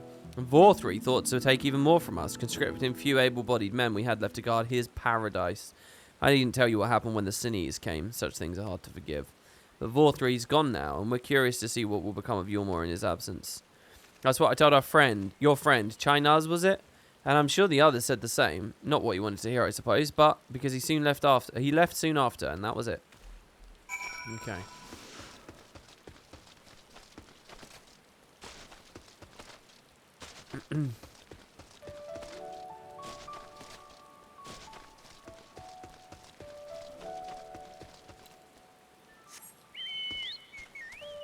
Heavensward and Stormblood patches don't give XP either, but they do. Yeah, so what's the answer? I mean, do they or don't they? Oh god, I'm gonna... Best week. Sorry, sneezing away here. Man, the lift looks good in the dark, eh? If I climb the ladder, will they play a cutscene for me, or will it just be a little zone?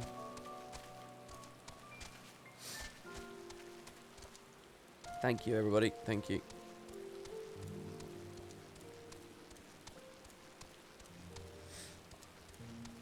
The XP from patch quests is insignificant. Yeah, I thought my memory of it was that it was there, but it was insignificant. Which is why when I saw it just now on Shadowbringers there that they weren't giving it to me at all, I thought, oh, that's new. I guess they just culled it away.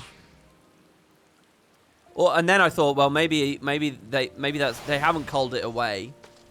Intelligently culled it away. Maybe it's just because currently 80s cap, so maybe they'll add it afterwards, and then that's, yeah. So he paid a visit to both Wright and Gatetown. Oh, I just don't see it because I'm 80. Oh, I see. Kaishira and I gleaned this much the same. He seems determined to salvage what goodwill might yet remain among the settlements of Clusia. An only likely place he has left to go being Amity. Come, if we're quick, we might be able to catch up to him. I see. It's just because I'm max. And it, like, culls it away. You won't see it.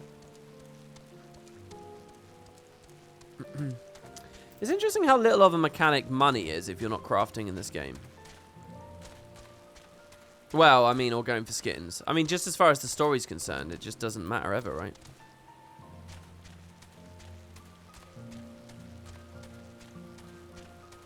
What's this? Rewards change depending on your cap. Some dungeons give tomes instead of XP. What's a tome?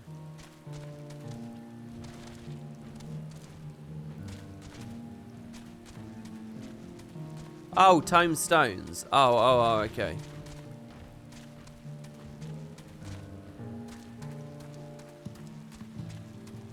Hello, everyone. Oh, there he is. Coincidentally, one of the last places I spoke to you.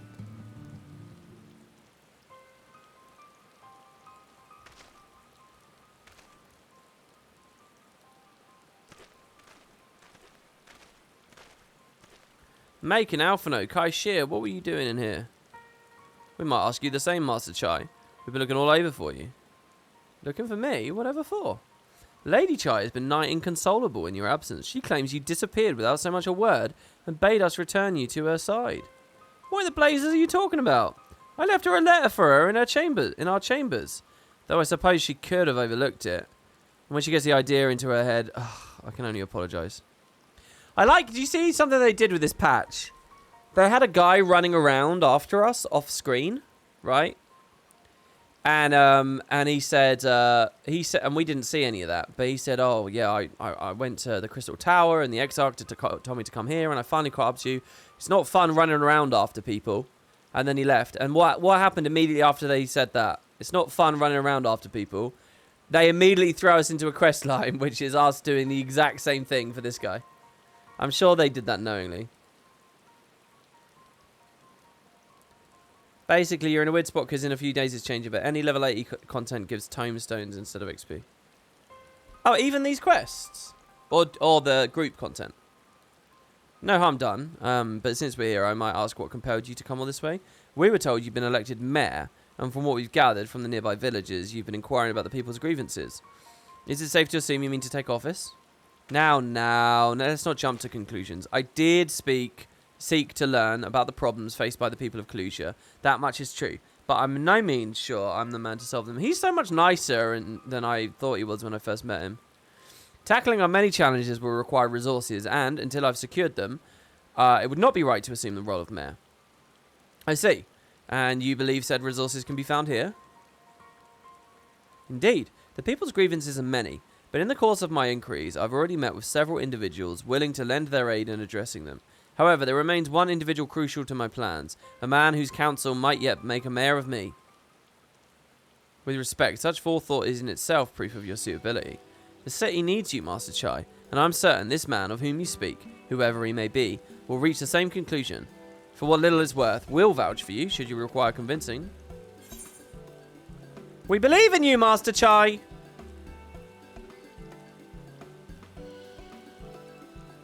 So the last Stormblood quest that gives big XP is 480,000. The first quest of 4.1 gave 46. About a tenth. Oh wow, yeah, that's huge.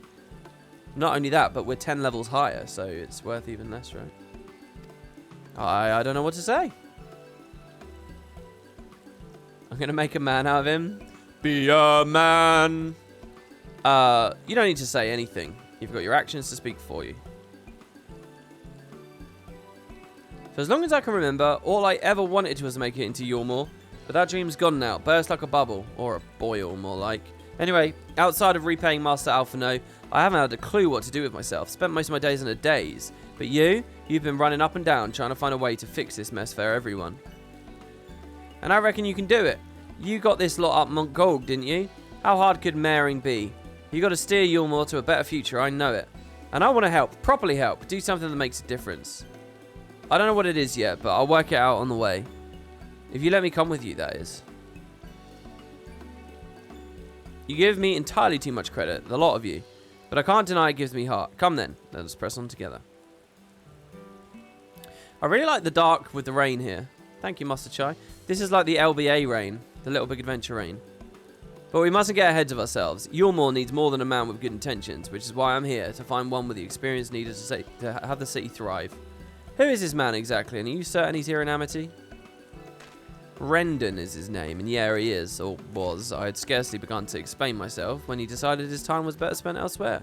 He served as chief advisor to Vorthry's father when he was in office.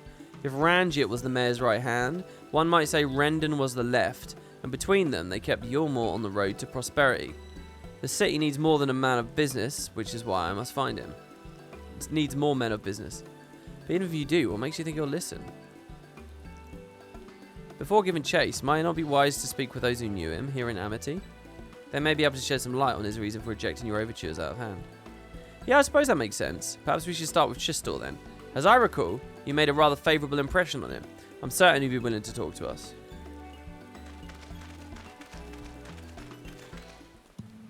Alright.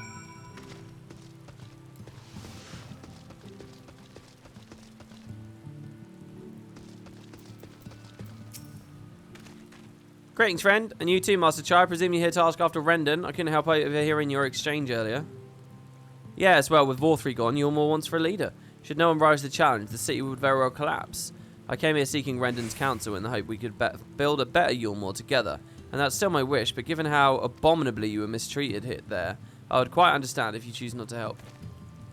Worry not, Master Chai. I bear no grudge against you or the people of Yulmore, and I would not see you suffer for Vorthry's villainy.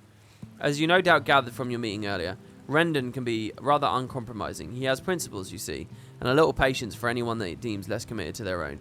Your desire to right the wrongs of your past, of Yulmore's past, is quite admirable, but I fear the guilt you bear on your city's behalf works against you. I can see it in your eyes, the way you carry yourself. It goes without saying he sees it as well. You must let those feelings go, Master Chai. Be more assertive, commit to this course, and prove to him that Yulmore has the resolve to change. The resolve to change? I believe he was headed towards Pit 8 when he left. If you plan to go and speak with him, I suggest you be firm and clear in your intentions. Very well, to Pit 8 we shall go, and I will not take no for an answer. Nay, not even a maybe.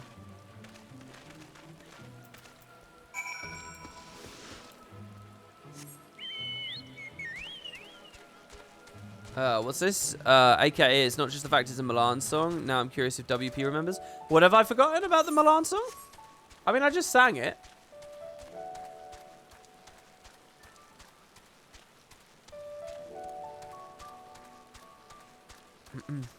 Yeah, all the potato donations to the Go Back to Guild Wars 2 challenge. Oh man, it still looks so cool up there. You used to sing it somewhere. I don't know where I used to sing it. I think I used to sing it with Matt in a lot of content with him, but I don't know specifically what game we would have been playing, or it was just on the pod maybe. End of Dragon comes out the same time as Elden Ring. What does that mean, same time though? Well, well, it's you again. Oh, hello. Well, I see you've invited your friends. Need them to fight your battles for you, do you? Oh, man. No, I didn't invite them, as it happens. Though they are indeed my friends. Well, not only mine, but every true Yulmoran's. They are the ones who awakened us to the truth, to Lord Vorthry's villainy, the famous warriors of darkness. Are they now? Yes, they are. It would be no exaggeration to call them our saviors. We owe much and more to their kindness, but we cannot depend on that kindness forever. To do so would be a little different from entrusting our affairs to Lord Vorthry. Nay, we must learn to stand on our own 2 feet. And I would have them present to witness my attempt. Hear, hear, Master Chai. Your sentiments are admirable. Yet admirable sentiments do not a nation make. In my capacity as advisor, I once strove to build a better Yulmore. Gave honest counsel to my superiors, drafted laws for the benefit of one and all. But in time, my values fell out of favor. There was no need for them in this paradise Vorthry was creating. And so I left my homeland behind. But you, Chai News, you were content to wallow in indolence under Vorthry's auspices. And so I cannot help but ask myself what manner of nation you intend to build. I mean, I really recognize what Rendon's saying here.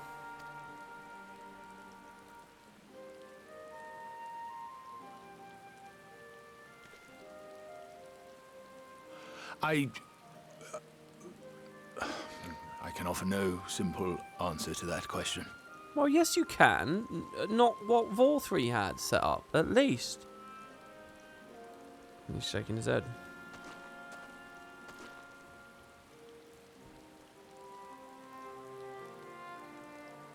But this much I will say. It is my hope that Yulmore can become a nation which her citizens might freely choose to build together.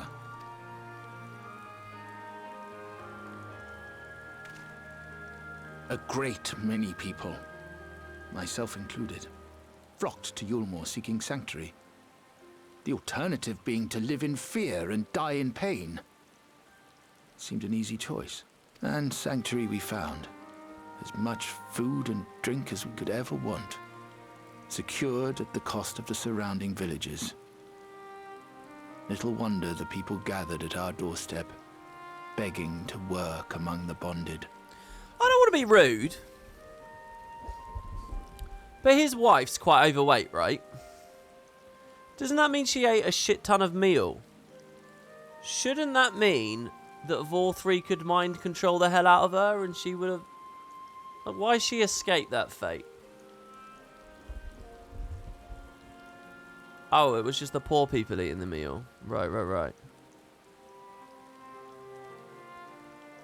They never fed it up there. Okay, alright, that makes sense. The free were blind to it all, of course. Content to, as you say, wallow in indolence. In ignorance. Who are Were I these mayor, people? I would first take stock of the city's resources and see that they were assigned equitably. Our days of reckless consumption are behind us. The distinction between free and bonded died with Vorthry. The needs of rich and poor alike must be considered if our nation is to survive. To which end I would take steps to secure channels for supplies, rekindle relations with nearby settlements, who re-establish industry, reach out to neighboring nations, and the list goes on and on.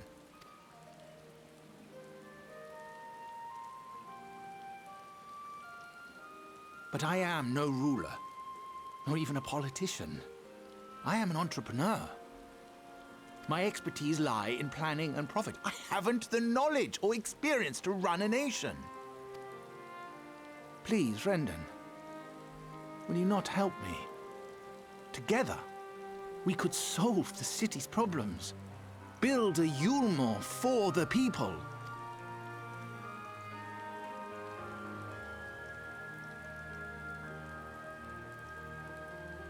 A Yulmore for the people.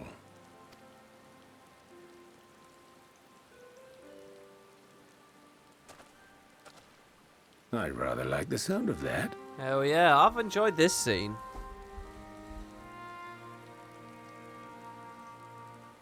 But before I offer you my counsel, I would be certain of your ability to perform the duties of office. You would? Well, yeah. You ask me to help you solve Yulmore's problems, but first I would see you solve one on your own. Accomplish that, and you will prove both to me and the people that you are a man worth following.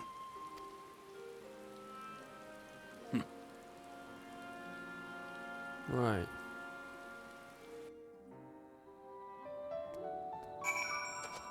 The rain has passed. It remains to be seen if his words will translate into deeds, but I shall endeavour to keep an open mind.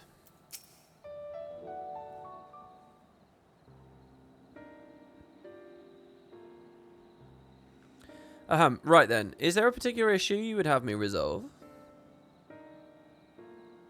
You seem to have conducted an assessment of the problems Yulmore now faces. I assume you'll agree, therefore, that the matter of dwindling food stores is the most pressing. Ah, yes, meal being a rather neither a desirable nor less sustainable option, I assume alternative foodstuffs are now required to fill the void. And a man who hungers is not like to contribute much to society, save violence perhaps. So tell me, how do you propose to solve this problem? Give me a satisfactory answer, and I'll consider offering you my counsel. This is like the equivalent of the post-Stormblood patch, where we had to pick the Saltery, right? To find out what was profitable for Alamigo. You can kind of see the formula here. My guess is that 6.1 will be us dealing with the wreck of Garlemald and how the people still remaining there are going to rebuild their lives. A combination of measures would seem to be in order. One, to address the immediate issue of supply, and another, that of production. Go on. For the present, Yulmore's coffers can be used to purchase food from our neighbours. This would afford us time to address the underlying problem that affects us all, the long-standing neglect of agriculture. The villages that once served as sources of trade for foodstuffs must be repopulated, their means of production restored. This assumes, of course, that we can rekindle relations with our neighbours, guarantee security and stability in the region, and most importantly, find people willing to leave the city and take up the rebuilding effort. My, think of all that by yourself, did you? I choose to believe that guy's being patronising right now. Well, yes. It began as a rather abstract plan I drafted some time ago, after speaking with the peoples of Yulmore and the nearby settlements. You've impressed me, Chinaz.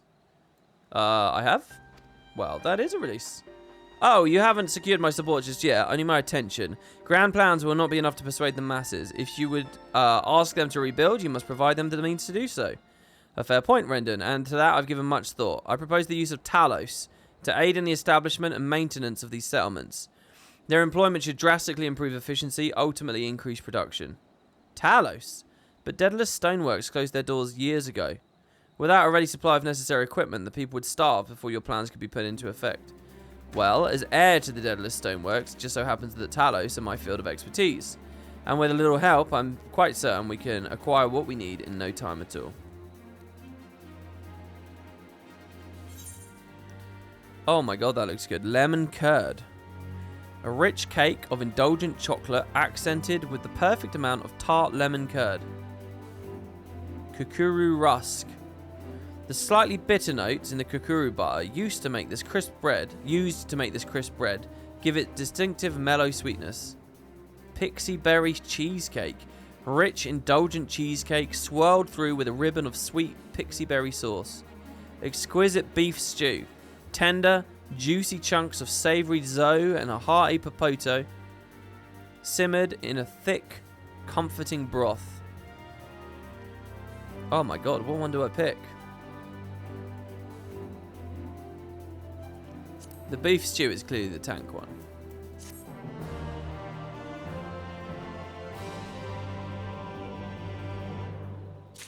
Alright. I wonder if the stoneworks will advance faster than Cid due to the Crystal Tower access and the will of an organised people. That's an interesting thought. You know, it's weird. Cid hasn't had a second in this whole expansion. Not one moment has he appeared on screen or with any dialogue so far. Absolutely nothing of Cid. Oh, maybe he appeared in a flashback when we saw the 200 years forwards. You had a hand in constructing that giant Talos to the north, did you not? When the Yulmoran volunteers began arriving, I hid myself away, lest I be recognised, thus depriving myself of what I'm reliably informed was a once-in-a-lifetime spectacle. Bugger. Chai-Naz's look of steely determination is only slightly undermined by the knocking of its knees. Of his knees. Rendon's quite right. Building Talos from scratch would require time we simply don't have, which is why I'd propose to make use of the long-abandoned Talos which wander the wilds. Good idea. It also makes the area safer. They'll need to be deactivated, of course, and if memory serves, the tools required to do so should still be at top rung. Come with me. Okay, so he goes back.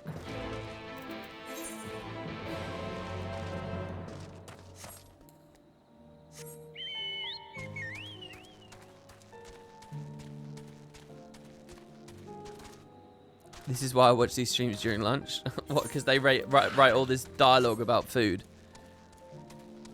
Do you think the final Season of the Dragon achievement will drop some End of Dragon's character lore? It's interesting that the achievement lines up with the guild chat about story elements. Yeah, I actually do think there'll be a bit of a hint about the expansion coming in. How many days away is it? You guys might want to pay attention to that. But we might finally get something tangible. I'll segue into End of Dragons. Of course, it requires beating all those achievements and playing all that stuff. So it probably won't be that huge unless they unlock it for everyone. 5 to 9 days.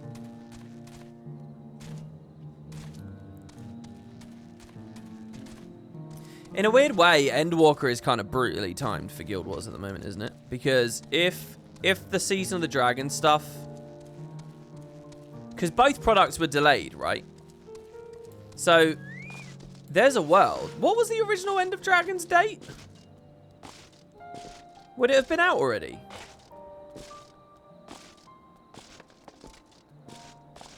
But... Oh, we never had one? Track number 666. Yeah, that's a bit weird, isn't it? They just said 2021, no date. Yeah, alright.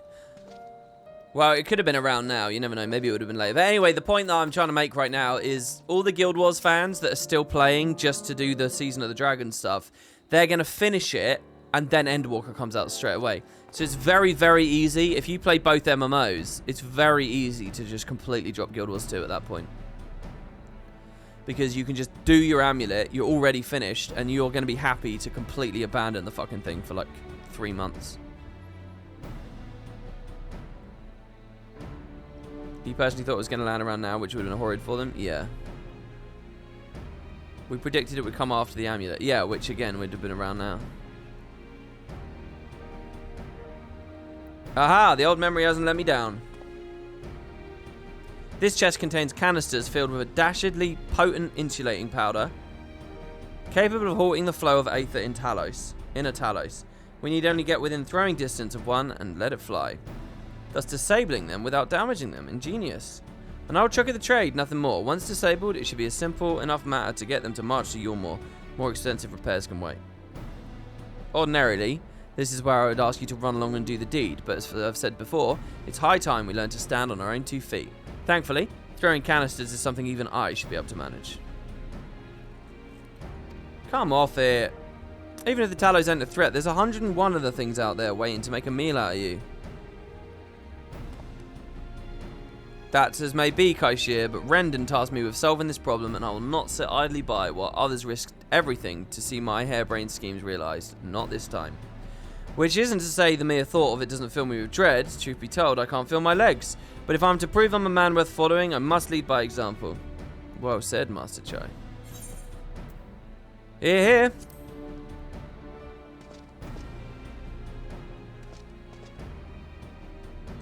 Playing 14 earlier this year really invigorated my interest in Guild Wars 2. I value the things Guild Wars 2 does better than more than...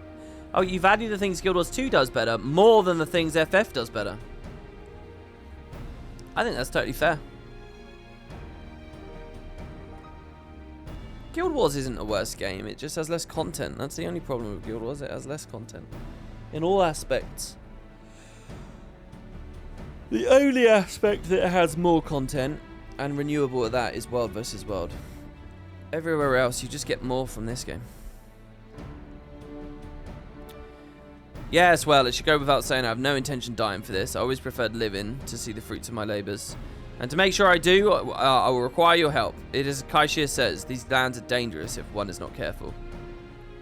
I'd ask you to use my spyglass to look out for any beasts that could get in the way of my work. I'll also need you to alert me when it's safe to subdue the Talos, understood?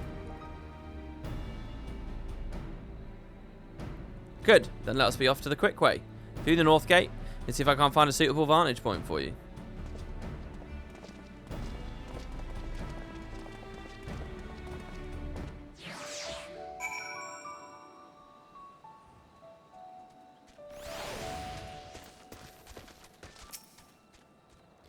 Keep a lookout for danger and alert Chinars when it's safe to incapacitate the Talos. You may have move the spyglass, zoom it in and out.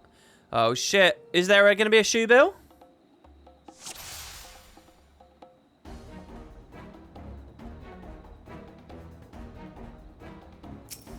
Go.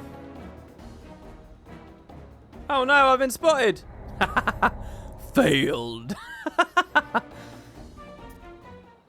Alright, let's try that again.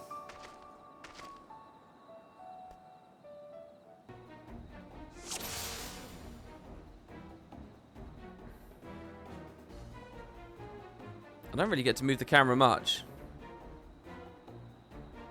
Go. Final Fantasy games love doing this kind of mini-game little thing. This is like escaping out of the rebuilt Kilika in 10-2. Or getting up the staircase in 12. From the basement. The day of the festival. I did it. I did it! Let's move on to another Talos, shall we? I'm sure there were moments like this in the PS2 era game, PS1 era games as well.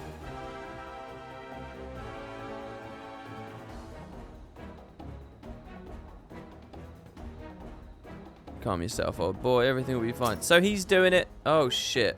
Please don't turn around. Ah, it's seen me.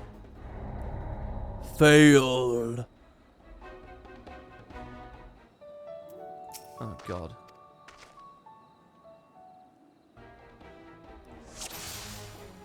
Alright, here we go.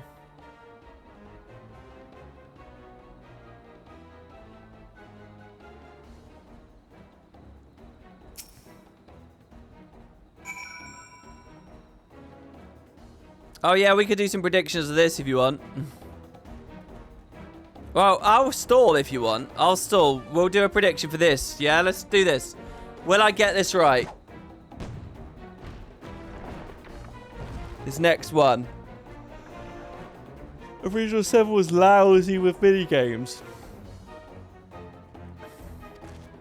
Yeah, I don't remember like a good night Mr. Wolf moment though. Alright, so.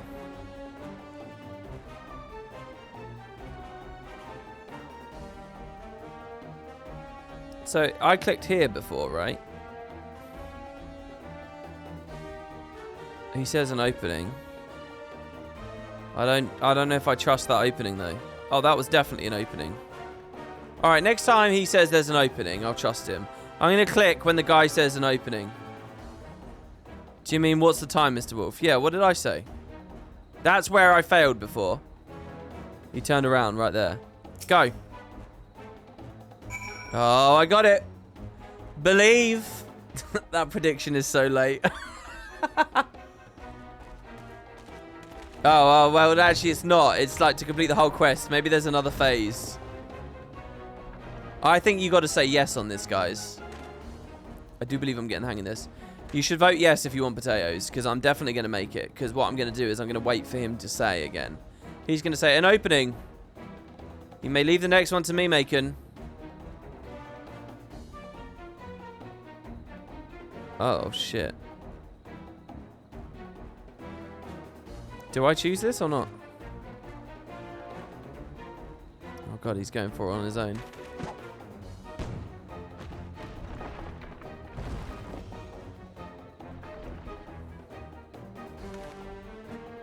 Aha! That should do it. That should do it. Now we have all we need to proceed.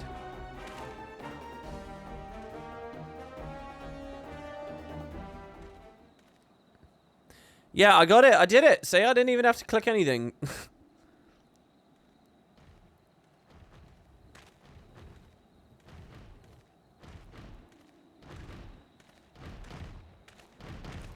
As for Guild Wars versus FF14, someone said, oh, one game's just got a much worse story. I don't know. I think Guild Wars is a good story. It doesn't have the characters, though, and that's a big part of it. I'm not as connected to those characters as these ones.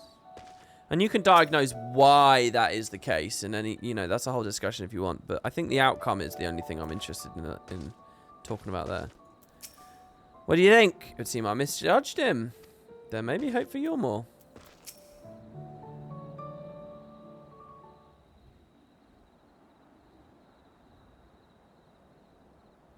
I can scarcely believe it. It was a reckless, foolish plan, but somehow it worked. Like, even this Chinaz guy I'm quite into. I'm probably more into Chinaz than I am Ellen Keel at this point.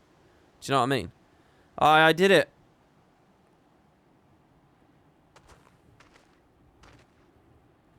I swear it's these cutscenes that lets you connect to them more. I don't know. Master Chai, I believe I owe you an apology. Your plan to replenish Yulmore's food stores showed forethought and sound judgment. And what's more, it is plain your time at the Daedalus Stoneworks has equipped you to lead, as evidenced by the extraordinary company you keep. You, sir, are more than qualified to be the next mayor of Yulmore. Thank you for the vote of confidence, but the fact remains I'm wholly ignorant of the world of politics, which is I would ask you to join me and grant Yulmore the benefit of your counsel. I'd be honoured. Isn't he fucking 20 years out of date with that now, though?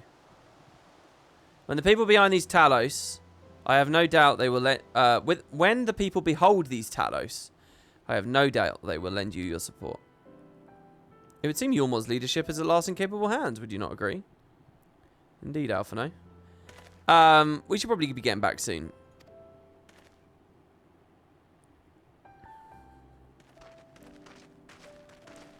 Chinaz was your second favourite, behind Fail and tied with his wife. That's a pretty good ranking right there.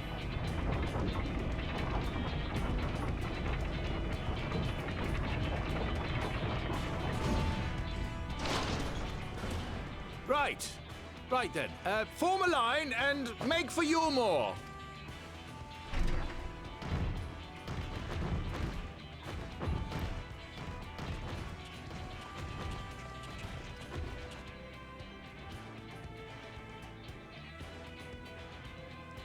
If Guild Wars 2 had more second-to-second story, it would be more than greatest all time with FF. Its macro story is dope.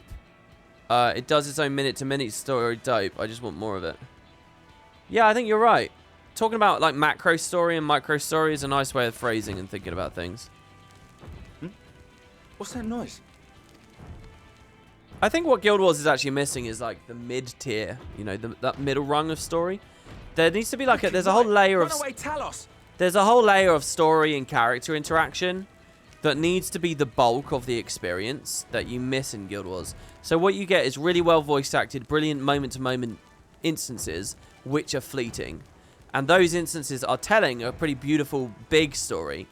But because they're all that they have, the big story is never quite like respected by the game's own experiences, you know? So it feels weird when Timey puts Primordus and Jormag to sleep. It just feels weird. It doesn't feel justified. It doesn't feel like it's earned. All the movement of the big story feels completely unearned. And I think that's because there's that middle layer of the story, which is the majority of the story that's not there. And that's what Final Fantasy offers. That's what you're looking at right now on this stream. It's not, you know, the most fascinating. It's, you know, fairly middle energy. But, you know, they're confident enough as a studio to put it in there. And, you know, Call the guard! we're sitting back enjoying ourselves. And I think that's the bit that's missing. And I think it comes out of a decision to move away from traditional quests, a decision to move away from walls of text, a decision to try and voice act too much. And I think all those decisions might have been made because of a lack of confidence in the raw subject material, but I don't know. Or just ambition, just raw, unbridled ambition in the pursuit of something great. All of you! I think that's probably what it came down to.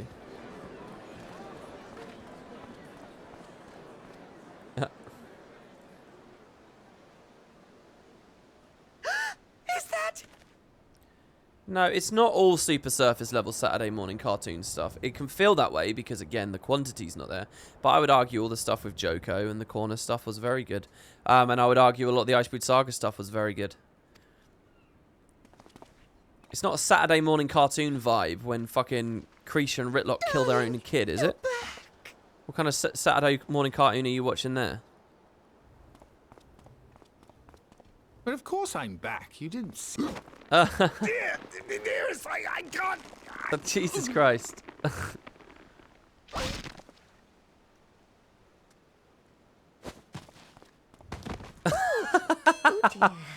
Oh my lord. Cracking his back. That's funny.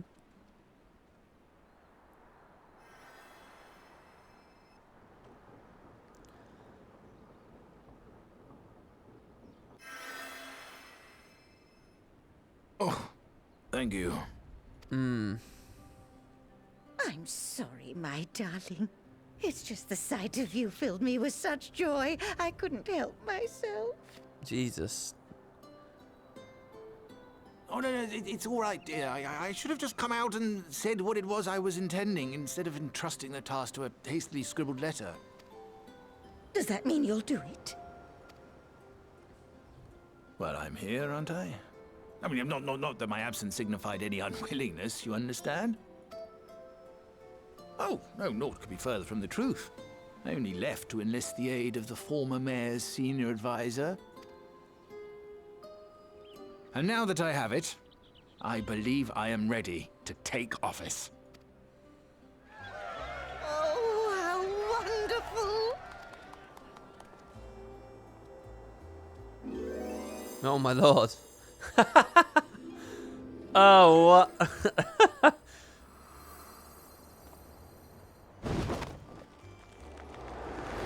Oh.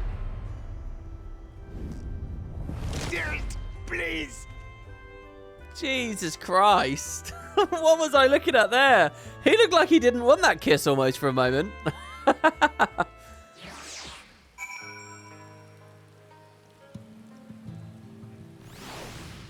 I think more of stuff like this is what Guild Wars needs, not in terms of tone, but emotive character interactions. Yeah, I think you're right.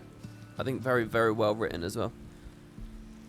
And tone too. I mean, again, I don't mind jokey shit like that. I think it fits well into Tyria too. I think they should have both. Both should have both. Sorry, I wasn't much help. Seeing Master Chai go after those talos was something, eh? Inspiring stuff. Yeah, you're right there. He's panting on the ground. I'm fine. I just need a moment. Alright, that was my best attempt at a wheeze. I can't really wheeze very well. That was quite a reception. One Master Chai will struggle to forget. More seriously, the arrival of the Talos has seized the public's attention. Once word is spread around Yulmore, it will be that much simpler to gather one and all so that Master Chai can make his inaugural address. Thank you for the 1,000 gil. Despite the butterflies in his stomach, Chai-Naz is prepared to address the masses. How do we not have Pog yet? What? The emote? Do we not have Pog? No need to fret, Macon. I've never felt better. And not at all overawed by the prospect of addressing the assembled masses of Yulmore. As for where to do it, if we're to accommodate everyone who might feasibly wish to attend, I suppose the only place large enough would be the Emergent. Then I will go and spread the word among the citizens, both free and bonded, so that they are to assemble there to meet their new mayor. You there, Kaishir, was it? Would you go and inform the residents of Gatetown and the derelicts? Of course I will. Good lad, let the guards know not to bar the way to Vorthry's chambers. It goes without saying I expect the Warrior of Darkness to attend, assuming he's available. Might as well see this through to the bitter end, eh? The doorman at the Crown Lift will show you up.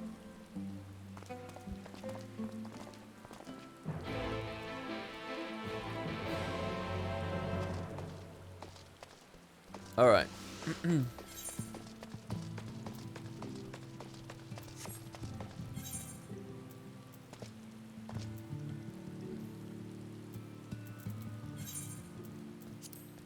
Yeah, I guess if we don't have a regular Pog, I can put that on. Hold on one second. I think I know how to do it. Emotes, library, Pog.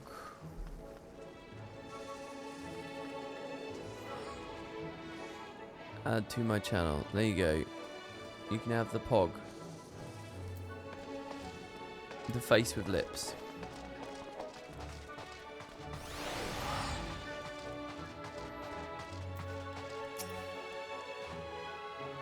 Ah, yes. Master Chai told us to expect you. The emergent is already filling up with people of all persuasions. Free and bonded, citizens and non-citizens. But for you, our guest of honor, we have reserved a place at the front. Right this way, sir.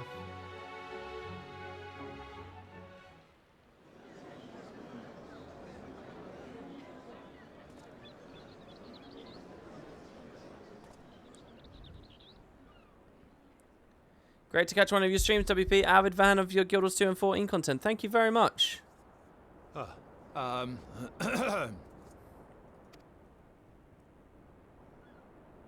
Is it unlimited how many I can enable? No, I don't know how many it is. I think it's a bunch. Go on, dear.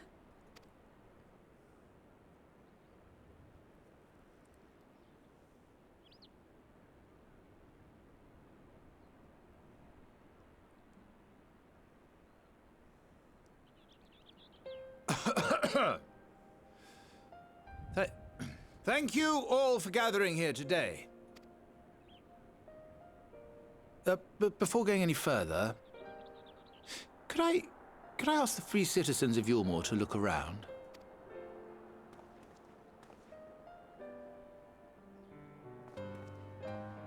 "'Tis a sight none of us would ever have seen under Lord Forthry's rule. Not only do we stand in the familiar presence of those we once called the Bonded, but today we welcome the peoples of the Derelicts and Gate Town too.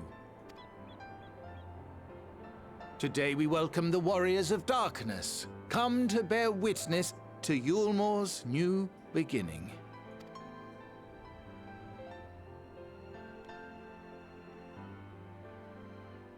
As you know, an election was recently held, at the end of which I had the honor of being chosen to succeed Lord Forthry. You place great faith in me, and I promise to do my utmost to live up to your expectations, and I will seek always to carry out the duties of this office with integrity and fairness.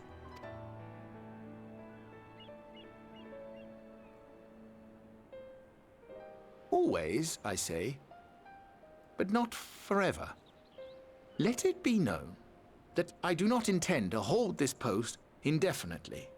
I consider myself but an acting mayor, who will serve only for the interim, while Yulmore is reshaped according to a new set of values.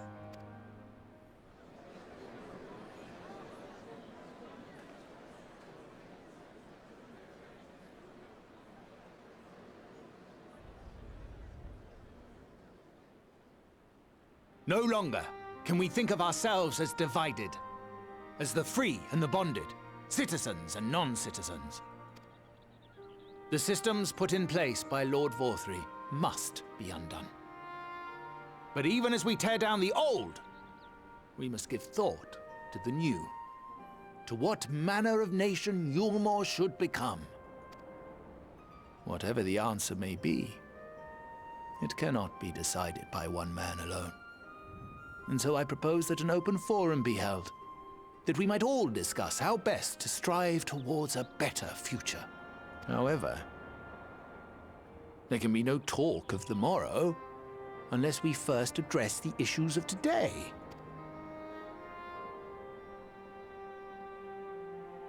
Securing new sources of food, rebuilding relations with our neighbors, re-establishing industry. There is much and more that needs to be done.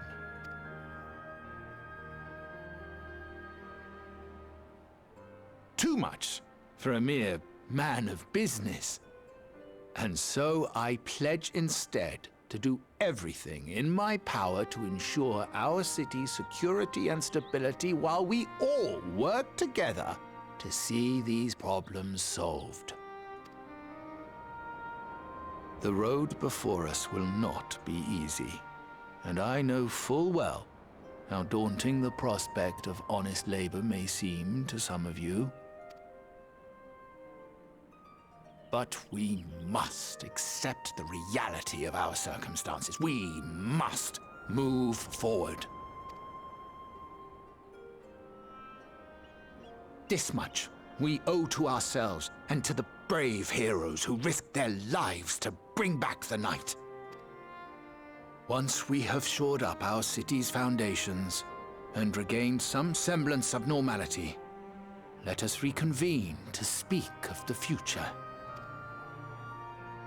Until then, I humbly ask that you lend me and each other your strength.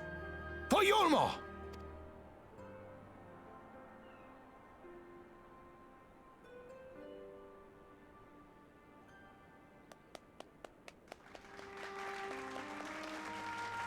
Oh, I like how Kaishira is the first one to start the applause.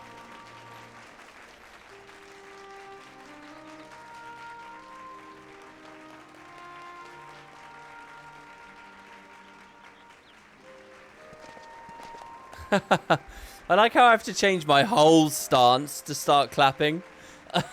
I'm going to assume, like, I've got to shift all the weight to a new place. I'm going to assume it's because of my my heavy armor, my bulky armor. Yeah, there's Macon clapping. Oh, we should have Macon's face pointing the other way so it goes with the clapping, mate.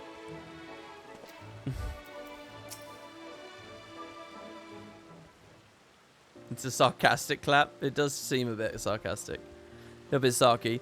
That was a fine speech, Master Chai. I believe your words stirred every soul in attendance. Stir them to action, I hope. If I've learned anything from all this, it's that change begins with the individual. 'Tis but a matter of finding the strength to take the first step. Assuming my fellow Yulmorans can, it shall be my honour and privilege to help them walk this road we have chosen. But we must not forget the individuals who made all these changes possible. Were it within my power, I would carve a tribute to your heroism into the very stone upon which this city stands.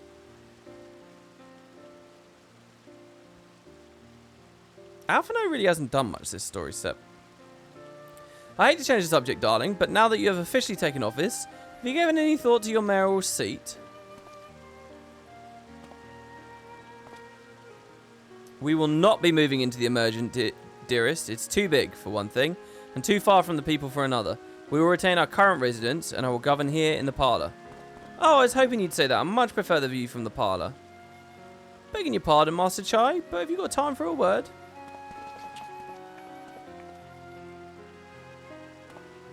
There's these guys. Yes, of course. Hathan? Bet? Yeah, aye, that's me. Oh, I didn't mean to. That's me. I liked your speech, but there's folk out these walls that don't even have enough food to last till tomorrow. And Mori are counting their crumbs. If you have a plan to change that, I want to help set things in motion. Then we've much to discuss. No sooner do I take my office than my work begins in earnest. Well, I suppose I brought it upon myself. Thank you again for your help, Macon. I hope to see you again before long. Oh, I love the rain out the window there. Feels really cozy, doesn't it? Seeing the rain there, but we're not being harried by it.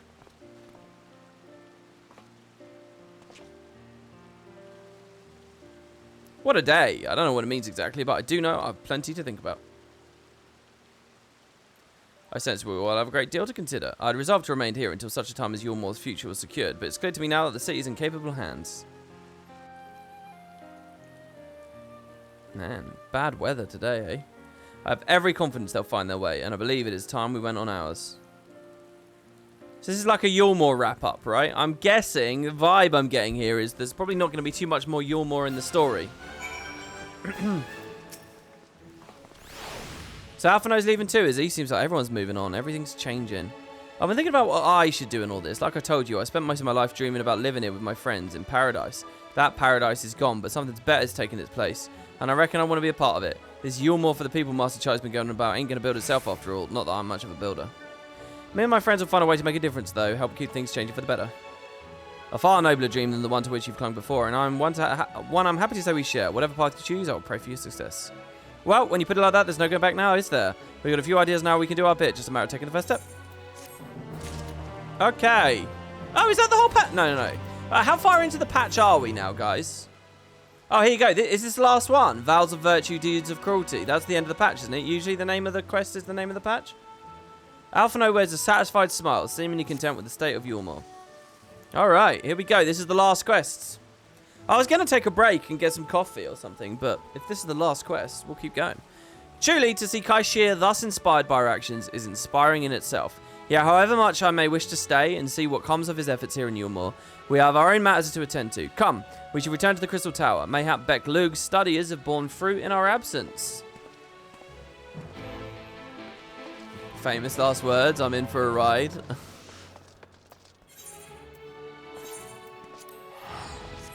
Okay.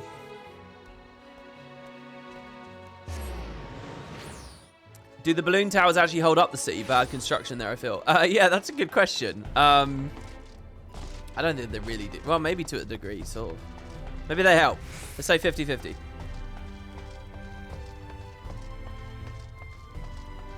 You found this arc boring, but I guess it's pretty important to tie up your state's affairs after Vorthri's death. Yeah, I think that all of the reconciliation bits are kind of boring to me. There's an authenticity to them, but to be honest, I thought that 3.1 and 3.2 were really bagged down by that. I didn't like that too much at the end of Heaven's Ward.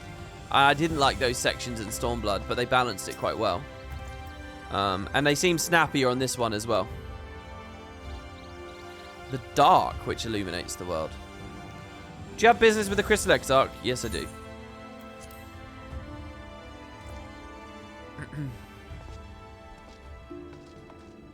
Okay, hello everyone. Alphino? To seem Alisay is yet to return from her at the inn at Journey's Head.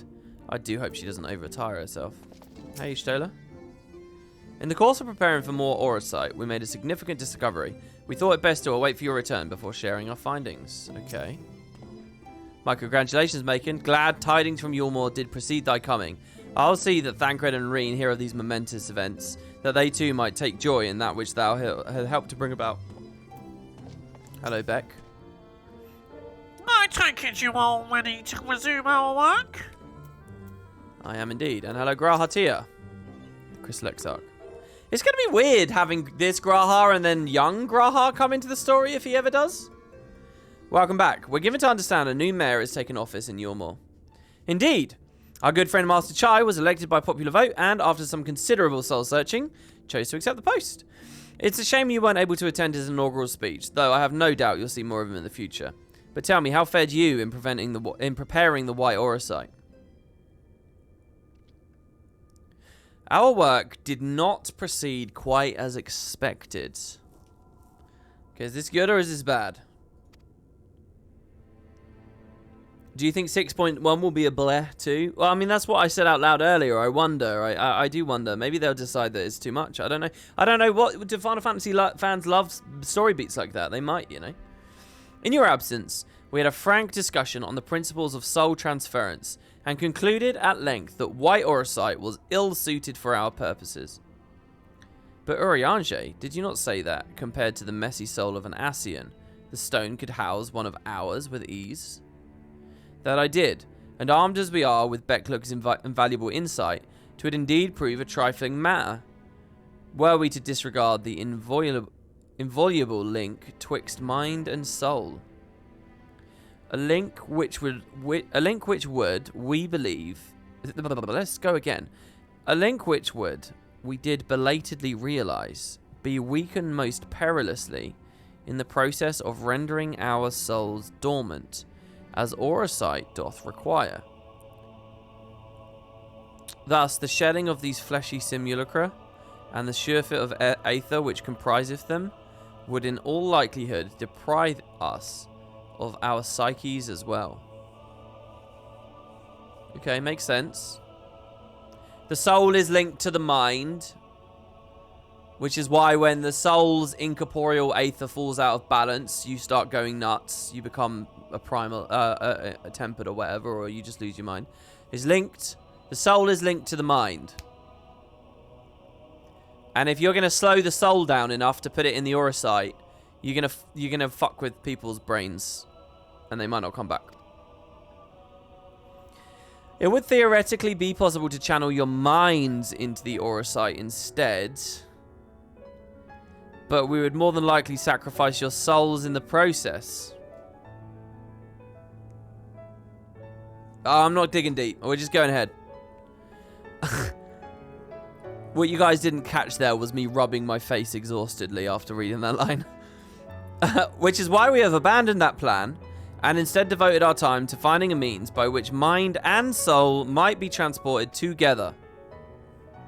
Then we're no closer to a solution than when we first began.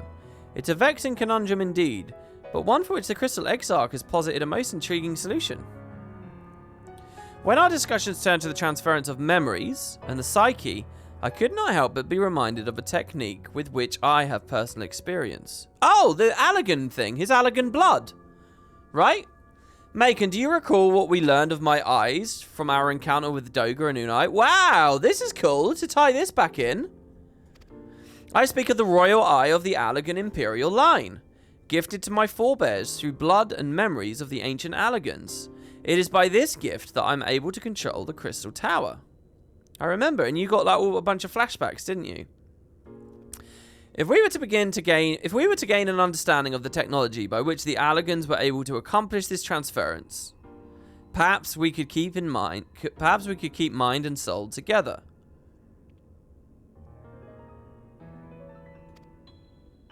Imagine, if you will, a device like unto a soul crystal. Like a job crystal, right? Replete only with our worldly memories, but also the bountiful energies of the soul. That's our current avenue of investigation, and we will follow it wheresoever it leads.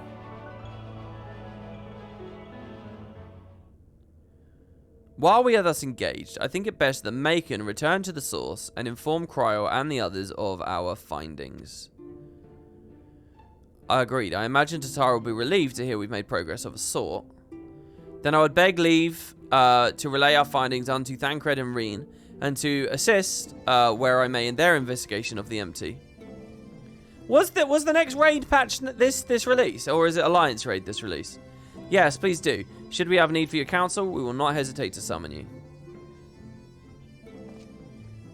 It was Alliance raid, this one.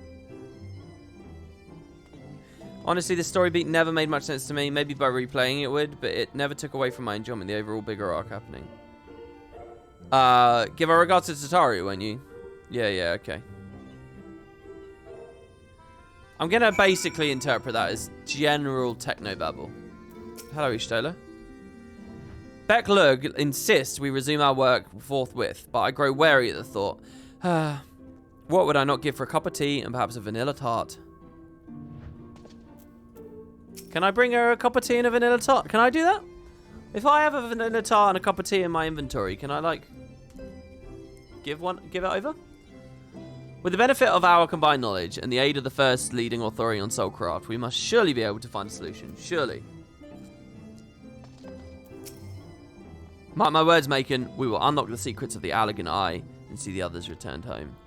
There was a time when I thought these eyes a curse, you know. But for what they've enabled me to do, and what they may yet make possible, I see now that they are a blessing. I really enjoy this. Have you guys noticed how much I enjoy doing this now? First personing in the it's good, isn't it? Wish Guild Wars had a little button like this. Quick little zoom in and zoom back out.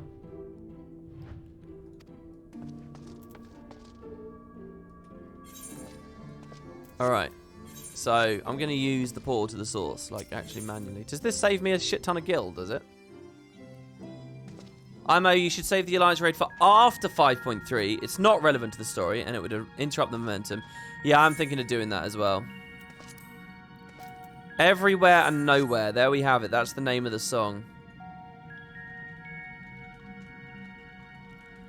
Definitely, I may or may not be writing that down in a notepad right now so that when this stream ends, I'm going to listen to it. Because whenever I'm listening to it on stream, I have the volume a little bit low so it doesn't echo through my mic. And I'm talking, you know. So I want to put on headphones and I want to, like, properly listen to it.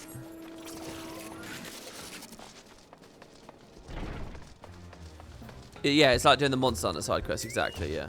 I get it. And for that, I'm actually kind of thankful because it does ease the load, as Samwise Gamgee would say. For this stuff. Macon, you're back. How did everything go in the first? Wait, don't tell me. Crow will be here shortly. And she'll want to hear too. She's just tending to the others. Their bodies, I mean. Gods, I don't think I'll ever get used to saying that. Anyway, you can tell us everything in the moment she gets here. Can I go in that door yet? Upon speaking with Tataru, several cutscenes will play in sequence. Emo only? It is recommended that you set aside sufficient time to view these scenes in their entirety. I have to say, by the way, I remember when I started this stream series, in Heaven's Ward, I got one of these notifications, and I said, oh my god, guys, these are really long. The first time you see this message, I think, is at the end of ARR. It's right before Heaven's Ward. They give you this notification, and it's the bloody banquet scene. And the bloody banquet cutscene genuinely is like 20 minutes to maybe even half an hour. Like, I'm not joking. It just goes on and on and on and on and on. It's so long. So then when I got to Heaven's Ward, I was like, oh my fucking god, these are huge. And I remember when I was streaming Heaven's Ward, someone said, don't worry, WP, the bloody banquet one is definitely the longest. And there have been some long ones, but nothing quite like the bloody banquet. I was under the impression before this stream series, I was under the impression this game was filled with like multiple hour-long cutscenes, but that's not true, is it really? Grab a cup of coffee now. You need to take a pee. No, we're going through here. Ready? Wait, coffee and ads? Are you guys serious? No. This is the climax. If I was going to do it, I should have done it like an hour ago. Now, here we go, guys. Wait for Kryle's return. Oh, God. Is something going to happen with these bodies?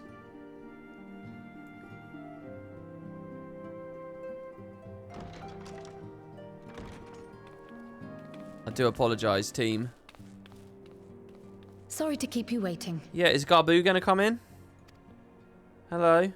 I've carried out the treatment as per Master Matoya's instructions. It should slow the destabilization of their corporeal ether quite significantly. Oh, look, did Kryle mention the word corporeal aether earlier as well? I should have listened. I didn't listen closely enough to Kryle. So their bodies are fine, but they're... Well, if their souls and shit have gone to another world, what corporeal aether yet remains here? Whatever. But tell me, how fare our friends in the first? They're okay. But we're not very close to finding a solution. We've got a new Mo. And she speaks a little bit like this.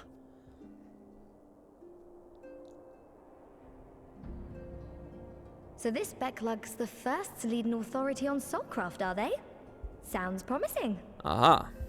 And Urianger's proffered solution of white auracite is rather ingenious now that I think of it. Do you think she's jealous?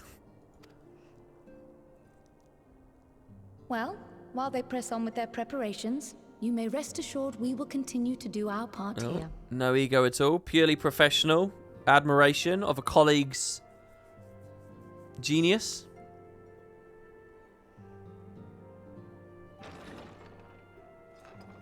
And the door's opening. Oh, you're back. Oh shit, it's Justinian. Sup? Wow, that's a very casual re-entry.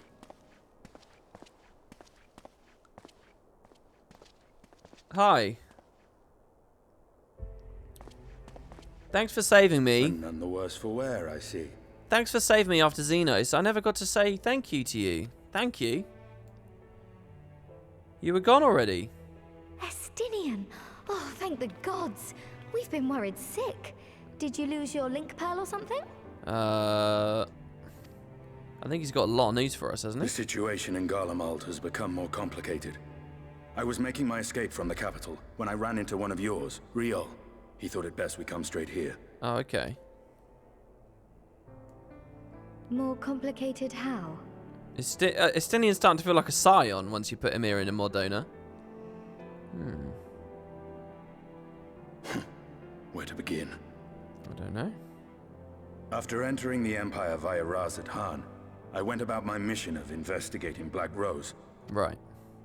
It was then, inside a provincial factory, that I encountered the one who styles himself Shadow Hunter, Gaius Baelsar.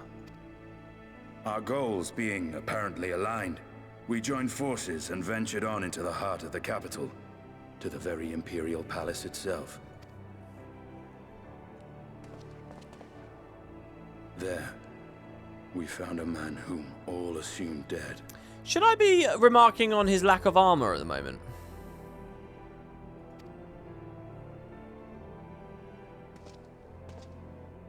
But his soul lives on, and he has wrested back his flesh.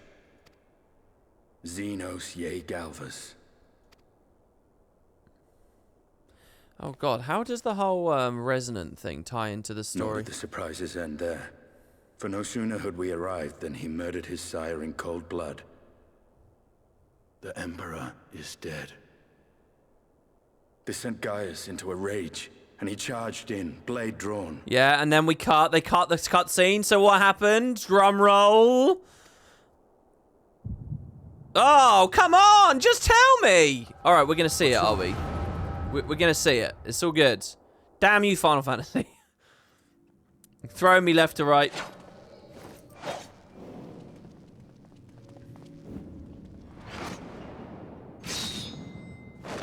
Oh, he recovers.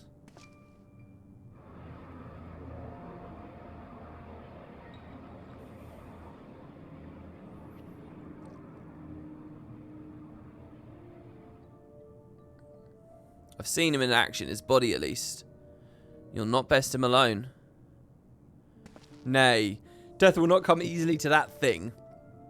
If you would join me, then by all means. What good it will do. Alright, so they're going to try it out. That's his own dad's blood on his cheek, right? The Black Wolf and the Azure Dragoon. I suppose this might suffice.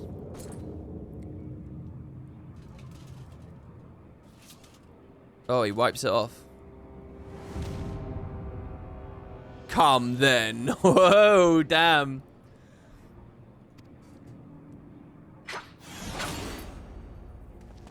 Well, this clearly isn't going to end well. Oh, look how casual he is. Oh, shit. Oh. Estinian uses jump. Look, we just need a third person. He only has 2 arms. Holy crap.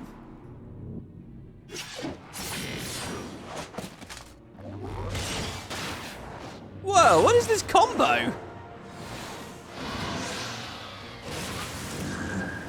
Oh, he's triggering his resonant eye. Hold on, is the Allegan eye related to the resonant eye? In some way. Ah, the simple pleasure of one's own flesh. Truly there is no place like home. Abomination. Whatever he is, Macon was barely a match for him. If we stay here much longer. Emperor Varus, your radiance, are you alright? We may wear out our welcome. Oh, we're going to be blamed for it. Yeah, we're going to be blamed. Your radiance, no! Oh, this is Julie. These are the ladies I fought at the Gimlet Dark, aren't they? Must even the most middling of sport be spoiled? The world conspires to bore me, but I have no cause to remain. I leave these vermin to you. Xenos! Oh, wow. Oh, you ain't getting anywhere. Oh, this is quite cool. Well, any bright ideas?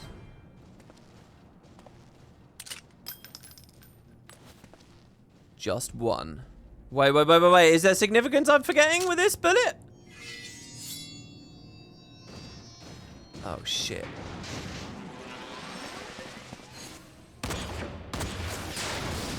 Oh, that's cool. That's like shooting down the eye of a tank. Ah!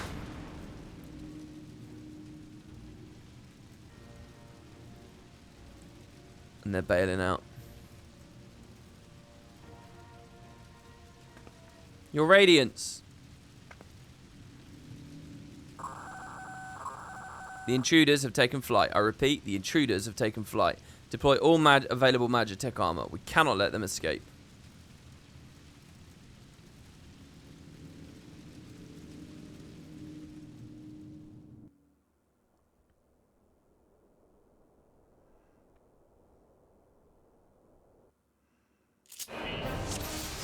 Oh shit, I'm playing as them. Oh wow. Okay, wait. Alright, Gaius, are you gonna be okay over there? No! Oh. I wanted to fix my hotkey thing. I thought I had fixed it off stream. Hold on. Oh, that's so annoying. Okay. Gaius, you chill out over there 1 second. Someone did send me a message on Discord about this too. Hotbar? It's a pet hotbar thing, isn't it?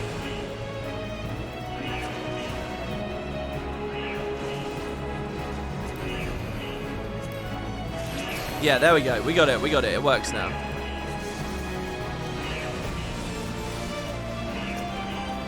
Alright, brilliant. Let's get in here. What are these buttons? Curth and Torment combo. Doom Spike, Sonic Thrust, Curth and Torment. I guess this is just Dragoon stuff, right? Sky Dragoon Dive. Oh wow, it's a big old jump.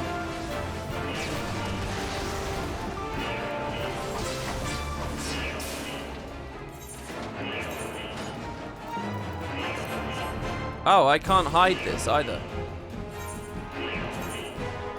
Well, whatever. I guess we'll just double up. It's the AoE combo, is it? Okay. Sorry, so this is the AoE combo. It should have a 60-second cooldown, but Estinian can use it every 15. Oh, that's cool. Yeah, I feel like I'm kind of missing out not being a Dragoon.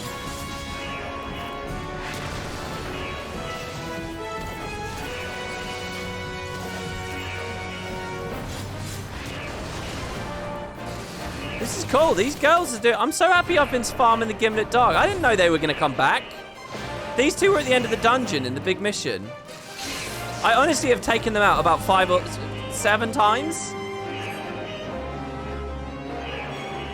in the past 24 hours. Yeah, and he just fucking destroys them. Whoa, this looks cool. Oh, I'm actually playing in the palace, the Imperial Palace. We make ourselves easy marks by moving together. I suggest we split up. What? You make yourself easy marks by splitting up, dude? Alright, I'll take the low road. Oh, my lord. I'll see you outside. Stay safe. What if I want to toggle into being Gaius? Oh, shit.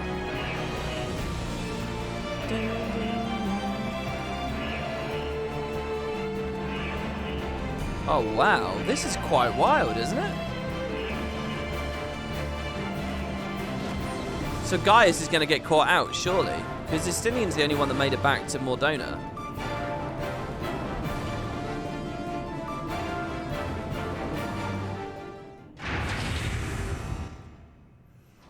Sort of wanted to fight some more mobs there. Well, well, someone's been busy.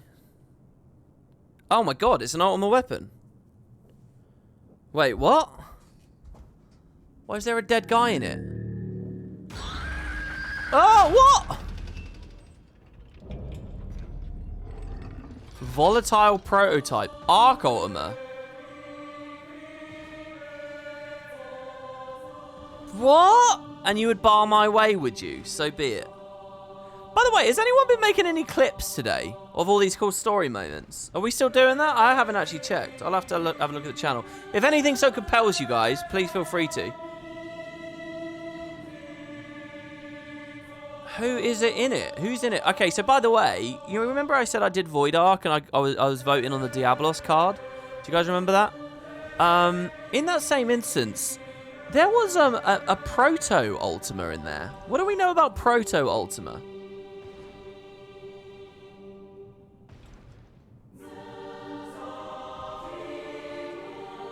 Never clip cool stuff, just clip it when WP says a word wrong. Alright, I'm glad you guys still are. Is there any lore fanatics out there? What's the deal with the Proto-Ultima in the Void Arc story? Yeah, I understand that it's a boss fight in the Void Arc. That's sort of what I just said. Anything else? I don't think anyone has any idea why it's there. Ultima is an Allagan weapon. Proto-Ultima was just a prototype.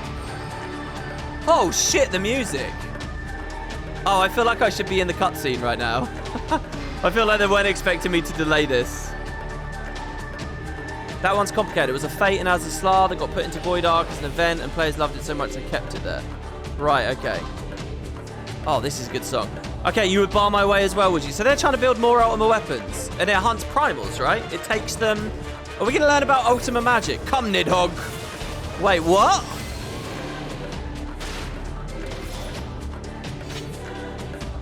He can still beckon to Nidhogg to help him out.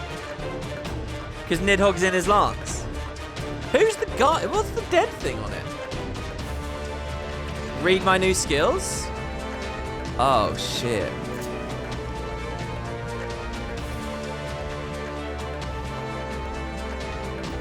Alamorn. It seems we've been afforded an impromptu field test. Delivers an attack with 3,000 potency. Draken Lance. This one's a dot. Delivers an attack. Horrid Roar. Star Diver. Dragon Shadow Dive. Wow.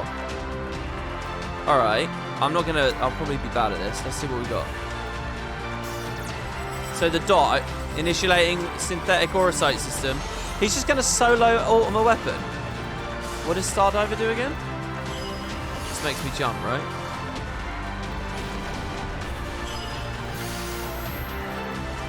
These are all GCDs, right?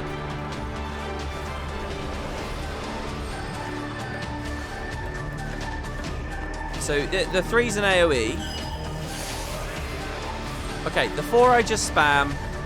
The 2 I use when his dot ends. What's this song? It's the Ultimate song. Wow. It's really good.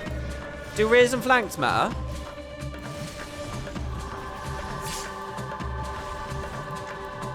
We haven't much time. I said ready the battle data. Damn you. I can't read the dialogue as it's going on.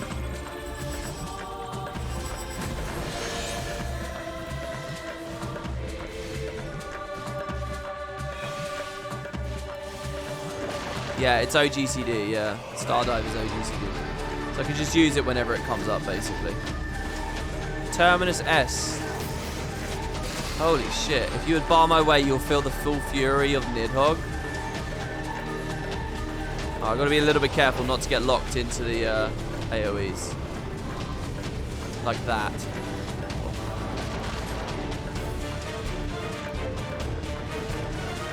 It's quite a simple little build.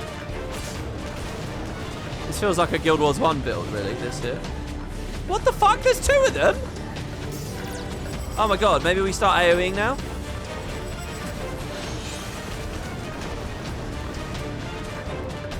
Oh no, there's not 2 of them. They're just robots flying around with it. Oh, this is badass. 3 targets. I should definitely be AoEing. Oh, for 3 is the AoE. I'm an idiot. I'm spamming the dot. Oh, fuck. What?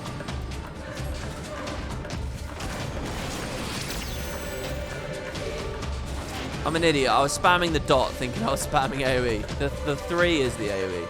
Oh, God. Shouldn't have done that. That was dumb of me.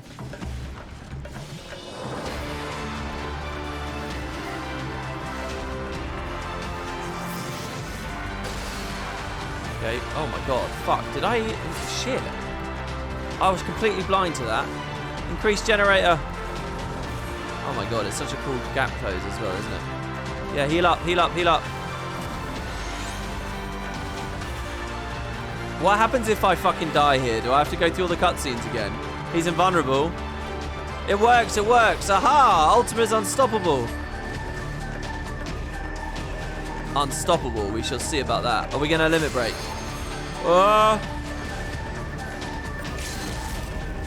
Oh my god. Nidhogg, show them your fury. Oh, that was cool. Taste my lance.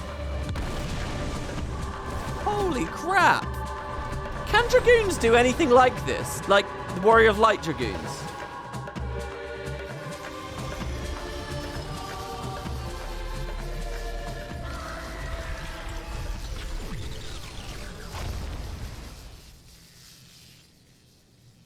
You failed it? Yeah, we'll ask you to start from the beginning again? Okay.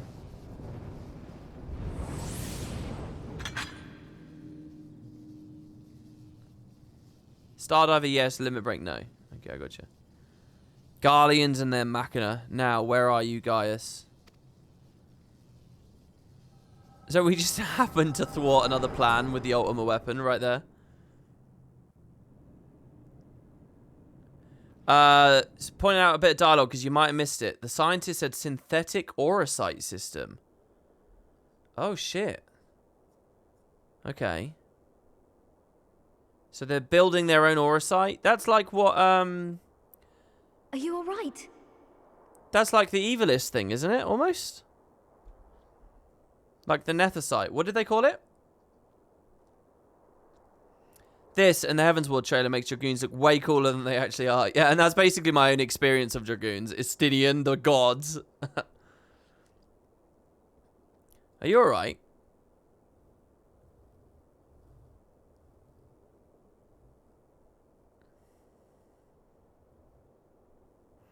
Well, it's eerily calm and freaky now. Peer into my past, did you? Cryo can't do that, can she? She can only get a sense of your feelings. I did. I mean, yeah. Sorry, I didn't realize you were talking to me. I didn't quite relive the experience as you did, but I bore witness to it all. I thought she was more of an empath. Okay, well, I guess she does get straight up.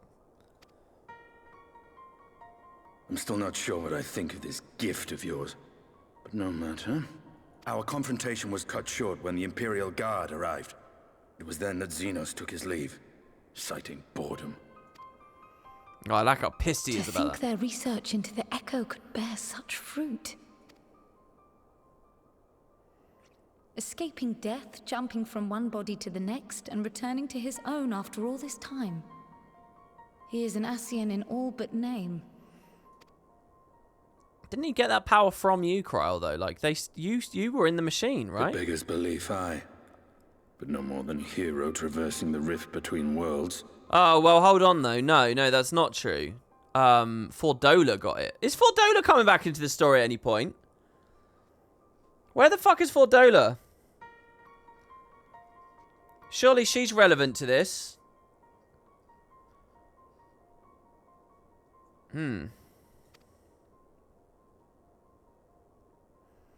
Yeah, I'm thinking of what Xenos can do as a resonant and how that applies to getting all of our guys out of the My concerns first. are far more prosaic.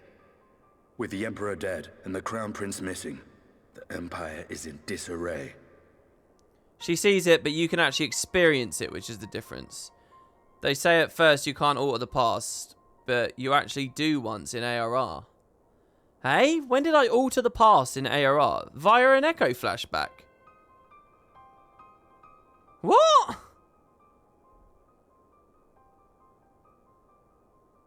Hold on, that's a hell of a thing there. What's this?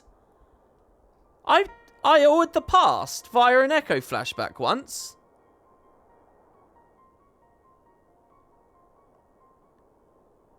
I gave Sid his goggles. I don't remember this.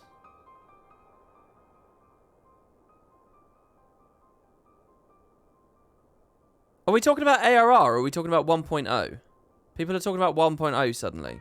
Since when were we talking about 1.0? Wasn't that a metaphor? It's probably just allegoric about how we restored Sid in the past. It's the scene when you get on airships, Sid's airship the first time in ARR. It wasn't an Echo flashback, it was just a regular flashback. I don't think that's literal, chat. The goggles is a metaphor thing, not a literal thing.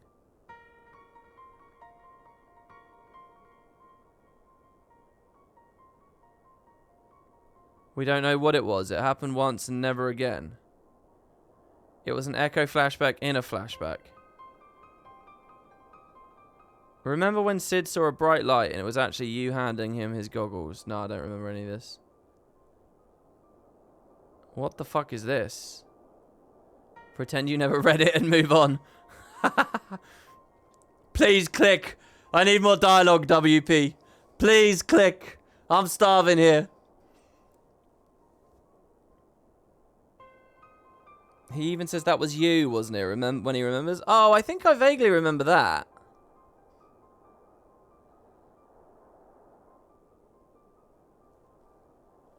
Please, sir. Please, can I have some more?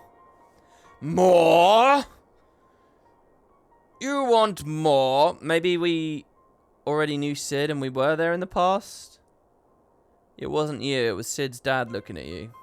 We are Sid's dad. For fuck's sake, guys. Alright, I was wrong about the Crystal Exarch, okay? I was wrong.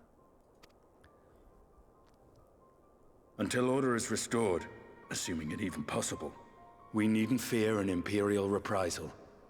And for reasons of his own, Xenos took it upon himself to rid the world of Black Rose. Yeah, okay, alright, I had a quick chat. I've got a question. Chat, help me out here. Are you listening, chat? Okay, here's my question to you.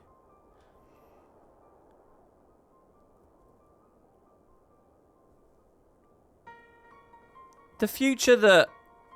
The 200-year timeline, the Apocalypse timeline, the Black Rose bad timeline, we stopped that by fixing up the first, right? But fucking Xenos stopped it anyway. So did that in the Apocalypse timeline, did that happen as well? Was Black Rose deployment always delayed by Xenos?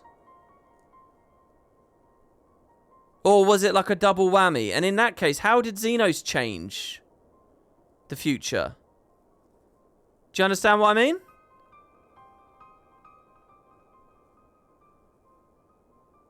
You're assuming it's Black Rose in the flashback. Yeah. Xenos would not have gone to the capital if he hadn't missed at Gimlet. Wait, but why did he miss at Gimlet? Because I fell? Because Grahatia? So Grahatia kind of saved our life in the Xenos 1v1?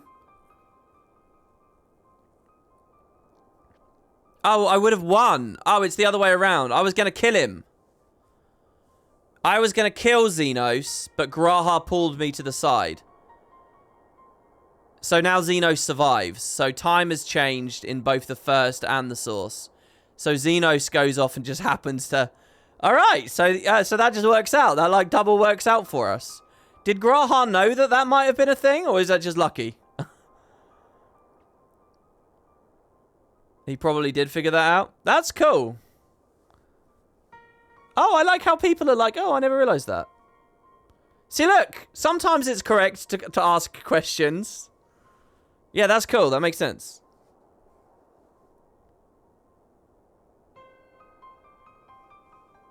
We saved Xenos. Xenos stopped Black Rose.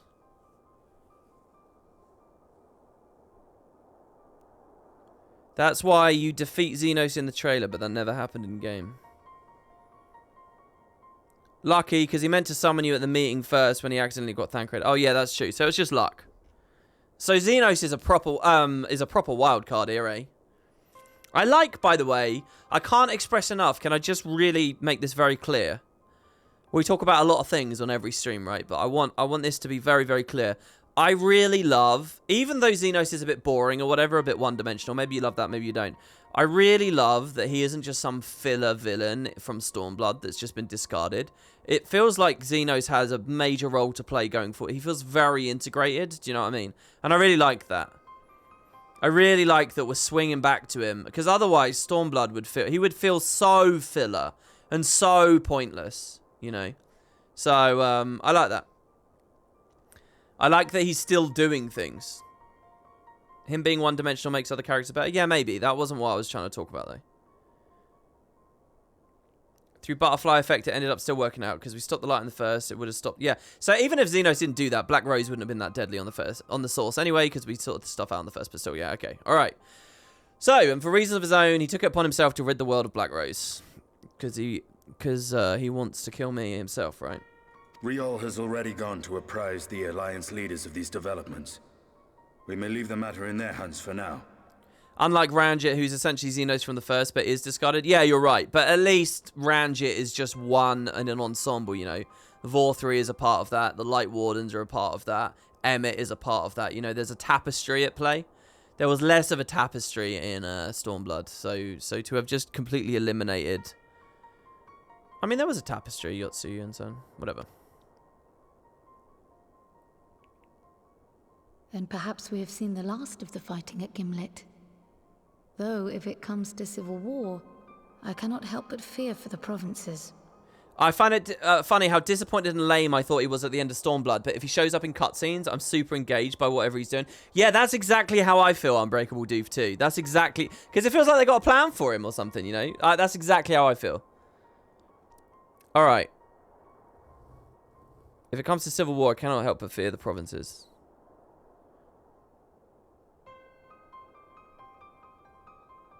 Ah, I'd nearly forgotten to ask.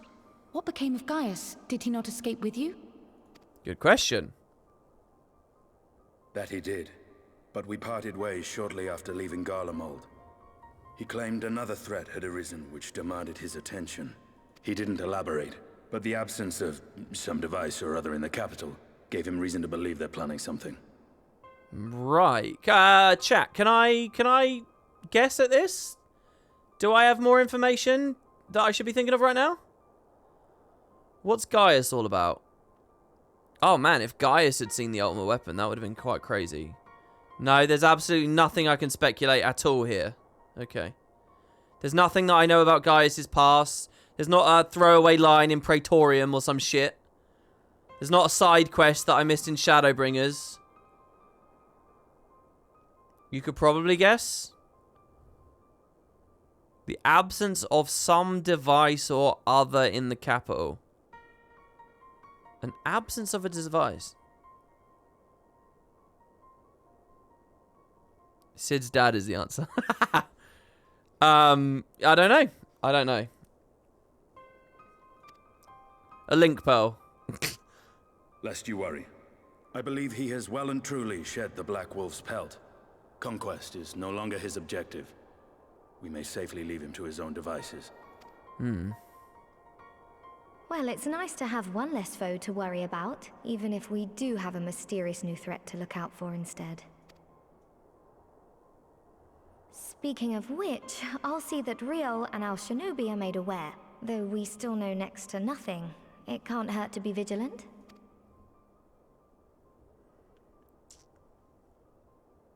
Well then, with Black Rose nipped in the bud, I believe I've fulfilled my part of the bargain. Bargain? That's true, but with the Archon still slumbering away, we were hoping you might agree to stay with us for a little bit longer.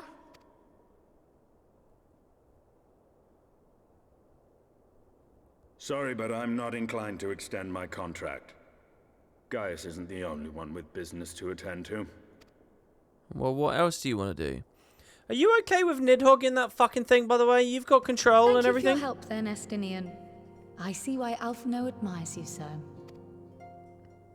Aw. Oh, he's so edgy, isn't he? He's so fucking edgy.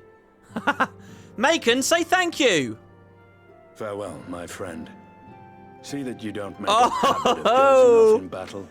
Oh, see, Estinian remembers. Estinian fucking remembers. Please give me a choice of something to say here. Please, pop it up. Pop it up! Let me speak to him! Oh, I'm just going to let him leave. Oh.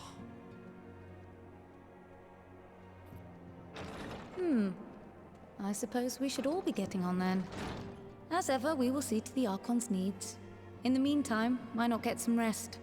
You've more than earned it. Go on. You know, just because he's edgy and doesn't speak much, it doesn't mean you have to act that way around him, Macon, you know. You can be yourself. You can break through that icy exterior and get to the caramelly, gooey middle. Yeah, I didn't even give him my famous nod. No. There's a short story about him getting his new armor on the Lodestone Tales. Oh, that's cool. Sounds like they're doing a lot of short stories at this point.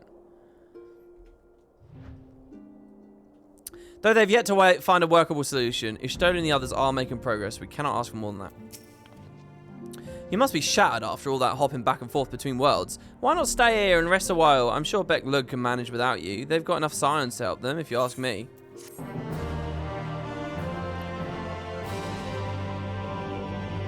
Oh, whoa. We get another cutscene?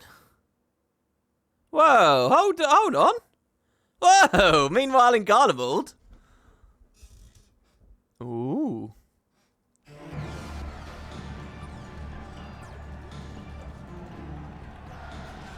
Traitors! You would dare deny Lord Nerva the throne?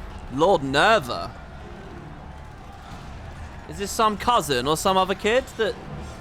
It's another civil war, basically, right? For the throne. Ah!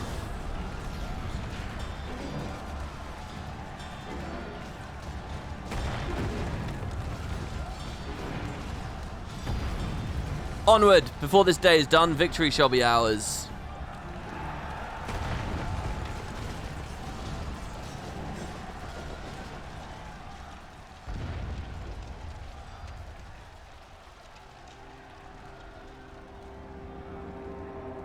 There he is. Does he even give a shit? Are people fighting and dying in his name? Did he abstain? Did he abdicate? Boring, boring, boring. Do you think? I find it amusing. Like dogs herding cattle to the slaughterhouse Elidibus? It's the only person I can imagine this would be. Yeah, it is. No? Wait, and then the resonant... That Hugh, your soul is. Who are you? Is this an Ascian? White-robed figure. What the fuck is happening now? Before your majesty, I am but another dog, lost in want of a new master. A hunting dog, if I should wish it so.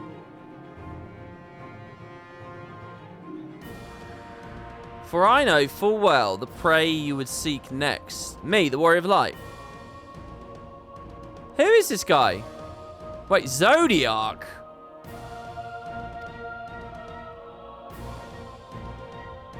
Okay, and he chills out. What? Okay, look, if you're Xenos, the ultimate prey is gonna be Zodiac, right? How many people know about Zodiac? Oh my god, another meanwhile! Oh, I'll tell you what, the best thing about the patches is the end of the patches. I mean, they look like an Ascian, but they're in white. But that Elidibus were white. Did you hear? The mayor's reopening the Daedalus Stoneworks, and they're looking for labourers. Well, I can't imagine how this is going to be as entertaining as that other stuff we saw a second ago. There's talk of resettling some of the old abandoned villages too. They're even laying on free Talos to help anyone who's willing to make the move. Free Talos? How? We best get packing. Steady work, board and lodging. If that's not a recipe vibe, I don't know what is. Hello?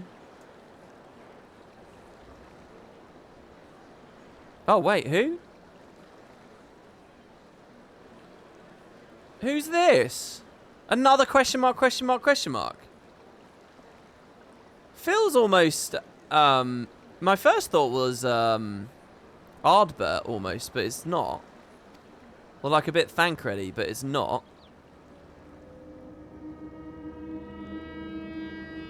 What? What the fuck? What the fuck? Yes, so long as I yet live, I would see that feeble flame rekindled. It's on ominous living Ardbert? What the fuck? It is my destiny to see our dream fulfilled. Oh my god. Okay, I have to say, right? Do you remember in the final cut... I keep doing this where I don't criticize or whatever. Do you remember that final cutscene of Shadowbringers? Where Ardbert, like, appeared for a second, hanging out with his mates? And I thought it was just like a fan servicey kind of indulgence to see them as ghosts together. And I sort of saw that and I thought, isn't that a bit weird now that, like, his soul's rejoined with mine, isn't it? How's he separate still? What the fuck is that? I thought that, but I thought, whatever. It's just fanservy indulgence. Happy. And now it looks like they're actually playing with it.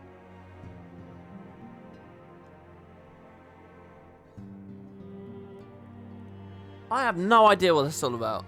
But now it feels like they were actually setting something up. Give a prediction. It's not him. Well, it seems like a different character. Didn't Emmett say they were setting up another warrior like crew to kill you? Oh god, did he? I can't remember. Did he say that? Wow, they're very good at the find out next times, aren't they? Oh man, that was like 3 scenes in a row that were all really good. Guild Wars has this as well too, where it's like you kind of bubble along throughout the patch and then it gets really amazing at the end of the patch. Not Emmett, that was Elidibus. Elidibus said he was setting up a group to take me out. 3 messages deleted by moderator. Which ones are getting deleted? Are there spoilers here, are there? Can I just say thank you for the sub, Solid Stig. Much appreciated. You're the first person to sub in 2 hours. So thank you for that. God damn, man. Well, there you go. That's 5.1. Let's do one real quick thing here. If I go journal, Shadowbringers.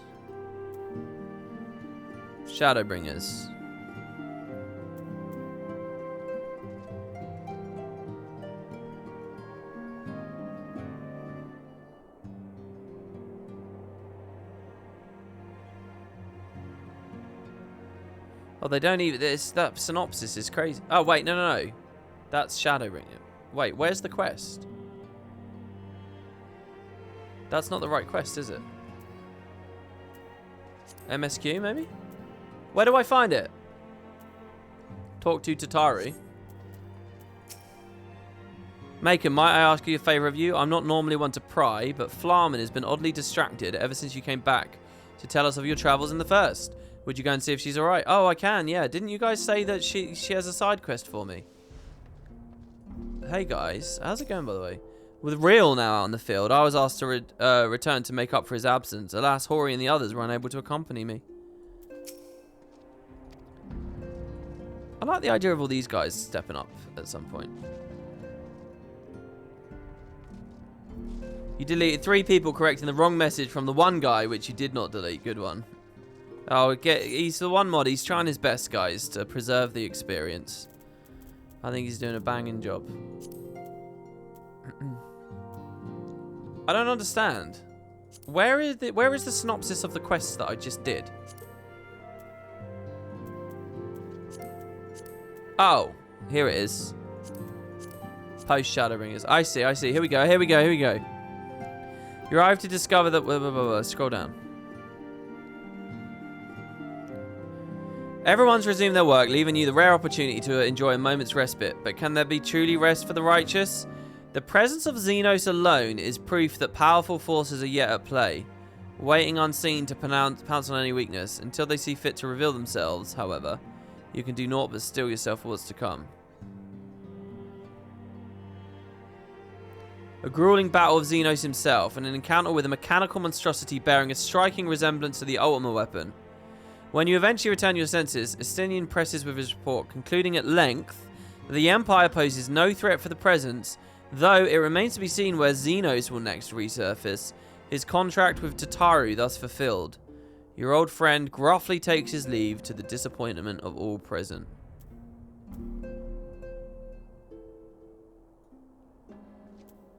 So, what are the mysteries here? What the fuck's the dead body on the Ultima weapon?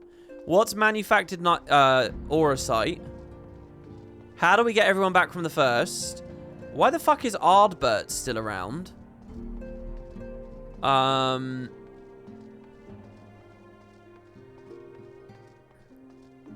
What was the other thing? There's a whole other big fucking thing. Who's the mystery man speaking to... Is it an Ascian? That must be an Ascian. They're talking about Zodiac. Oh, what if they're... Oh, I got a theory. Oh, they're in white. I got a theory. Are you guys ready? It's one of the summoners of Hydaelyn. That's why they're wearing white. It's one of the summoners of Hydaelyn. They don't like Zodiac. So they see the inevitable. They think that Zodiac might appear in the future or whatever. So they're like already getting on it. They're getting ready to see if they can deal with Zodiac in some way. So it's a Hydaelyn summoner. Maybe there's a convocation of Hydaelyn people, and we've met the first. That's the first one we're meeting. Yeah, Elidibus wears white as well, because he's an emissary. I don't really get that. But it has to be someone of that power level, or something like that. That can't be right, WP, if he's Gabu. Okay, where's Flamin? Is she upstairs? One final journey.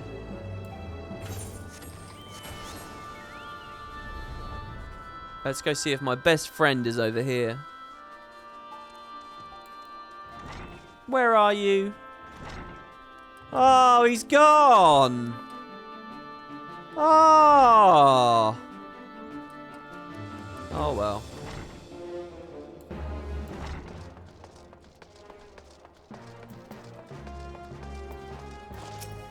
Flamin. Flamin appears lost in her memories. Is this a really long quest or what? Oh, Macon, forgive me. I did not see you there. Ever since you spoke to me of your last moments with Minfilia, I find myself often thinking of the moments I shared with her. And it was during one such moment of remembrance that a missive arrived from an acquaintance in Ul'dah. Even now I can scarcely believe the letter's contents, written as if in answer to my heart's lamentations. Such fortuitous timing is nothing short of a miracle, no less than your arrival here this day, I should think. I'm about to depart for the Sultanate to meet with my acquaintance, you see, and I cannot think of a better companion for this journey than you. Will you indulge me with your company? I would not begrudge you your absence, but if you are so inclined, it would mean the more to me than you can know. Is this something to do with Minfilia? What the? How could I refuse? Jesus Christ! You can roleplay this as like such an obnoxious, oblivious, like prick. You are too kind, my friend. We are to meet on the steps of Thal in the front of Eshtaim's Aesthetics. Pray go ahead. I'll be along shortly. You needn't wait for me. Pray set out when you're ready and meet me in front of the Aesthetics at the steps of Thal. Okay. Wow, look, Mordona's such a cool place, by the way. It's weird, but it's cool. Right, yeah, as for these mysteries, guys, is there anything I can work out? Any hints you'd like to give me? Anything that might pique my curiosity that I might have missed? Have you seen what 1.0 Flamin looks like? No one would deny her anything. No, I haven't seen what she looks like. Just keep playing. Well, I mean, if you guys don't know, I'm going on a 5-month break now, so, it's only a joke. Don't worry.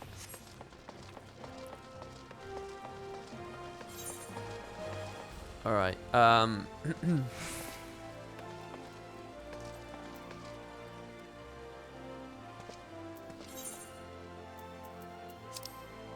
so we're going to the second map.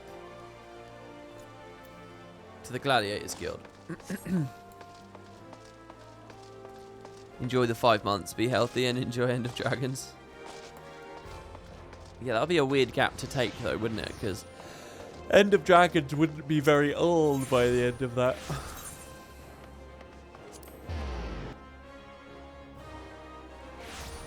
Am I going to play the first trial quest today? I don't know. We'll see how we feel after this Flamin quest.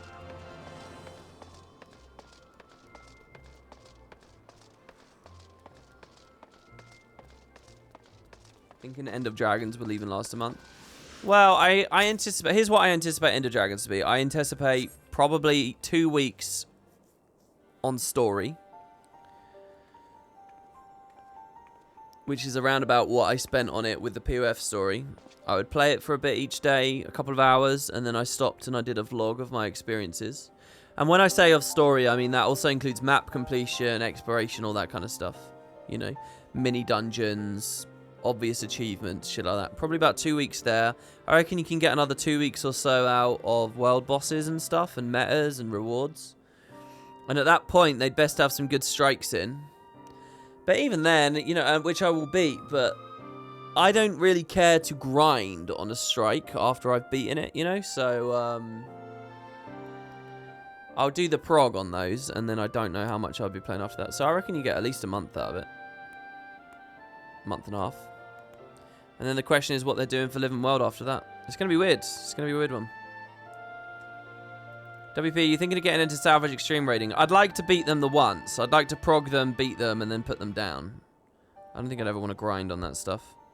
But I don't know. I mean, on the other hand, I think what's better, to spend months spamming them ad nauseum on Twitch here to a potentially dwindling audience, or moving on to other MMOs and continuing coverage in that way and becoming smarter about the industry and so on.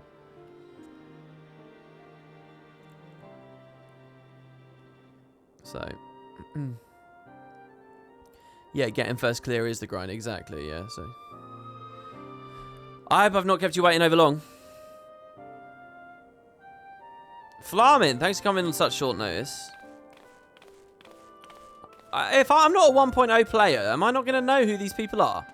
They each have one eye of a different colour. Popaculi. Macon, what a coincidence. What brings you here? Ah, you're acquainted. Then I needn't worry about introductions. Macon was with Minfilia in her final moments, you see. And I thought it only right that he be present. So, it's true. Is it true, my friends? Did you find it? To start from the beginning, the concern was contracted to work on the waterways below Uldar. Naturally, this included reconstruction of the Silda aqueducts. The place Minfilia and the others fled after the ill-fated banquet. Aye. And while we were clearing out the tunnel, so this was the last place Minfilia... This is quite cool. Okay, so I see what they're doing here. They're trying to give more closure to the Minfilia story, right? So what we're now doing is we're talking about the last instance she was physically alive on Eorzea. Aye, and while we were clearing out the tunnel, a glint amidst the debris caught our attention. Cat's eye. At first we wondered how it got to be there of all places, but then we remembered the stone Minfilia gave you all those years ago.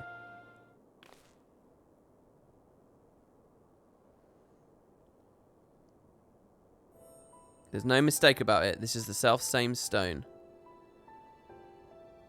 Here's a link to 1.0 Flamin. Oh wow, she's like gorgeous. Oh, fuck me! I'm right now, guys. I'm alt-tabbed looking at Chrome. And I just cast my eyes back into game, and I'm looking at the same picture almost. Wow, she looks totally different there. The first stone she ever unearthed in those halcyon days when she was still called Ascylla. Ascylia? She was beaming with pride when she presented it to me. It was a gift I would treasure for years to come. Until the day came when she needed it more than I. She seemed so lost that day in the waking sands. I knew that the cat's eye would remind her of how far she'd already come. This is the 1.0, 2.3 story or whatever, right? This is post-ARR, if I remember rightly. And instill with her a little more courage to take the next step.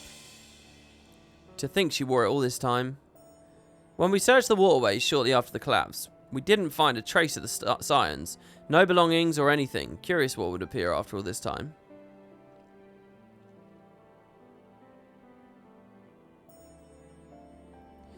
With the stone in hand, Minfilia pressed onwards in her quest for true peace. Never once did she look back. Here, yeah, this is a flashback to ARR.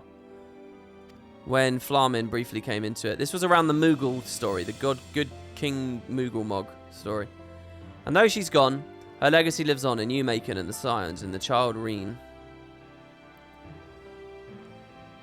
Safe in the knowledge that others continue to walk in her path, she has set this stone back to me. This I choose to believe. She's earned her rest. I shall bury this stone, that she might have peace in the hereafter. Where are you thinking? Next to where her father rests. Indeed, there's no better place than with your loved ones. Well, you're doubtless keen to see to that. So we won't keep you any longer. We'll find a moment to go and pay respects to ourselves afterwards. Till next time, take care. So where's her dad buried? Is this adoptive dad or real biological dad?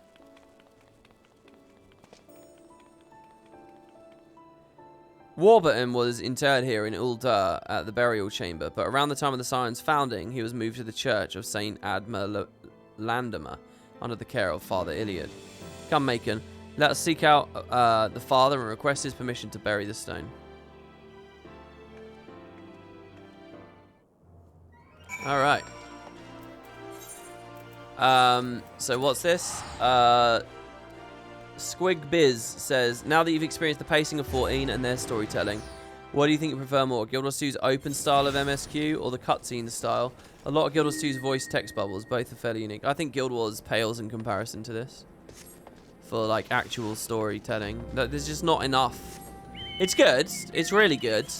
But there's not enough for it to, like, have weight or to pay off the subject material. Look at this. Chocobo speed. I'm not flying. Oh. Value. So, yeah, it's...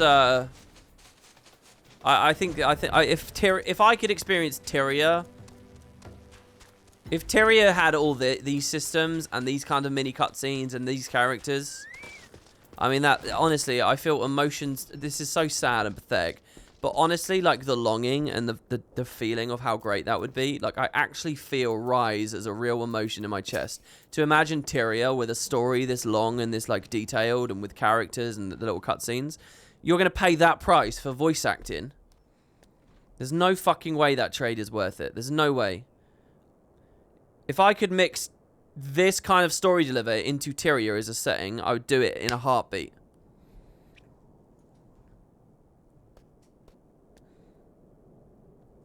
I would sacrifice 9 out of every 10 Guild Wars players who whined that it's now bad, because 10 years down the line, there would be something beautiful to play.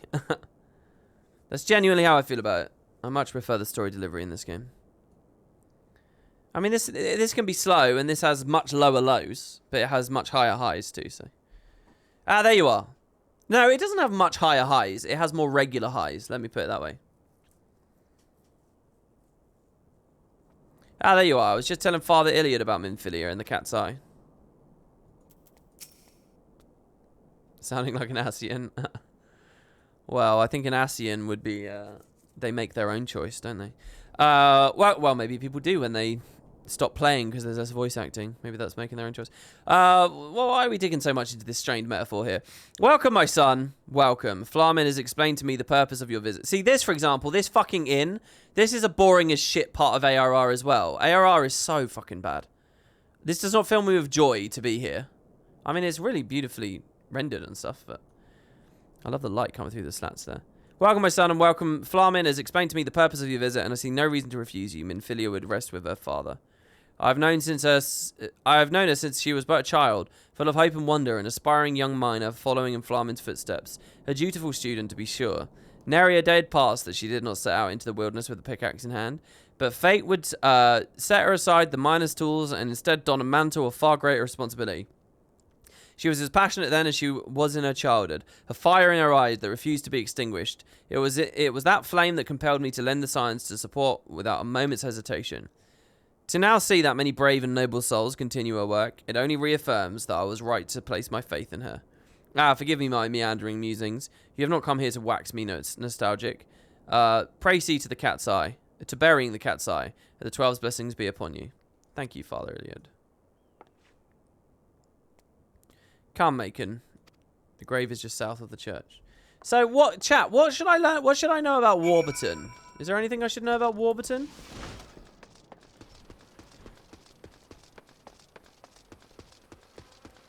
I'll point out as well, on the whole less voice acting, more text speech.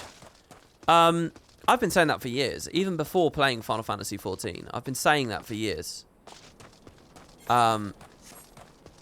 Playing this game just draws further into vision just how great things can be with that, you know, so.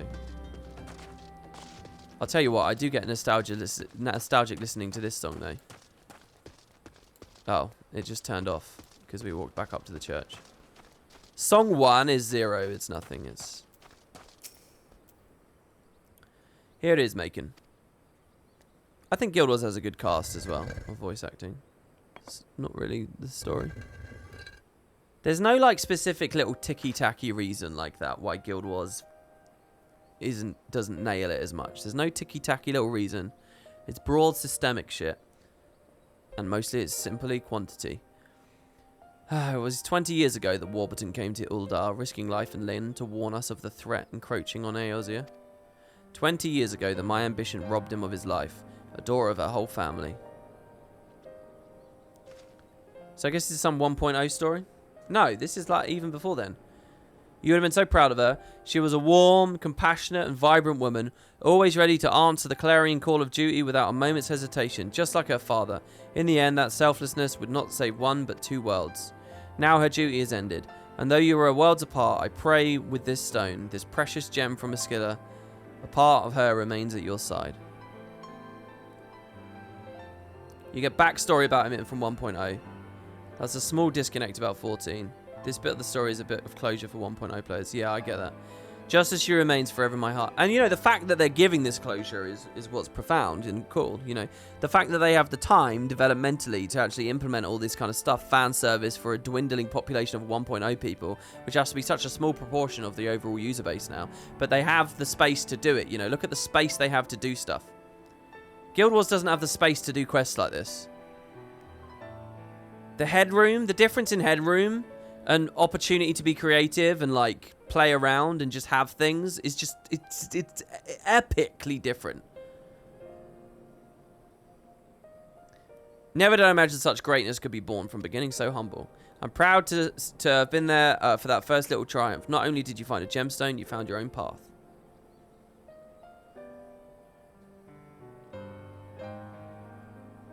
That path took you far away to a place fraught with danger. But you have achieved all that you ever desired, and you have returned. Rest now, Esquilla, my dearest daughter. I really do like that comparison of headroom. I think that's a good way of thinking about it. What headroom does each franchise have to tell its stories? How often can it execute stuff? Why don't you say a few words too?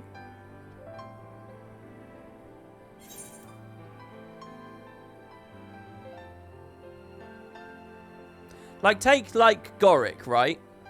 Sorry, take Blish. When Blish dies, right? In Season 4. What surrounding material do we get for that? Give me the surrounding material. There's none. There's no real surrounding material. And it's not even like an indulgence that would improve the experience. It's like, it even gets plot holy. So, like, at the end of the season, when we're inside Kralkatorrik, what headroom is there for us to start talking about reclaiming the robot body and maybe going on a quest? You know, it might be ArenaNet's decision that they didn't want the golem in the story anymore. That's fine. That might be their decision. If Final Fantasy had made that same decision, there still would have been a quest where you hunt for him and they talk about it, you know? And it's clear they're not coming back. But there's no headroom in one franchise and there's loads in the other. So you get to explore stuff. Even when doors are closed, they explore the door. They explore the frame. They explore what it's like to push against it, and then they keep it closed. Because they have stuff like, they have those opportunities. Guild Wars doesn't have the opportunities. Not even a single mention. One of the little but utterly infuriating things, says Eopish, yeah. Oh man, no gold ring there. I'm never going to look at your name the same now.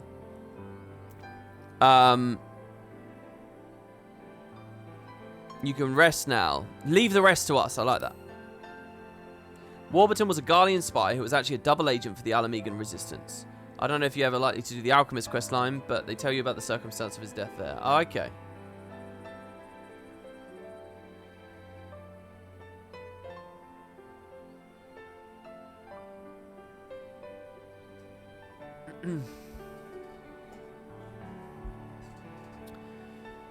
There's much I've left unsaid to Esquilla, but I feel as though a weight has been lifted. With a lighter heart, I shall return to Mordona and resume doing my little part for the Scions, for her legacy. Wherever you may be headed, please take care. And when you meet them, do pass my regards to Thancred and Reen and all the others. I mean, this is a fucking side quest. This isn't even the main story of the patch. This is a side quest.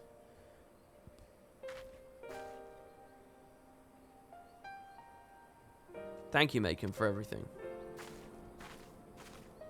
Would you trade the flexibility of theory crafting builds for various classes in Guild Wars 2 for 14's story? Yeah, I would. I would. That's a very personal thing from me. I would make that trade. I don't know how you guys in chat feel about that. To rephrase that question, what he's asking is, if you basically made all of Guild Wars 2, if you took away all the build craft.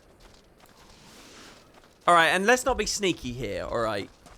You don't get better tuning You don't get better balance. You just lose the build craft, okay? I know that losing the build craft would inevitably lead to those other positives, all right? But no. You don't get to do that, all right?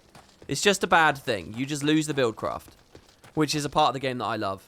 They're asking if you got rid of that, but then you had, like, this story delivery for Tyria, would I make that trade? I would make that trade.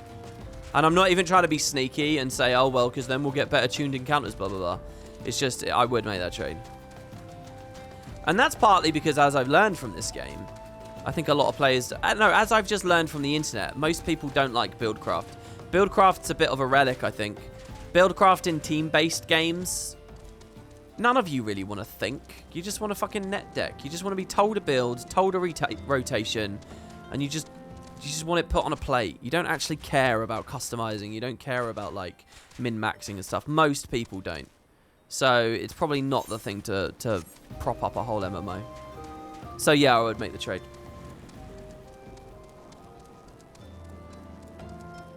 Yeah, so no more traits, exactly. No more, like, item nomenclature. There's not Berserker and Assassins and so on. It's just bullshit nothingness. It's an empty, hollow, zero husk, just like Final Fantasy's shitty version of it is. It's nothing.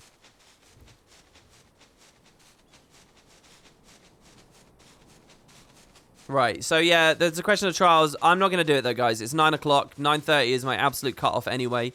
So we're not really going to be able to get very fast. So the question is, tomorrow, what I may do is I will start the trial quest. But probably... but we'll be on 5.2 tomorrow. We're just going to continue on with the story tomorrow. Okay? So that's where I'm going to go with that. That's how we're going to do that.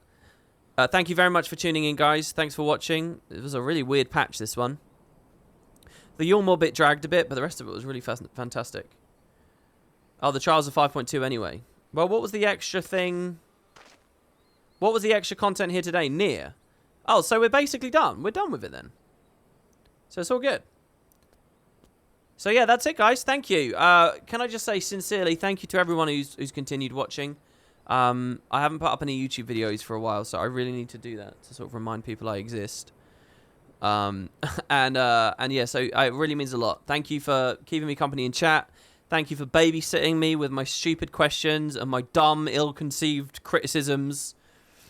And my agonizingly boring comparisons between two MMOs constantly. I really appreciate it. So thank you, guys. If you want to chat more about Final Fantasy, if you want to suggest emotes, let me know. That kind of stuff. There's some links in chat, and I'll see you tomorrow, guys. I'll make sure the schedule's up to date. Thank you all. Hopefully I can get a good night's sleep as well. Ta-ta now, guys. Bye.